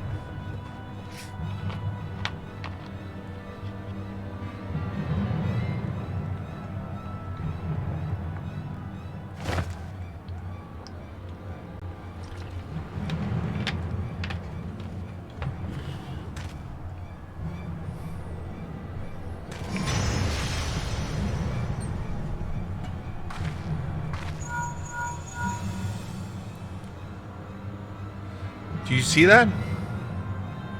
The cliff? Yes. I'm worried. Should we? How worried should we be?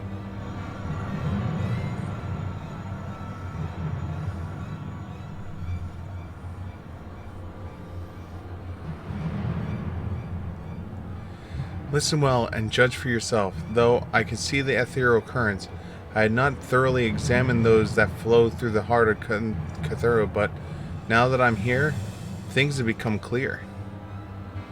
The flats conceal the etheric confluence, like the pillars of Asum Steeps, but rather on a greater scale, far greater.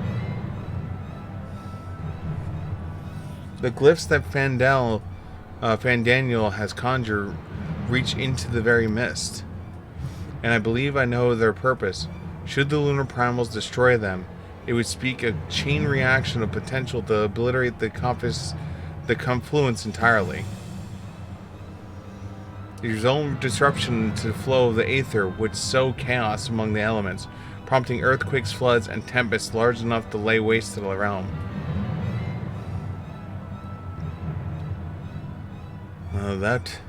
That he would go so far cometh a little surprise.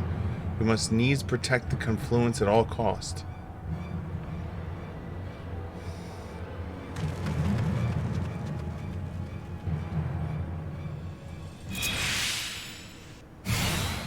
Defeat Lunar Odin?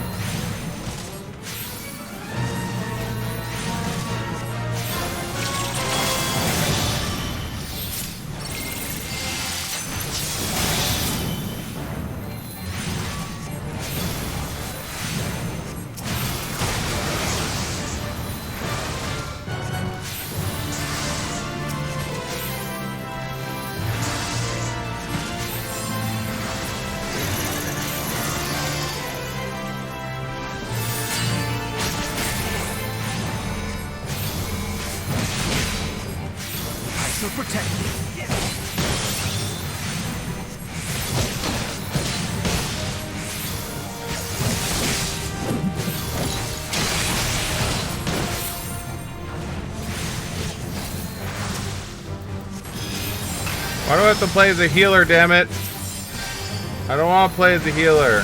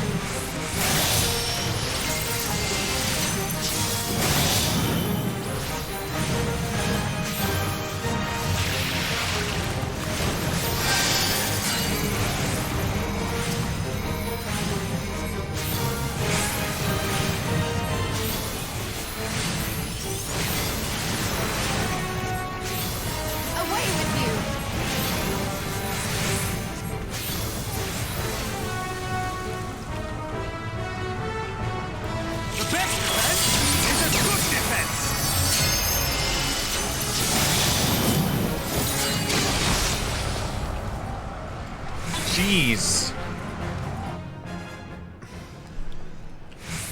Wait, I have to do that whole thing again? Okay, at least there's a resume from the midway. I was about to say, please don't make me have to do the whole thing again. All because I suck as a healer.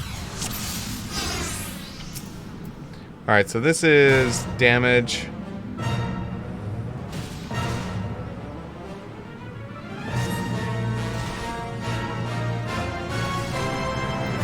Okay.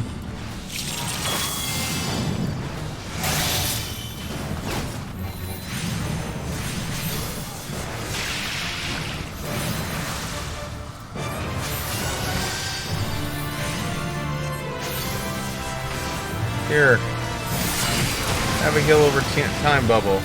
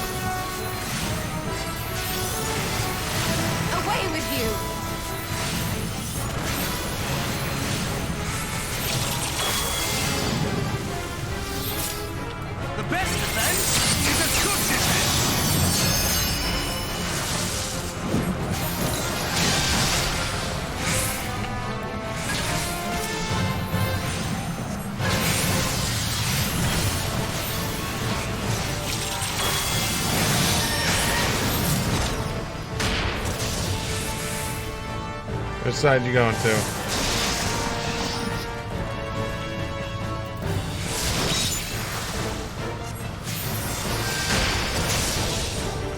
Why'd you have to make me the healer, man? Why couldn't you let me be like the black mage or the tank? No, you made me into the goddamn healer.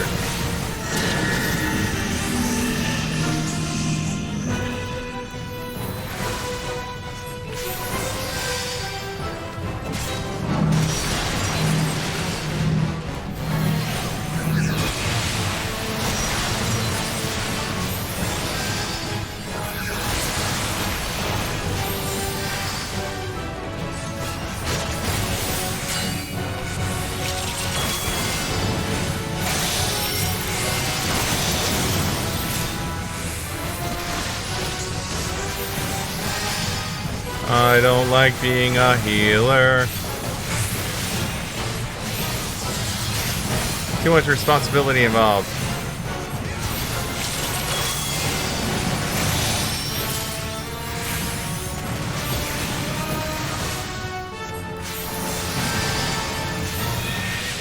Okay, cool. See you later, Lunar Odin.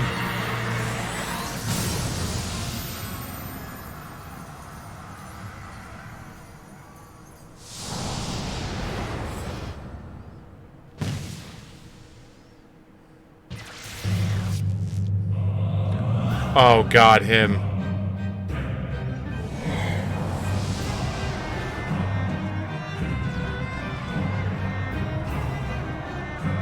Oh god, am I playing the part of the healer tank DPS now? Healer DPS to tank it in?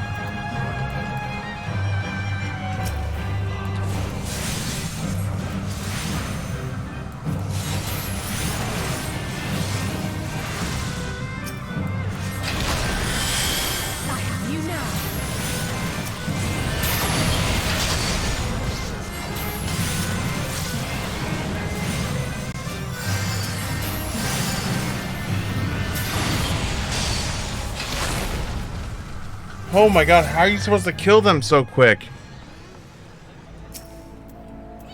How the hell are you supposed to kill them?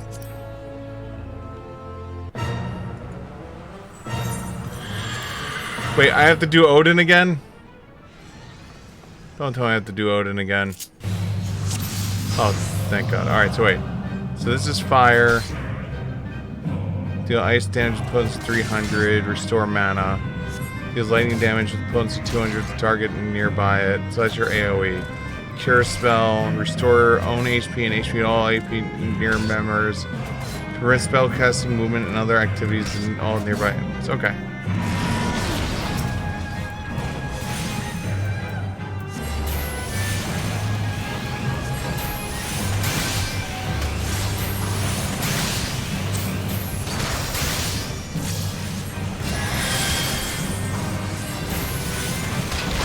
So we gotta keep the regen on us.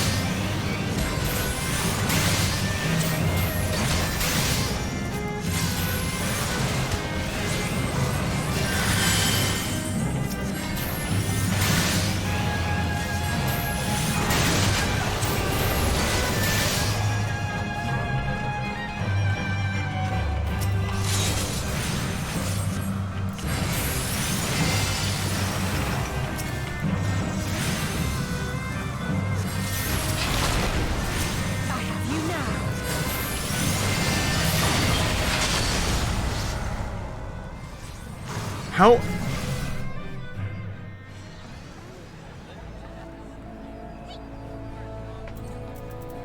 How are you supposed to, like... there's something I'm missing. There's something I'm obviously missing.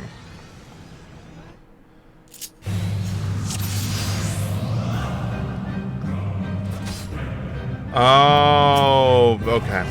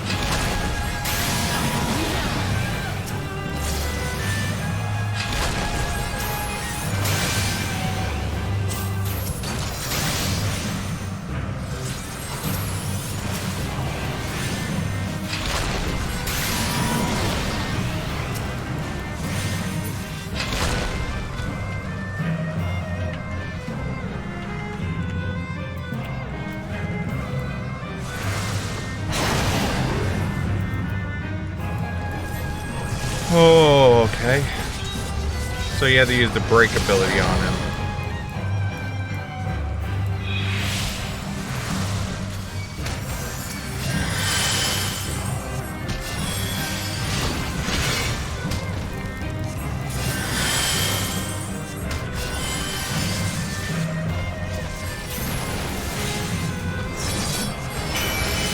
Need 2 ice spells to go off.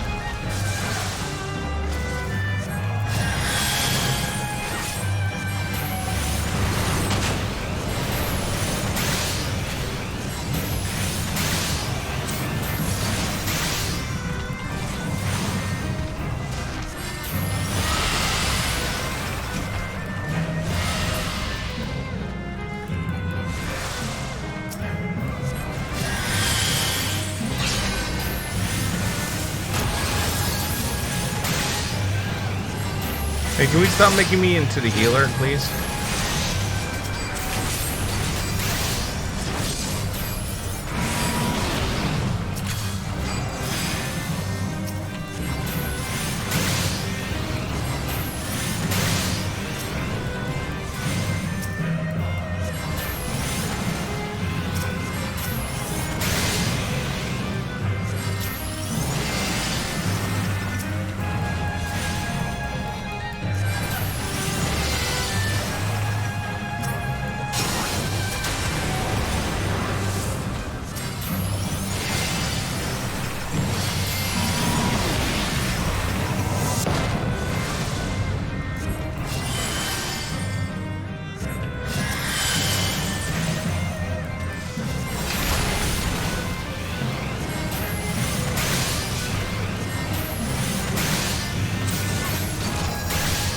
Oh.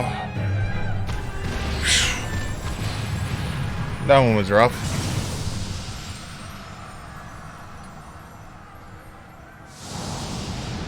Back to the chessboard. Who do we fight?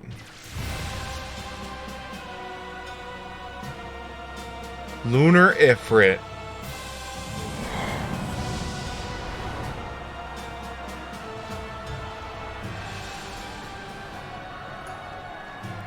What's up, Ifrit? Remember a long time ago I soloed you as a summoner? And I laughed, and laughed, and laughed.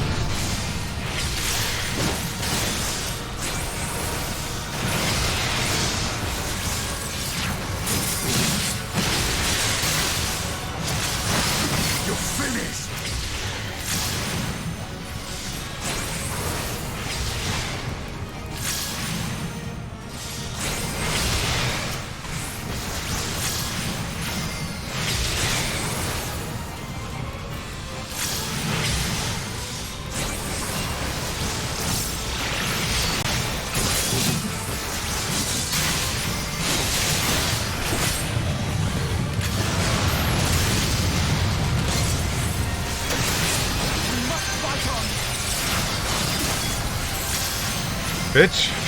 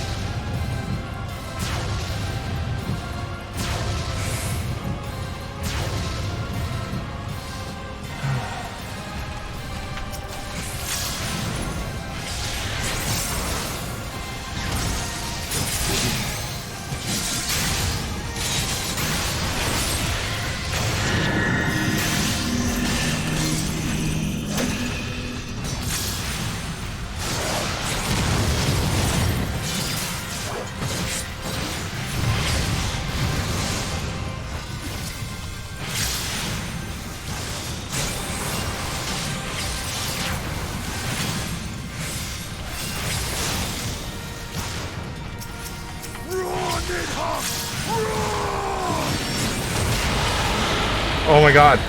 Holy shit.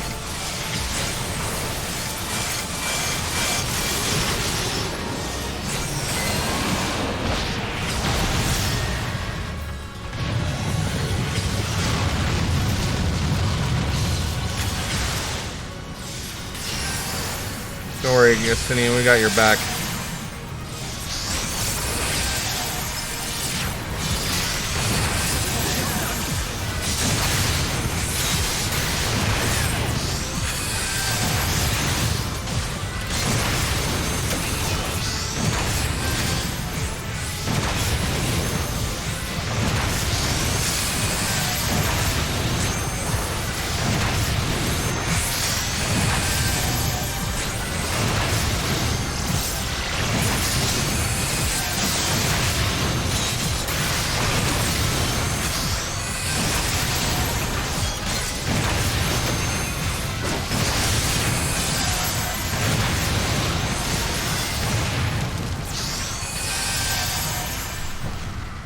Alright, Ifrit, you're off the board now.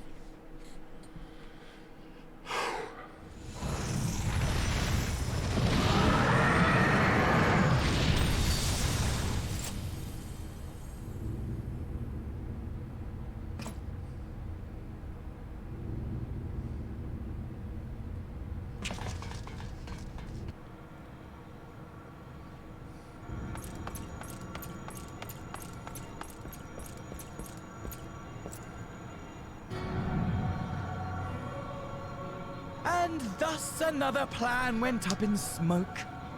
I am beginning to see why Lord Xenos thinks so highly of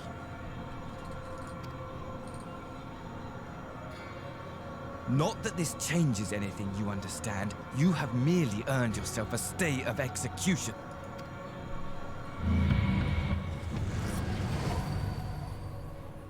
Well, that's good, I guess.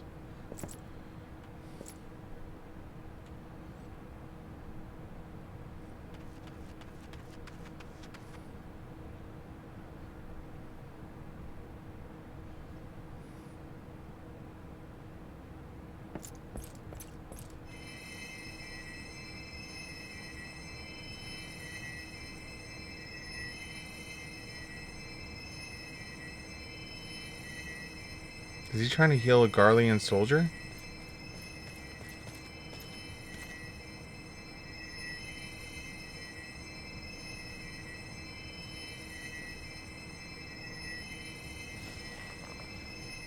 Glory be to Garlemore.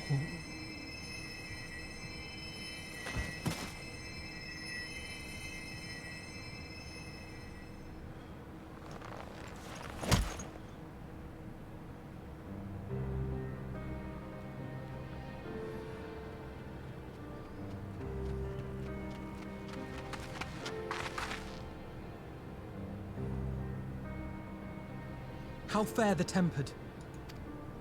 We've treated as many as we can, but some were beyond help.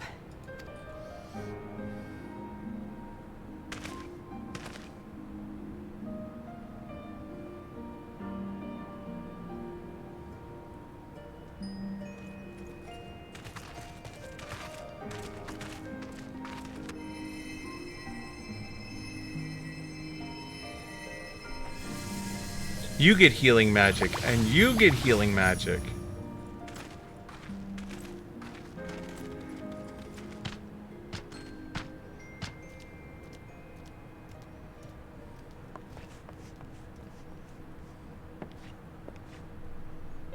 Do not hang your head so, brave Scions.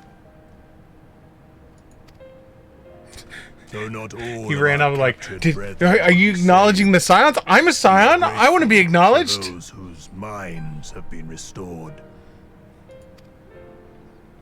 You could do no more, and that is enough. So please hold your heads high.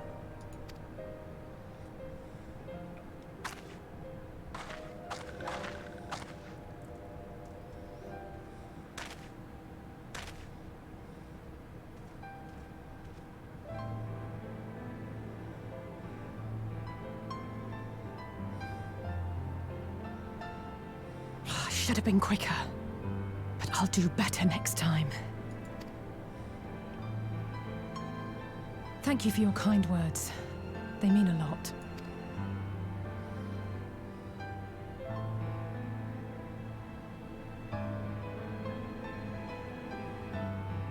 A victory at great cost, but a victory nonetheless.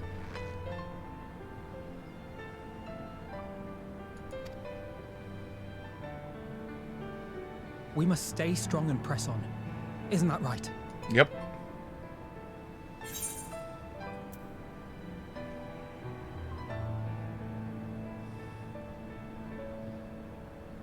To the very end. To the very end.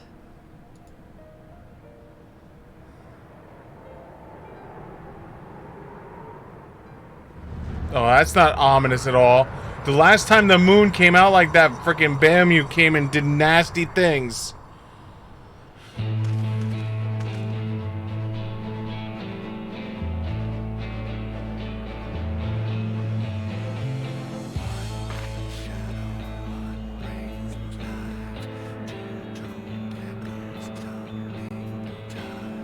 Oh shit.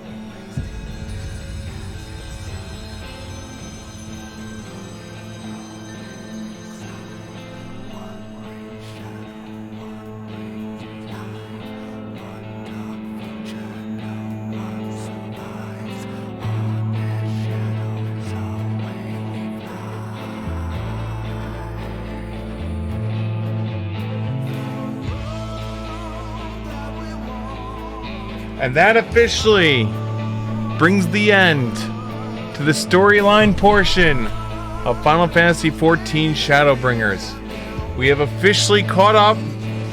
We are ready to take on Endwalker when it comes out. Oh, so good.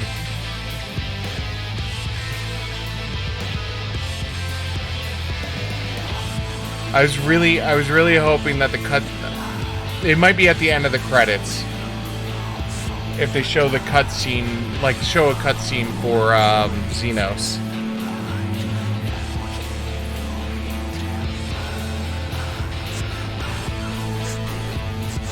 Because if you've been watching social media at all, then you'll know what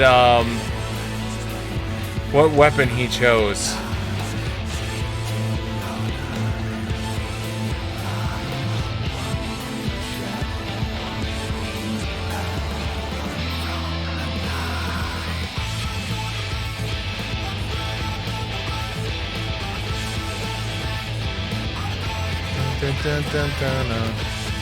I guess I can close this now. I had a list of all the main quests, so I knew how many quests I had left. Mighty porn. Mighty porn. I'm kind of looking forward to the next song so I can stop singing Mighty Porn.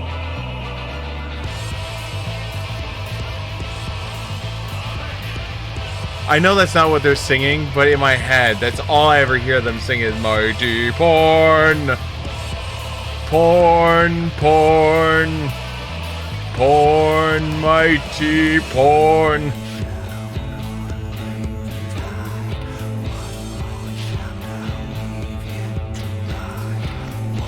Oh my god. Square Enix storytelling, man.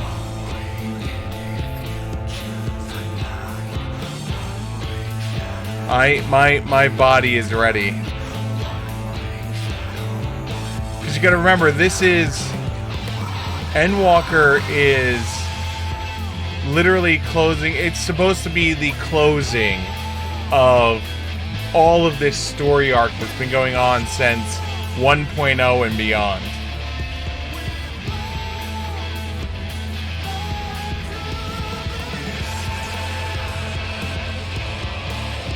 So if you think about it, this is the longest Final Fantasy storyline they ever created.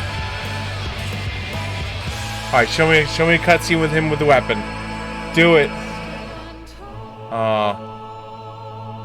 Aw, this is when he was the Crystal Aark. He was basically saying, I'm willing to die to send them home.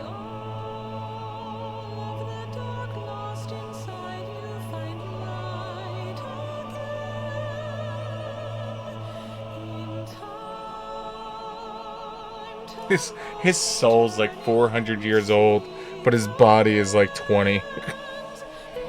God, I couldn't imagine that, you know, like 400 years of experience. You know, it's literally like being like a vampire at that point, where it's just like all these years of experience, and it's all like you're just like, yeah, I haven't aged at all.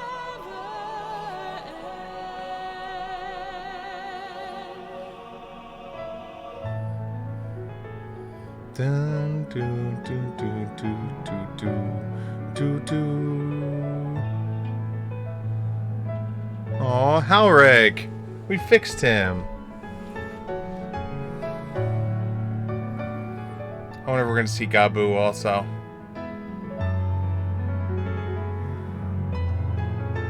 So we have our two major villains that we're gonna be walking into with Endwalker, which is Xenos, the last of the Garleman Emperors, and Fandaniel, the last of the Ascians. Estinian is now a member of the Scions, finally. The twins are in doubt and have been cast out from their family and lost their birth name.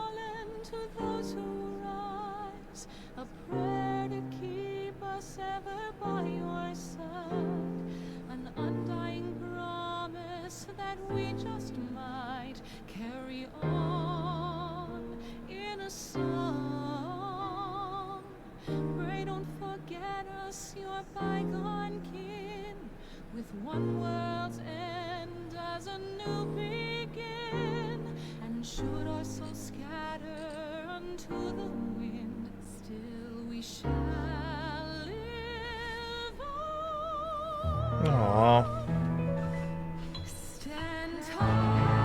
The one thing I will say that Shadowbringers did really well is they definitely did the redemption arcs right. Blizzard really should look to Square on how to properly do a redemption arc instead of the nonsense that they did with Sylvanas. Well, with most of their villains. Most of their villains, just like, their redemption arcs are just like so hollow.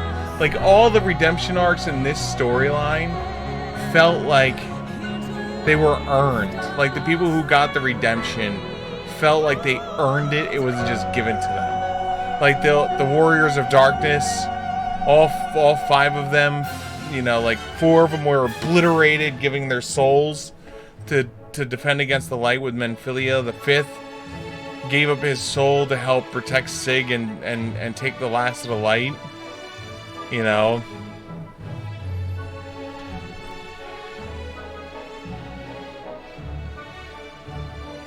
Like, so much redemption arcs were done right.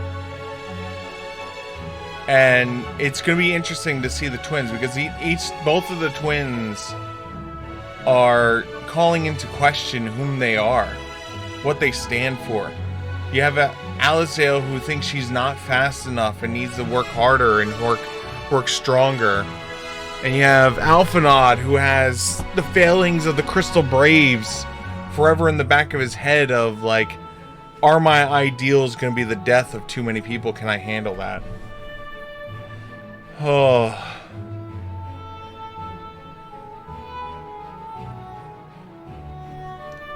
I wonder how many total hours we have. Let's see here. So tonight we got an additional 5 hours. 5 plus 2 is 7, plus 2 is 9, plus 5. Oh no, wait, that doesn't count. Plus 7 is 16. 16 plus 2, 18 plus 2, 20. Plus 4, 24 plus 6, 30. Plus 4. Oh no, plus 3, 40, 43. Plus 3, 36. Plus 6, 36, 42. Hey, 42. Plus 3, 42, 45. Plus 3, 45, 48.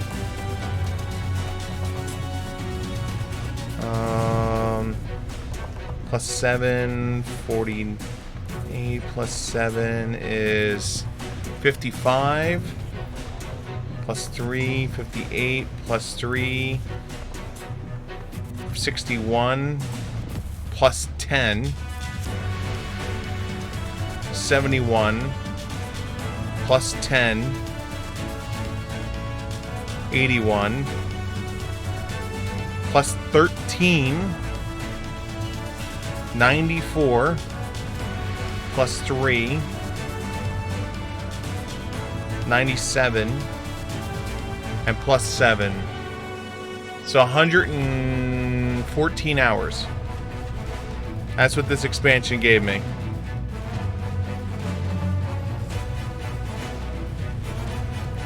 $114 hours. The expansion cost me, what, $40 and 1 month subscription, so $55.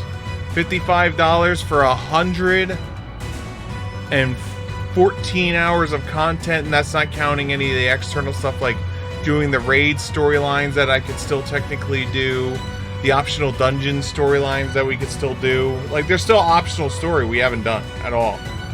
This is literally 114 hours of just main story.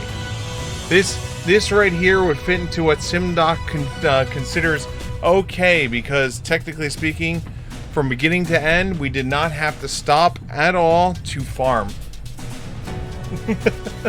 The game gave us exactly as much XP as we needed to get from beginning to end. Hell, even more so technically.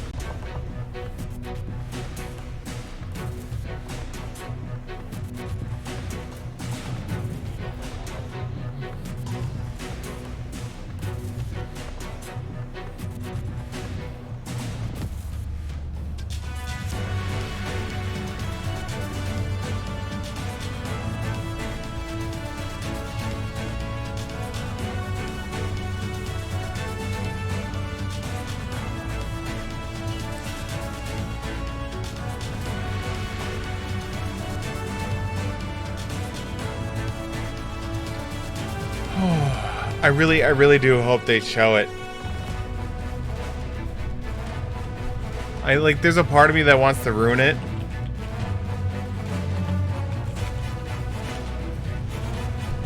The weapon he chooses. Because they've already posted it.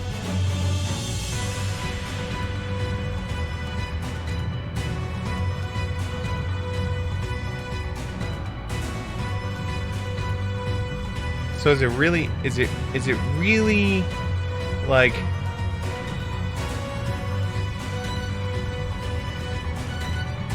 is it really ruining it if it's already technically out there?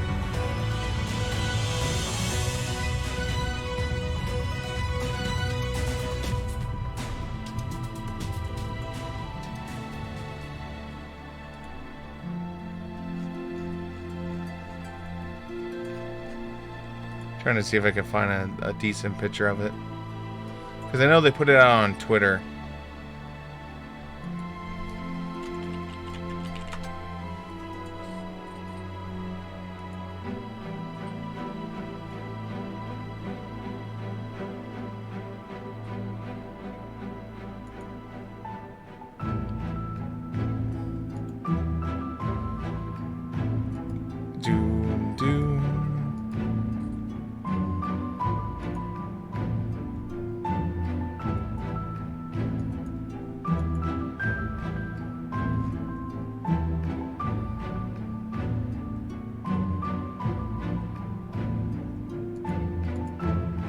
Yeah, here's the shot that they had.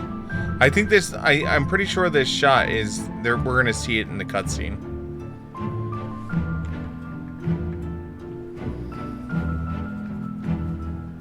It was spoiled for me. It was thrown on Twitter. Like Square threw it on Twitter, but then again, they're like trying to hype up their expansion, so I'm kind of okay with it.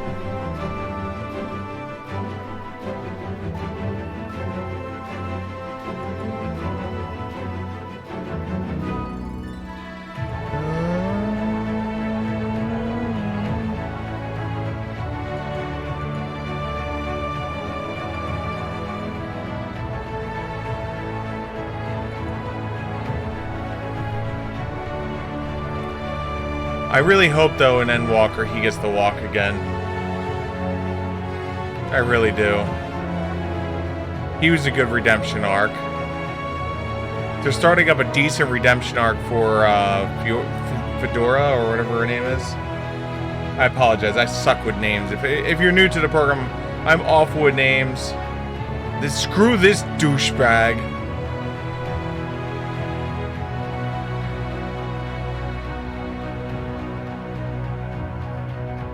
So yeah, I guess the next expansion takes place on their island.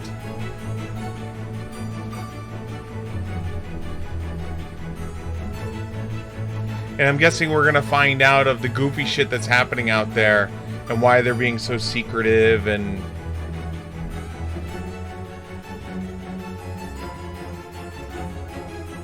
why Daddy's all I didn't even want my father to go.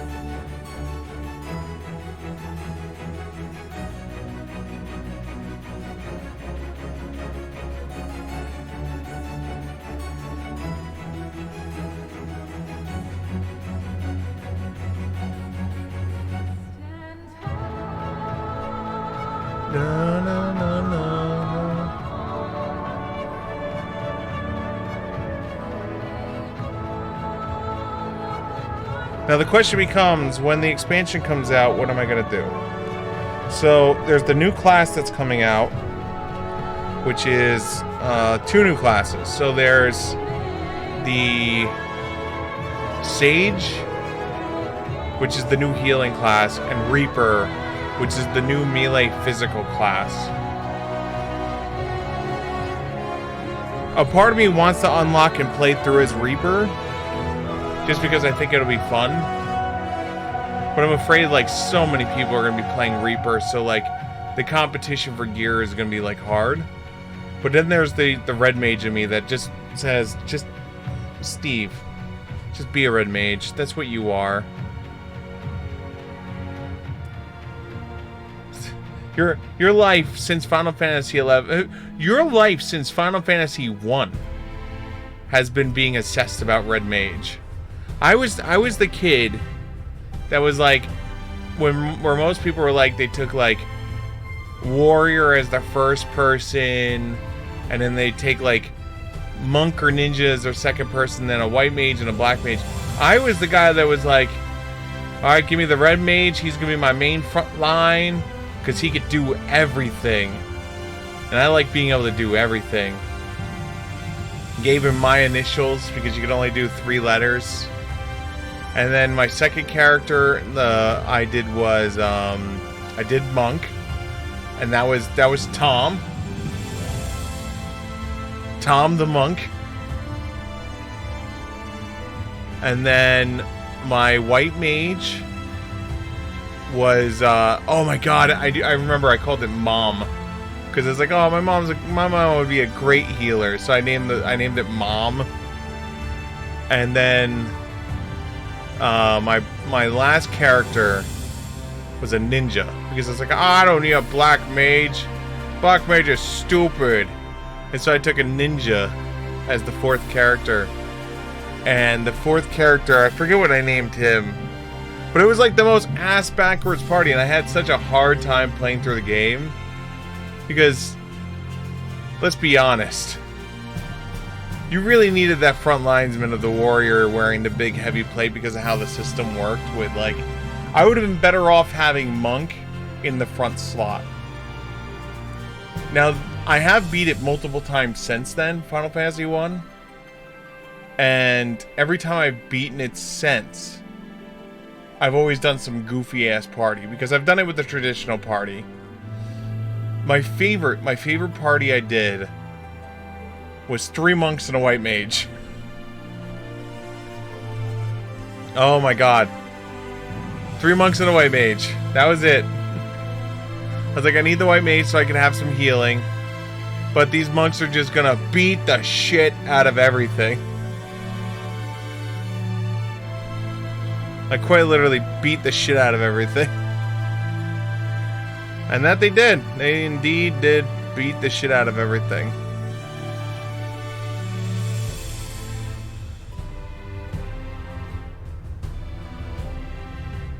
I was super stoked. Like, that was probably my easiest playthrough I ever had was the 3 monks and a white mage. The hardest playthrough I ever had was 4 red mages, because the healing just wasn't enough and I was taking so much damage. And you only have one of the, I forget what is it not Excalibur? There's a weapon that everyone can equip in the game, and they suggest you give it to the white mage, so that way the white mage can be a decent combatant. It basically turns any one character into a decent combatant. And so you give it to the white mage, so when she doesn't have to heal, she can auto attack and do some decent damage. Or if you have a red, they suggest if you have a red mage, do a red mage. You know, give it to the red mage.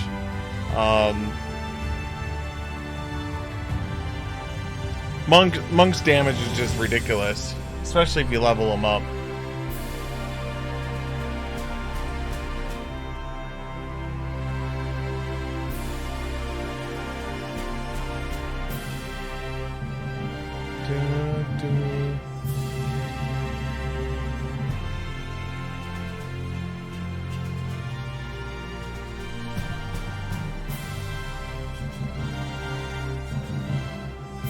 But yeah, it was funny, like, because Final Fantasy 1, you could get away with the worst of, you can get away with whatever party you want, right?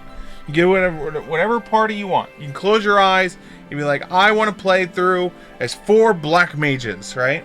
Like, I want to play through as 4 black mages. All you have to do is just make sure you level, you know? You know, as long as you level enough, you can power through almost anything in the game. You know, because then you'll have the hit points to spare and the whole 9 yards.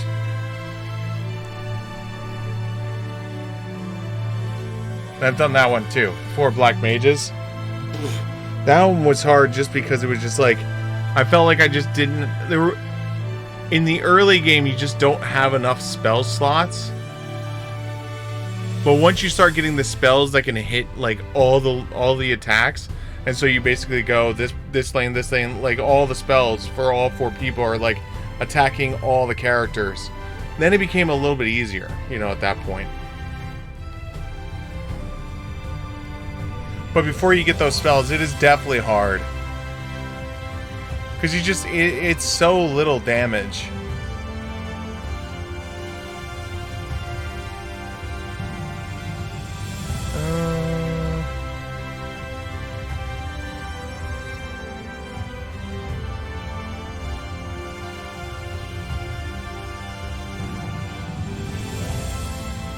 Oh my god, the memories of that though.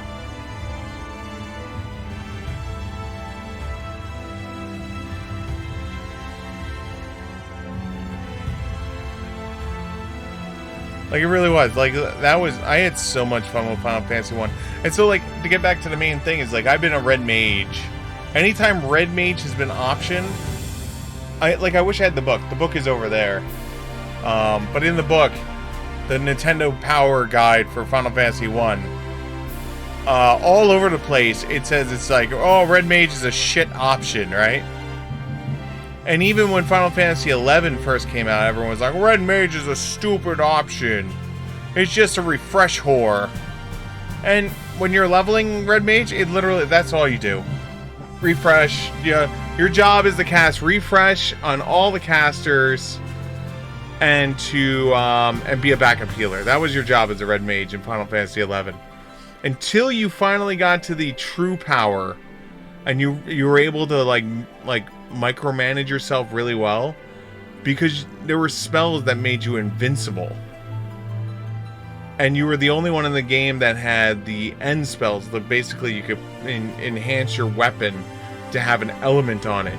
And so like you would go up against like a fish, and you'd be like, all right, I'm going to cast lightning on my weapon, so the monster takes extra damage from my lightning weapon. So you min-max it of keeping the end spell up, your stone skin up, which is what makes you invincible.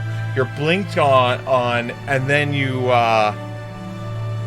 throw your refresh on yourself, so you can don't run out of ammo. And when you got really good at it, you could solo anything in the game. And the last thing I did in Final Fantasy XI, it was the last thing I did before I logged out for the last time, was there was a turtle, a big ass freaking turtle. And if you beat the turtle, it had a chance. It wasn't even guaranteed. There was a chance it would drop a shield. It was the best shield in the game. And the red mage could equip it. And it was one of those ones when you got that shield as a red mage, they tanked you up so hard that it made life so much easier that even if you like screwed up your rotation, it wouldn't really screw up anything. And so the problem is, when you solo this monster, you're doing so little damage that it takes like something like 12 to 14 hours of just doing a rotation over and over and over and over and over and over and over. 14 hours. You just gotta sit there and just do this rotation over and over. And I wanted to do it just so I could say I did it. And so when I finally beat the turtle, and thankfully the first time I killed the turtle, the shield dropped. And so, you know, a lot of people get pissed off because that's supposed to be a raid monster. Raids are supposed to go out there and fight this thing, like full raids of people are supposed to go and fight it. And so you'd have whole raids sitting there watching you as you're soloing this thing, hoping beyond hope that you will die and fail, so that way they can steal it. And so you would sit there and you'd have like a whole crowd surrounding this stupid ass turtle as you're sitting there just like doing your rotation over and over and over and over again. And they would get so pissed off when you'd actually beat it, because like you're one person and they're a raid of many, many, many people, you know.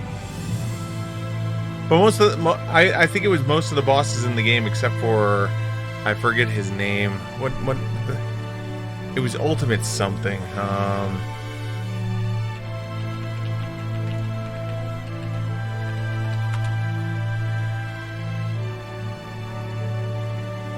Absolute Virtue. The Absolute Virtue was the boss that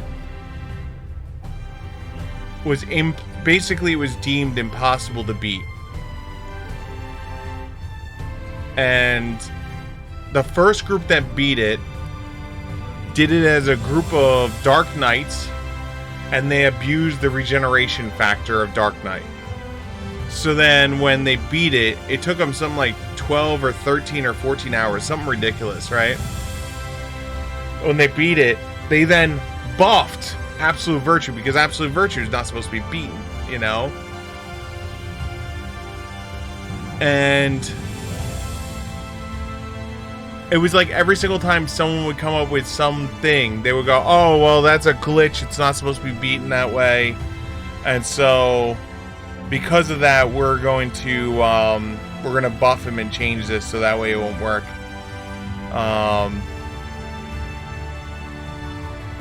And what made it even worse was, like, they did a whole article on it, that there was groups of people that would sit there and, like, fight Absolute Virtue for, like, 18, 19, 20 hours. It would be full raids of people, and what they would do is you would shift.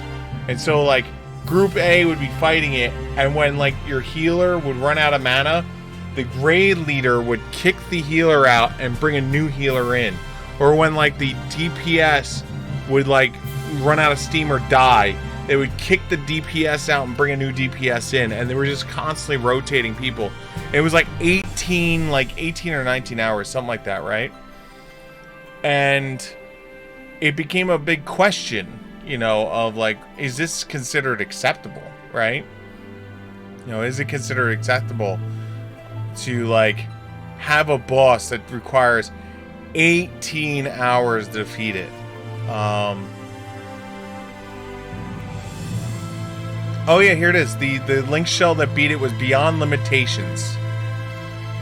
Was the group that did it without glitching. Yeah,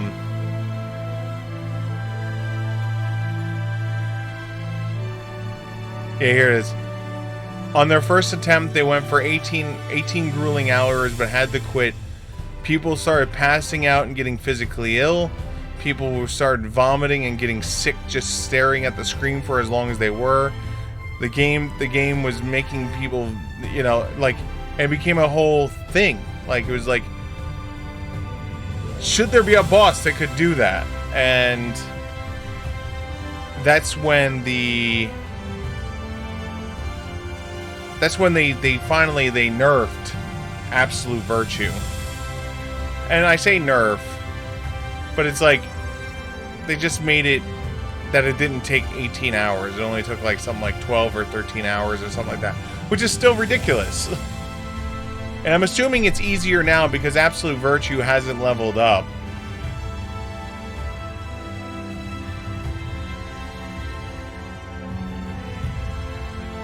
Is this it? World first kill of Absolute Virtue?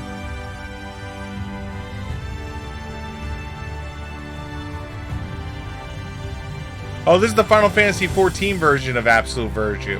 Oh, that doesn't count. The Final Fantasy version of Absolute Virtue makes no sense.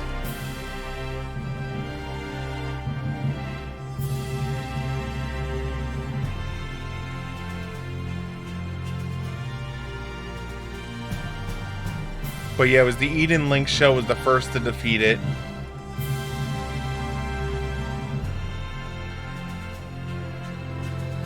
Here, Battle of Absolute was released. The level cap was 75 at the time due to Turdendus of Chain of Promethean's mission, the ease of access to Lemuria, the difficulty of numerous NMs, and the punishing drop rate for triggers. Players would not see Absolute Virtue until 3 months after the NM system was introduced. The first single shell to defeat Absolute Virtue was Eden Link Shell from the Fairy server in 2006. Absolute Virtue is notorious for being the longest running NM that remained undefeated through legitimate means. This added to the development team's unpopularity at the time, because any method they deemed unacceptable would be removed from the game. That's what I was talking about. It's like, so like it was Death Knights was the first one, where it's like if a Death Knight blew his 2-hour ability, he would basically, as he's hitting him, he would be regenning health for the hit. And so when his 2-hour ability would end, you'd rotate in Death Knight number 2, and then Death Knight number 2 would then use his tanking abilities, pull the aggro, and then go into 2-hour mode. And so he would tank through health, and they just literally rotated people through, and they're like, no, that's not supposed to work that way. And so they literally just made it that Death Knights could not power tank through their damage anymore.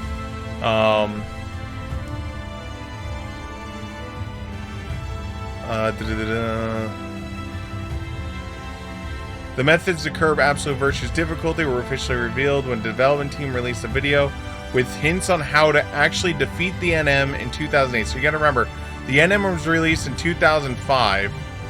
It wasn't officially beaten, like it was beaten through unfair means.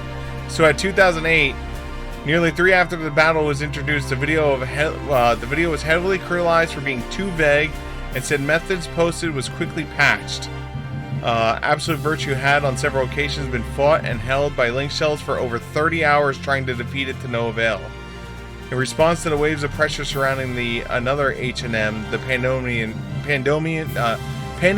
Warden, Square Enix reduced the difficulty of Absolute Virtue in late 2008. Its HP total was dropped at approximately 100,000 points to around 66,000, and its stats significantly lowered. A time limit of 2 hours was also imposed on the fight. With the increase of level cap from 75 to eventually 99, the battle against Absolute Virtue has become a much easier and obtainable battle.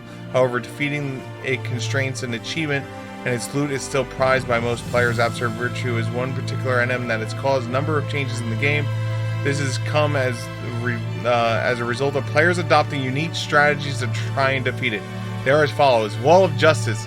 The zone Atu is separated into 4 sections of translucent wall.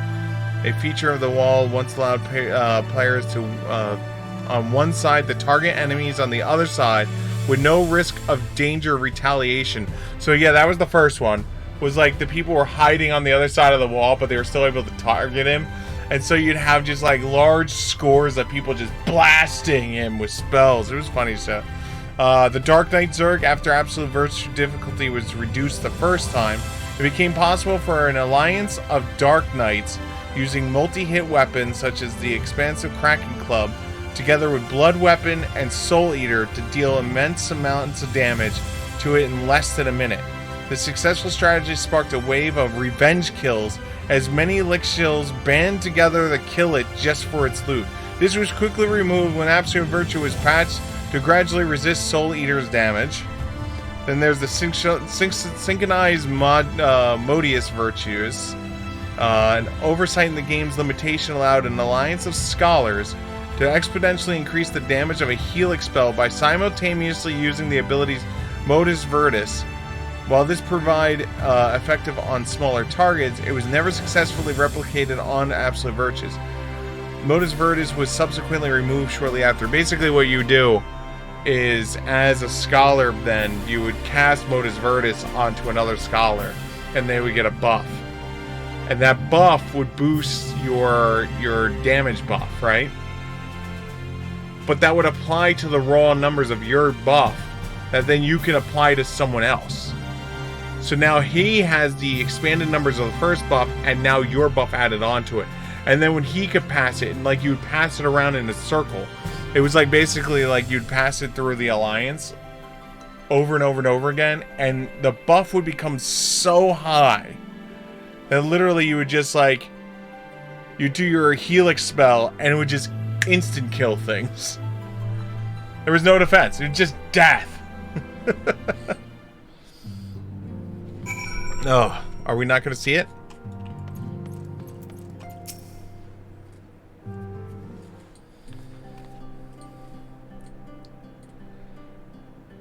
I trust you all enjoyed the comfortable flight aboard the pride of its guardian fleet. Lest you worry, the Bonanza has been towed to a nearby location to be retrieved by at your convenience. I'm sure Tataru is happy about that. You have thought of everything, Lord Amric, and I may say how much I appreciate the hospitality afforded to us on the way home. Goodbye, blanket. It is getting warm in my room now. The computer has been running for a while, so it's like, you want warmth? I got warmth for you. And may I say how much I appreciate the hospitality you afforded to us on the way home. Think nothing of it.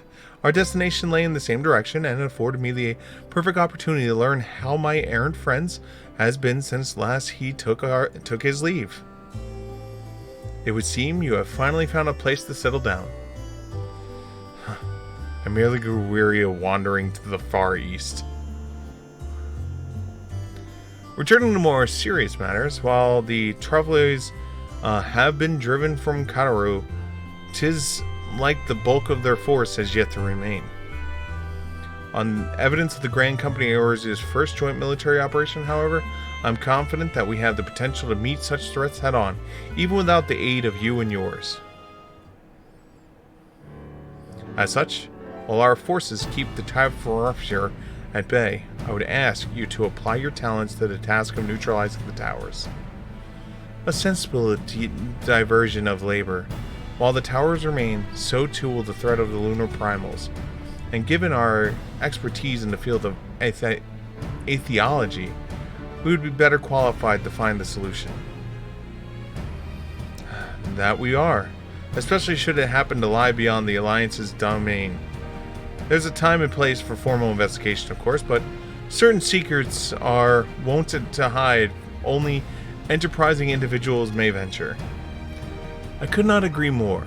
There are none better suited to the task, nor any upon whom I would rather rely.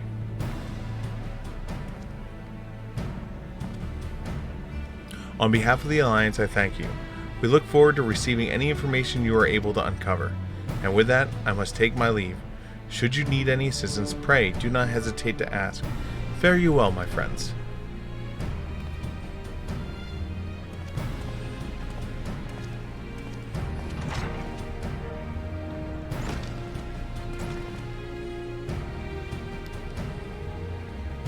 I confess, I had hoped to be able to study the towers more closely, but as they plainly are to the Typhorafshire's plan, if we are to discern the ultimate function, we will be one step closer to understanding our enemy's grand scheme. Should we succeed in neutralizing them, of course, it is all but certain that the Typhorafshire will mount an all-out invasion. And then it will begin. The one who waits in the heart of chaos will come for us, for you. Yet in the end, our true nemesis may be calamity to the end of all calamities, the final days themselves. Yes, alright, Alphanid. We need a plan, not portents. As Thancred so eloquently pointed out, we are in the position to seek information from all manners of places, not at least. Shalariarian. According to Krill, the Forum has been more secretive than ever of late. While this may be related to the appearance of the Telephories, this remains a matter of speculation. But one thing is clear, the Forum is determined to keep us from discovering the truth. Master Fortis performance at the Lotus Stand was enough to convince me of that. The matter beareth further investigation, I do heartfully conclude. Nor can I think of a more promising place to look for an answer we seek on the matter of the towers. Charloya hath ever been the wellspring of our atheology knowledge. I care not where we go. Here or there, my lance will be ready. And what of you, Siegfried? Might we persuade you to join us? Plot a course for Sharlahamanaman. If it means I can have a word with Forshalamanamanon, an island of bookworms and bureaucrats, have we no other choice? No, I want to have I want to have a talk to asshole with what he did to his children. Only after I do.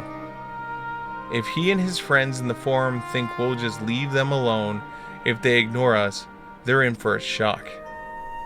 It appears we're in agreement. We have but to wait for Krill to secure the necessary permissions. In the meantime, there's a matter I would have you investigate. Does it involve tall structures?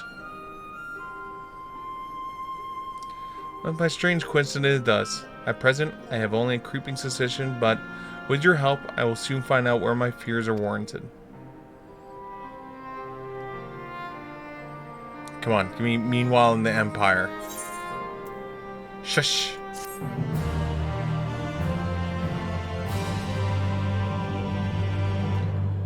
You have learned the emote shush.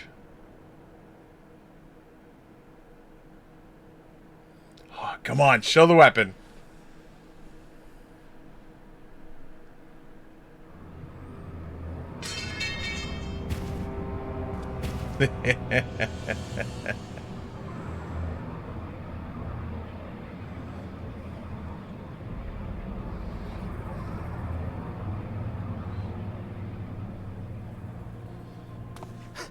Those Eorzeans certainly are a stubborn bunch, though I suppose you knew that already. My plan to redirect the ether from Cartano came to a rather less than satisfactory conclusion. It was, in many respects, an abject failure. Which does, of course, raise the question of where we are going to procure the requisite amount. The obvious solution would be to draw on resources a little closer to home, though that would require our dreamer to dream a trifle more deeply. So be it. The dreamer will not complain.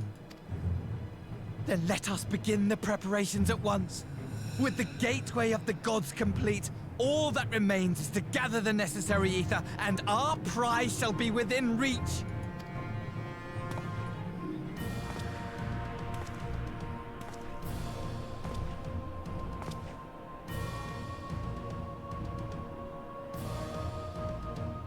The time has come to fulfill your heart's desire, my desire! To relieve those wretched creatures of their meaningless existence!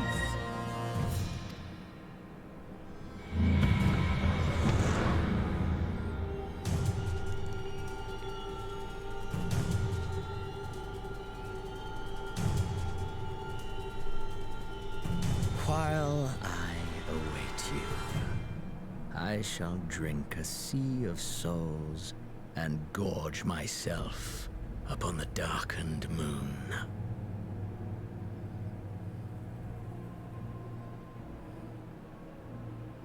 Then you shall come to me, all roiling rage and rancor.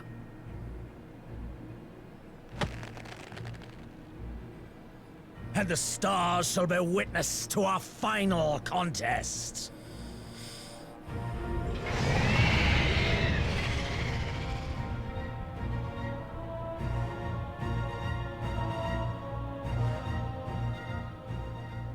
So yeah, if you don't know that, he's the Reaper.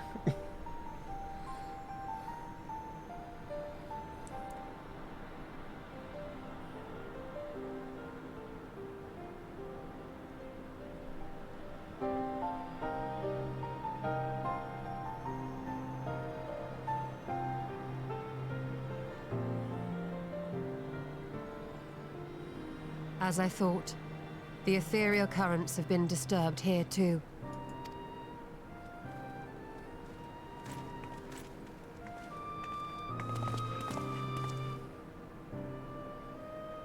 It was the same in Thanalan.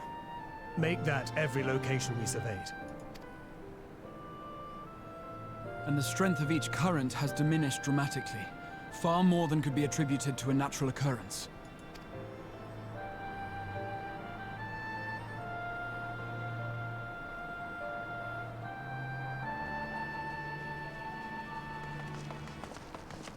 What's up, guys?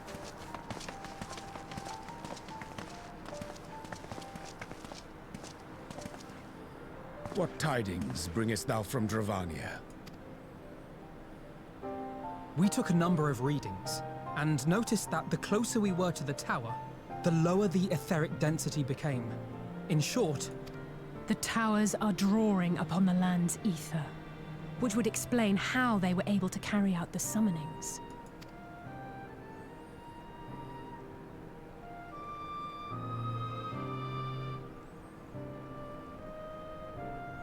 Our allies must be informed of this. We should return to the Rising Stones and have Tataru relay our findings to them. Word.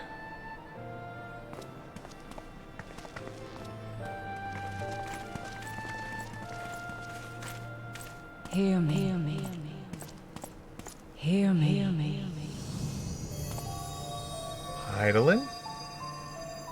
Darkness comes. And with it, the end. The fate of the star is in your hands.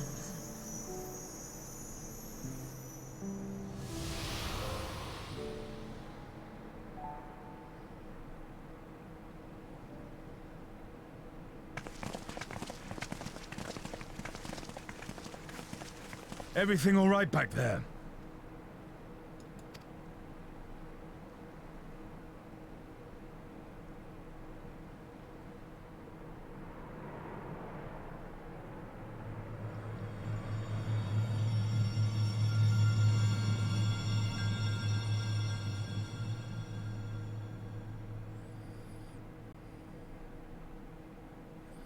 At solemn dawn, grim purpose shines, and gazes cast toward moonlight sky. Thus does our final current rise. Your steps... Wow, it disappeared faster than I could say it.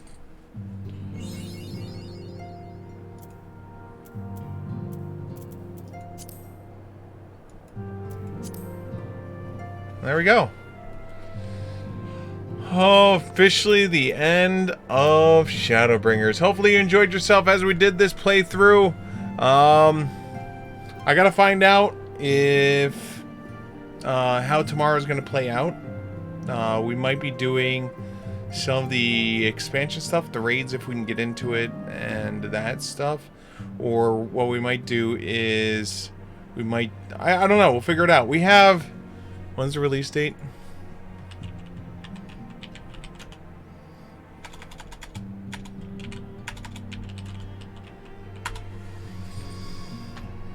December 3rd is the early access right now. So we have, as of tomorrow, or as of Friday, we have 1 week. So we'll figure it out. It's either going to be, we're going to be doing some of the raids and stuff like that from Endwalker. I can figure out how to get into it. We might just do some leveling and chill, where we just hang out and I just level up some other classes so we can have them set for Endwalker. Or the other or is maybe we'll do some other game for a week and then come back to it. We'll figure it out. Other than that, guys, unfortunately, it is 5 a.m. and I am about to head out of here. I want to say thank you to all of you for hanging out this evening. If you are heading out for the holidays to hang out with your family on, as I've been calling it, Turkeypocalypse, hopefully you enjoy yourselves and your family. Hopefully you have safe travels out there. If not, hopefully you have a great, amazing day. And just know I send all the positive vibes and everything I can to all of you, that you have a great, happy, healthy, and safe day. And if you are traveling, please make sure you take ample time. Don't do anything stupid. And I want to see you when you get back home. And if for the rest of you, hopefully I will see you tomorrow night. Schedule for the coming week so you guys know what's going on. So tomorrow night, Friday night and Saturday night, we're going to be doing short shows, so we're going to be ending at midnight, which is the other reason why we might just do some League and chill, because it's only be a couple of hours, like 1 or 2 hours, maybe 3 hours. So we might do some League and chill. We'll figure it out. And then Sunday night, Monday night, Sunday night, Monday night, we're going to have the long streams. Tuesday, Wednesday, we're going to have the short streams, and we're going to go from there. Other than that, guys, have a great rest of your evening. The ending music is brought to you by Electromata. The name of the song is Summer Vibes. The opening music, all of it was brought to you by NCS, no copyright sounds. If you enjoy anything that you heard music-wise, make sure you look them up on Spotify or YouTube. And other than that, guys, have a great rest of your evening, a great rest of your day, or a great rest of whatever the hell you're doing. Until then, guys, good night. Mutton! Oh, shit, almost forgot. EJ, or eJimmy4120, thank you so much for the follow. And if you're on the YouTube side of things, make sure you hit the follows and all that over there. If you are on the YouTube side of things, thank you so much for hanging out over there. There are like 17 or 18 of you over there, so you guys are awesome. If you miss any of Shadowbringers, you want to play catch-up, go over to YouTube /6342. The entire catalog is over there for you to play catch-up there under the Shadowbringers folder. Until then, guys, have a great rest of your evening. Bye now. Button.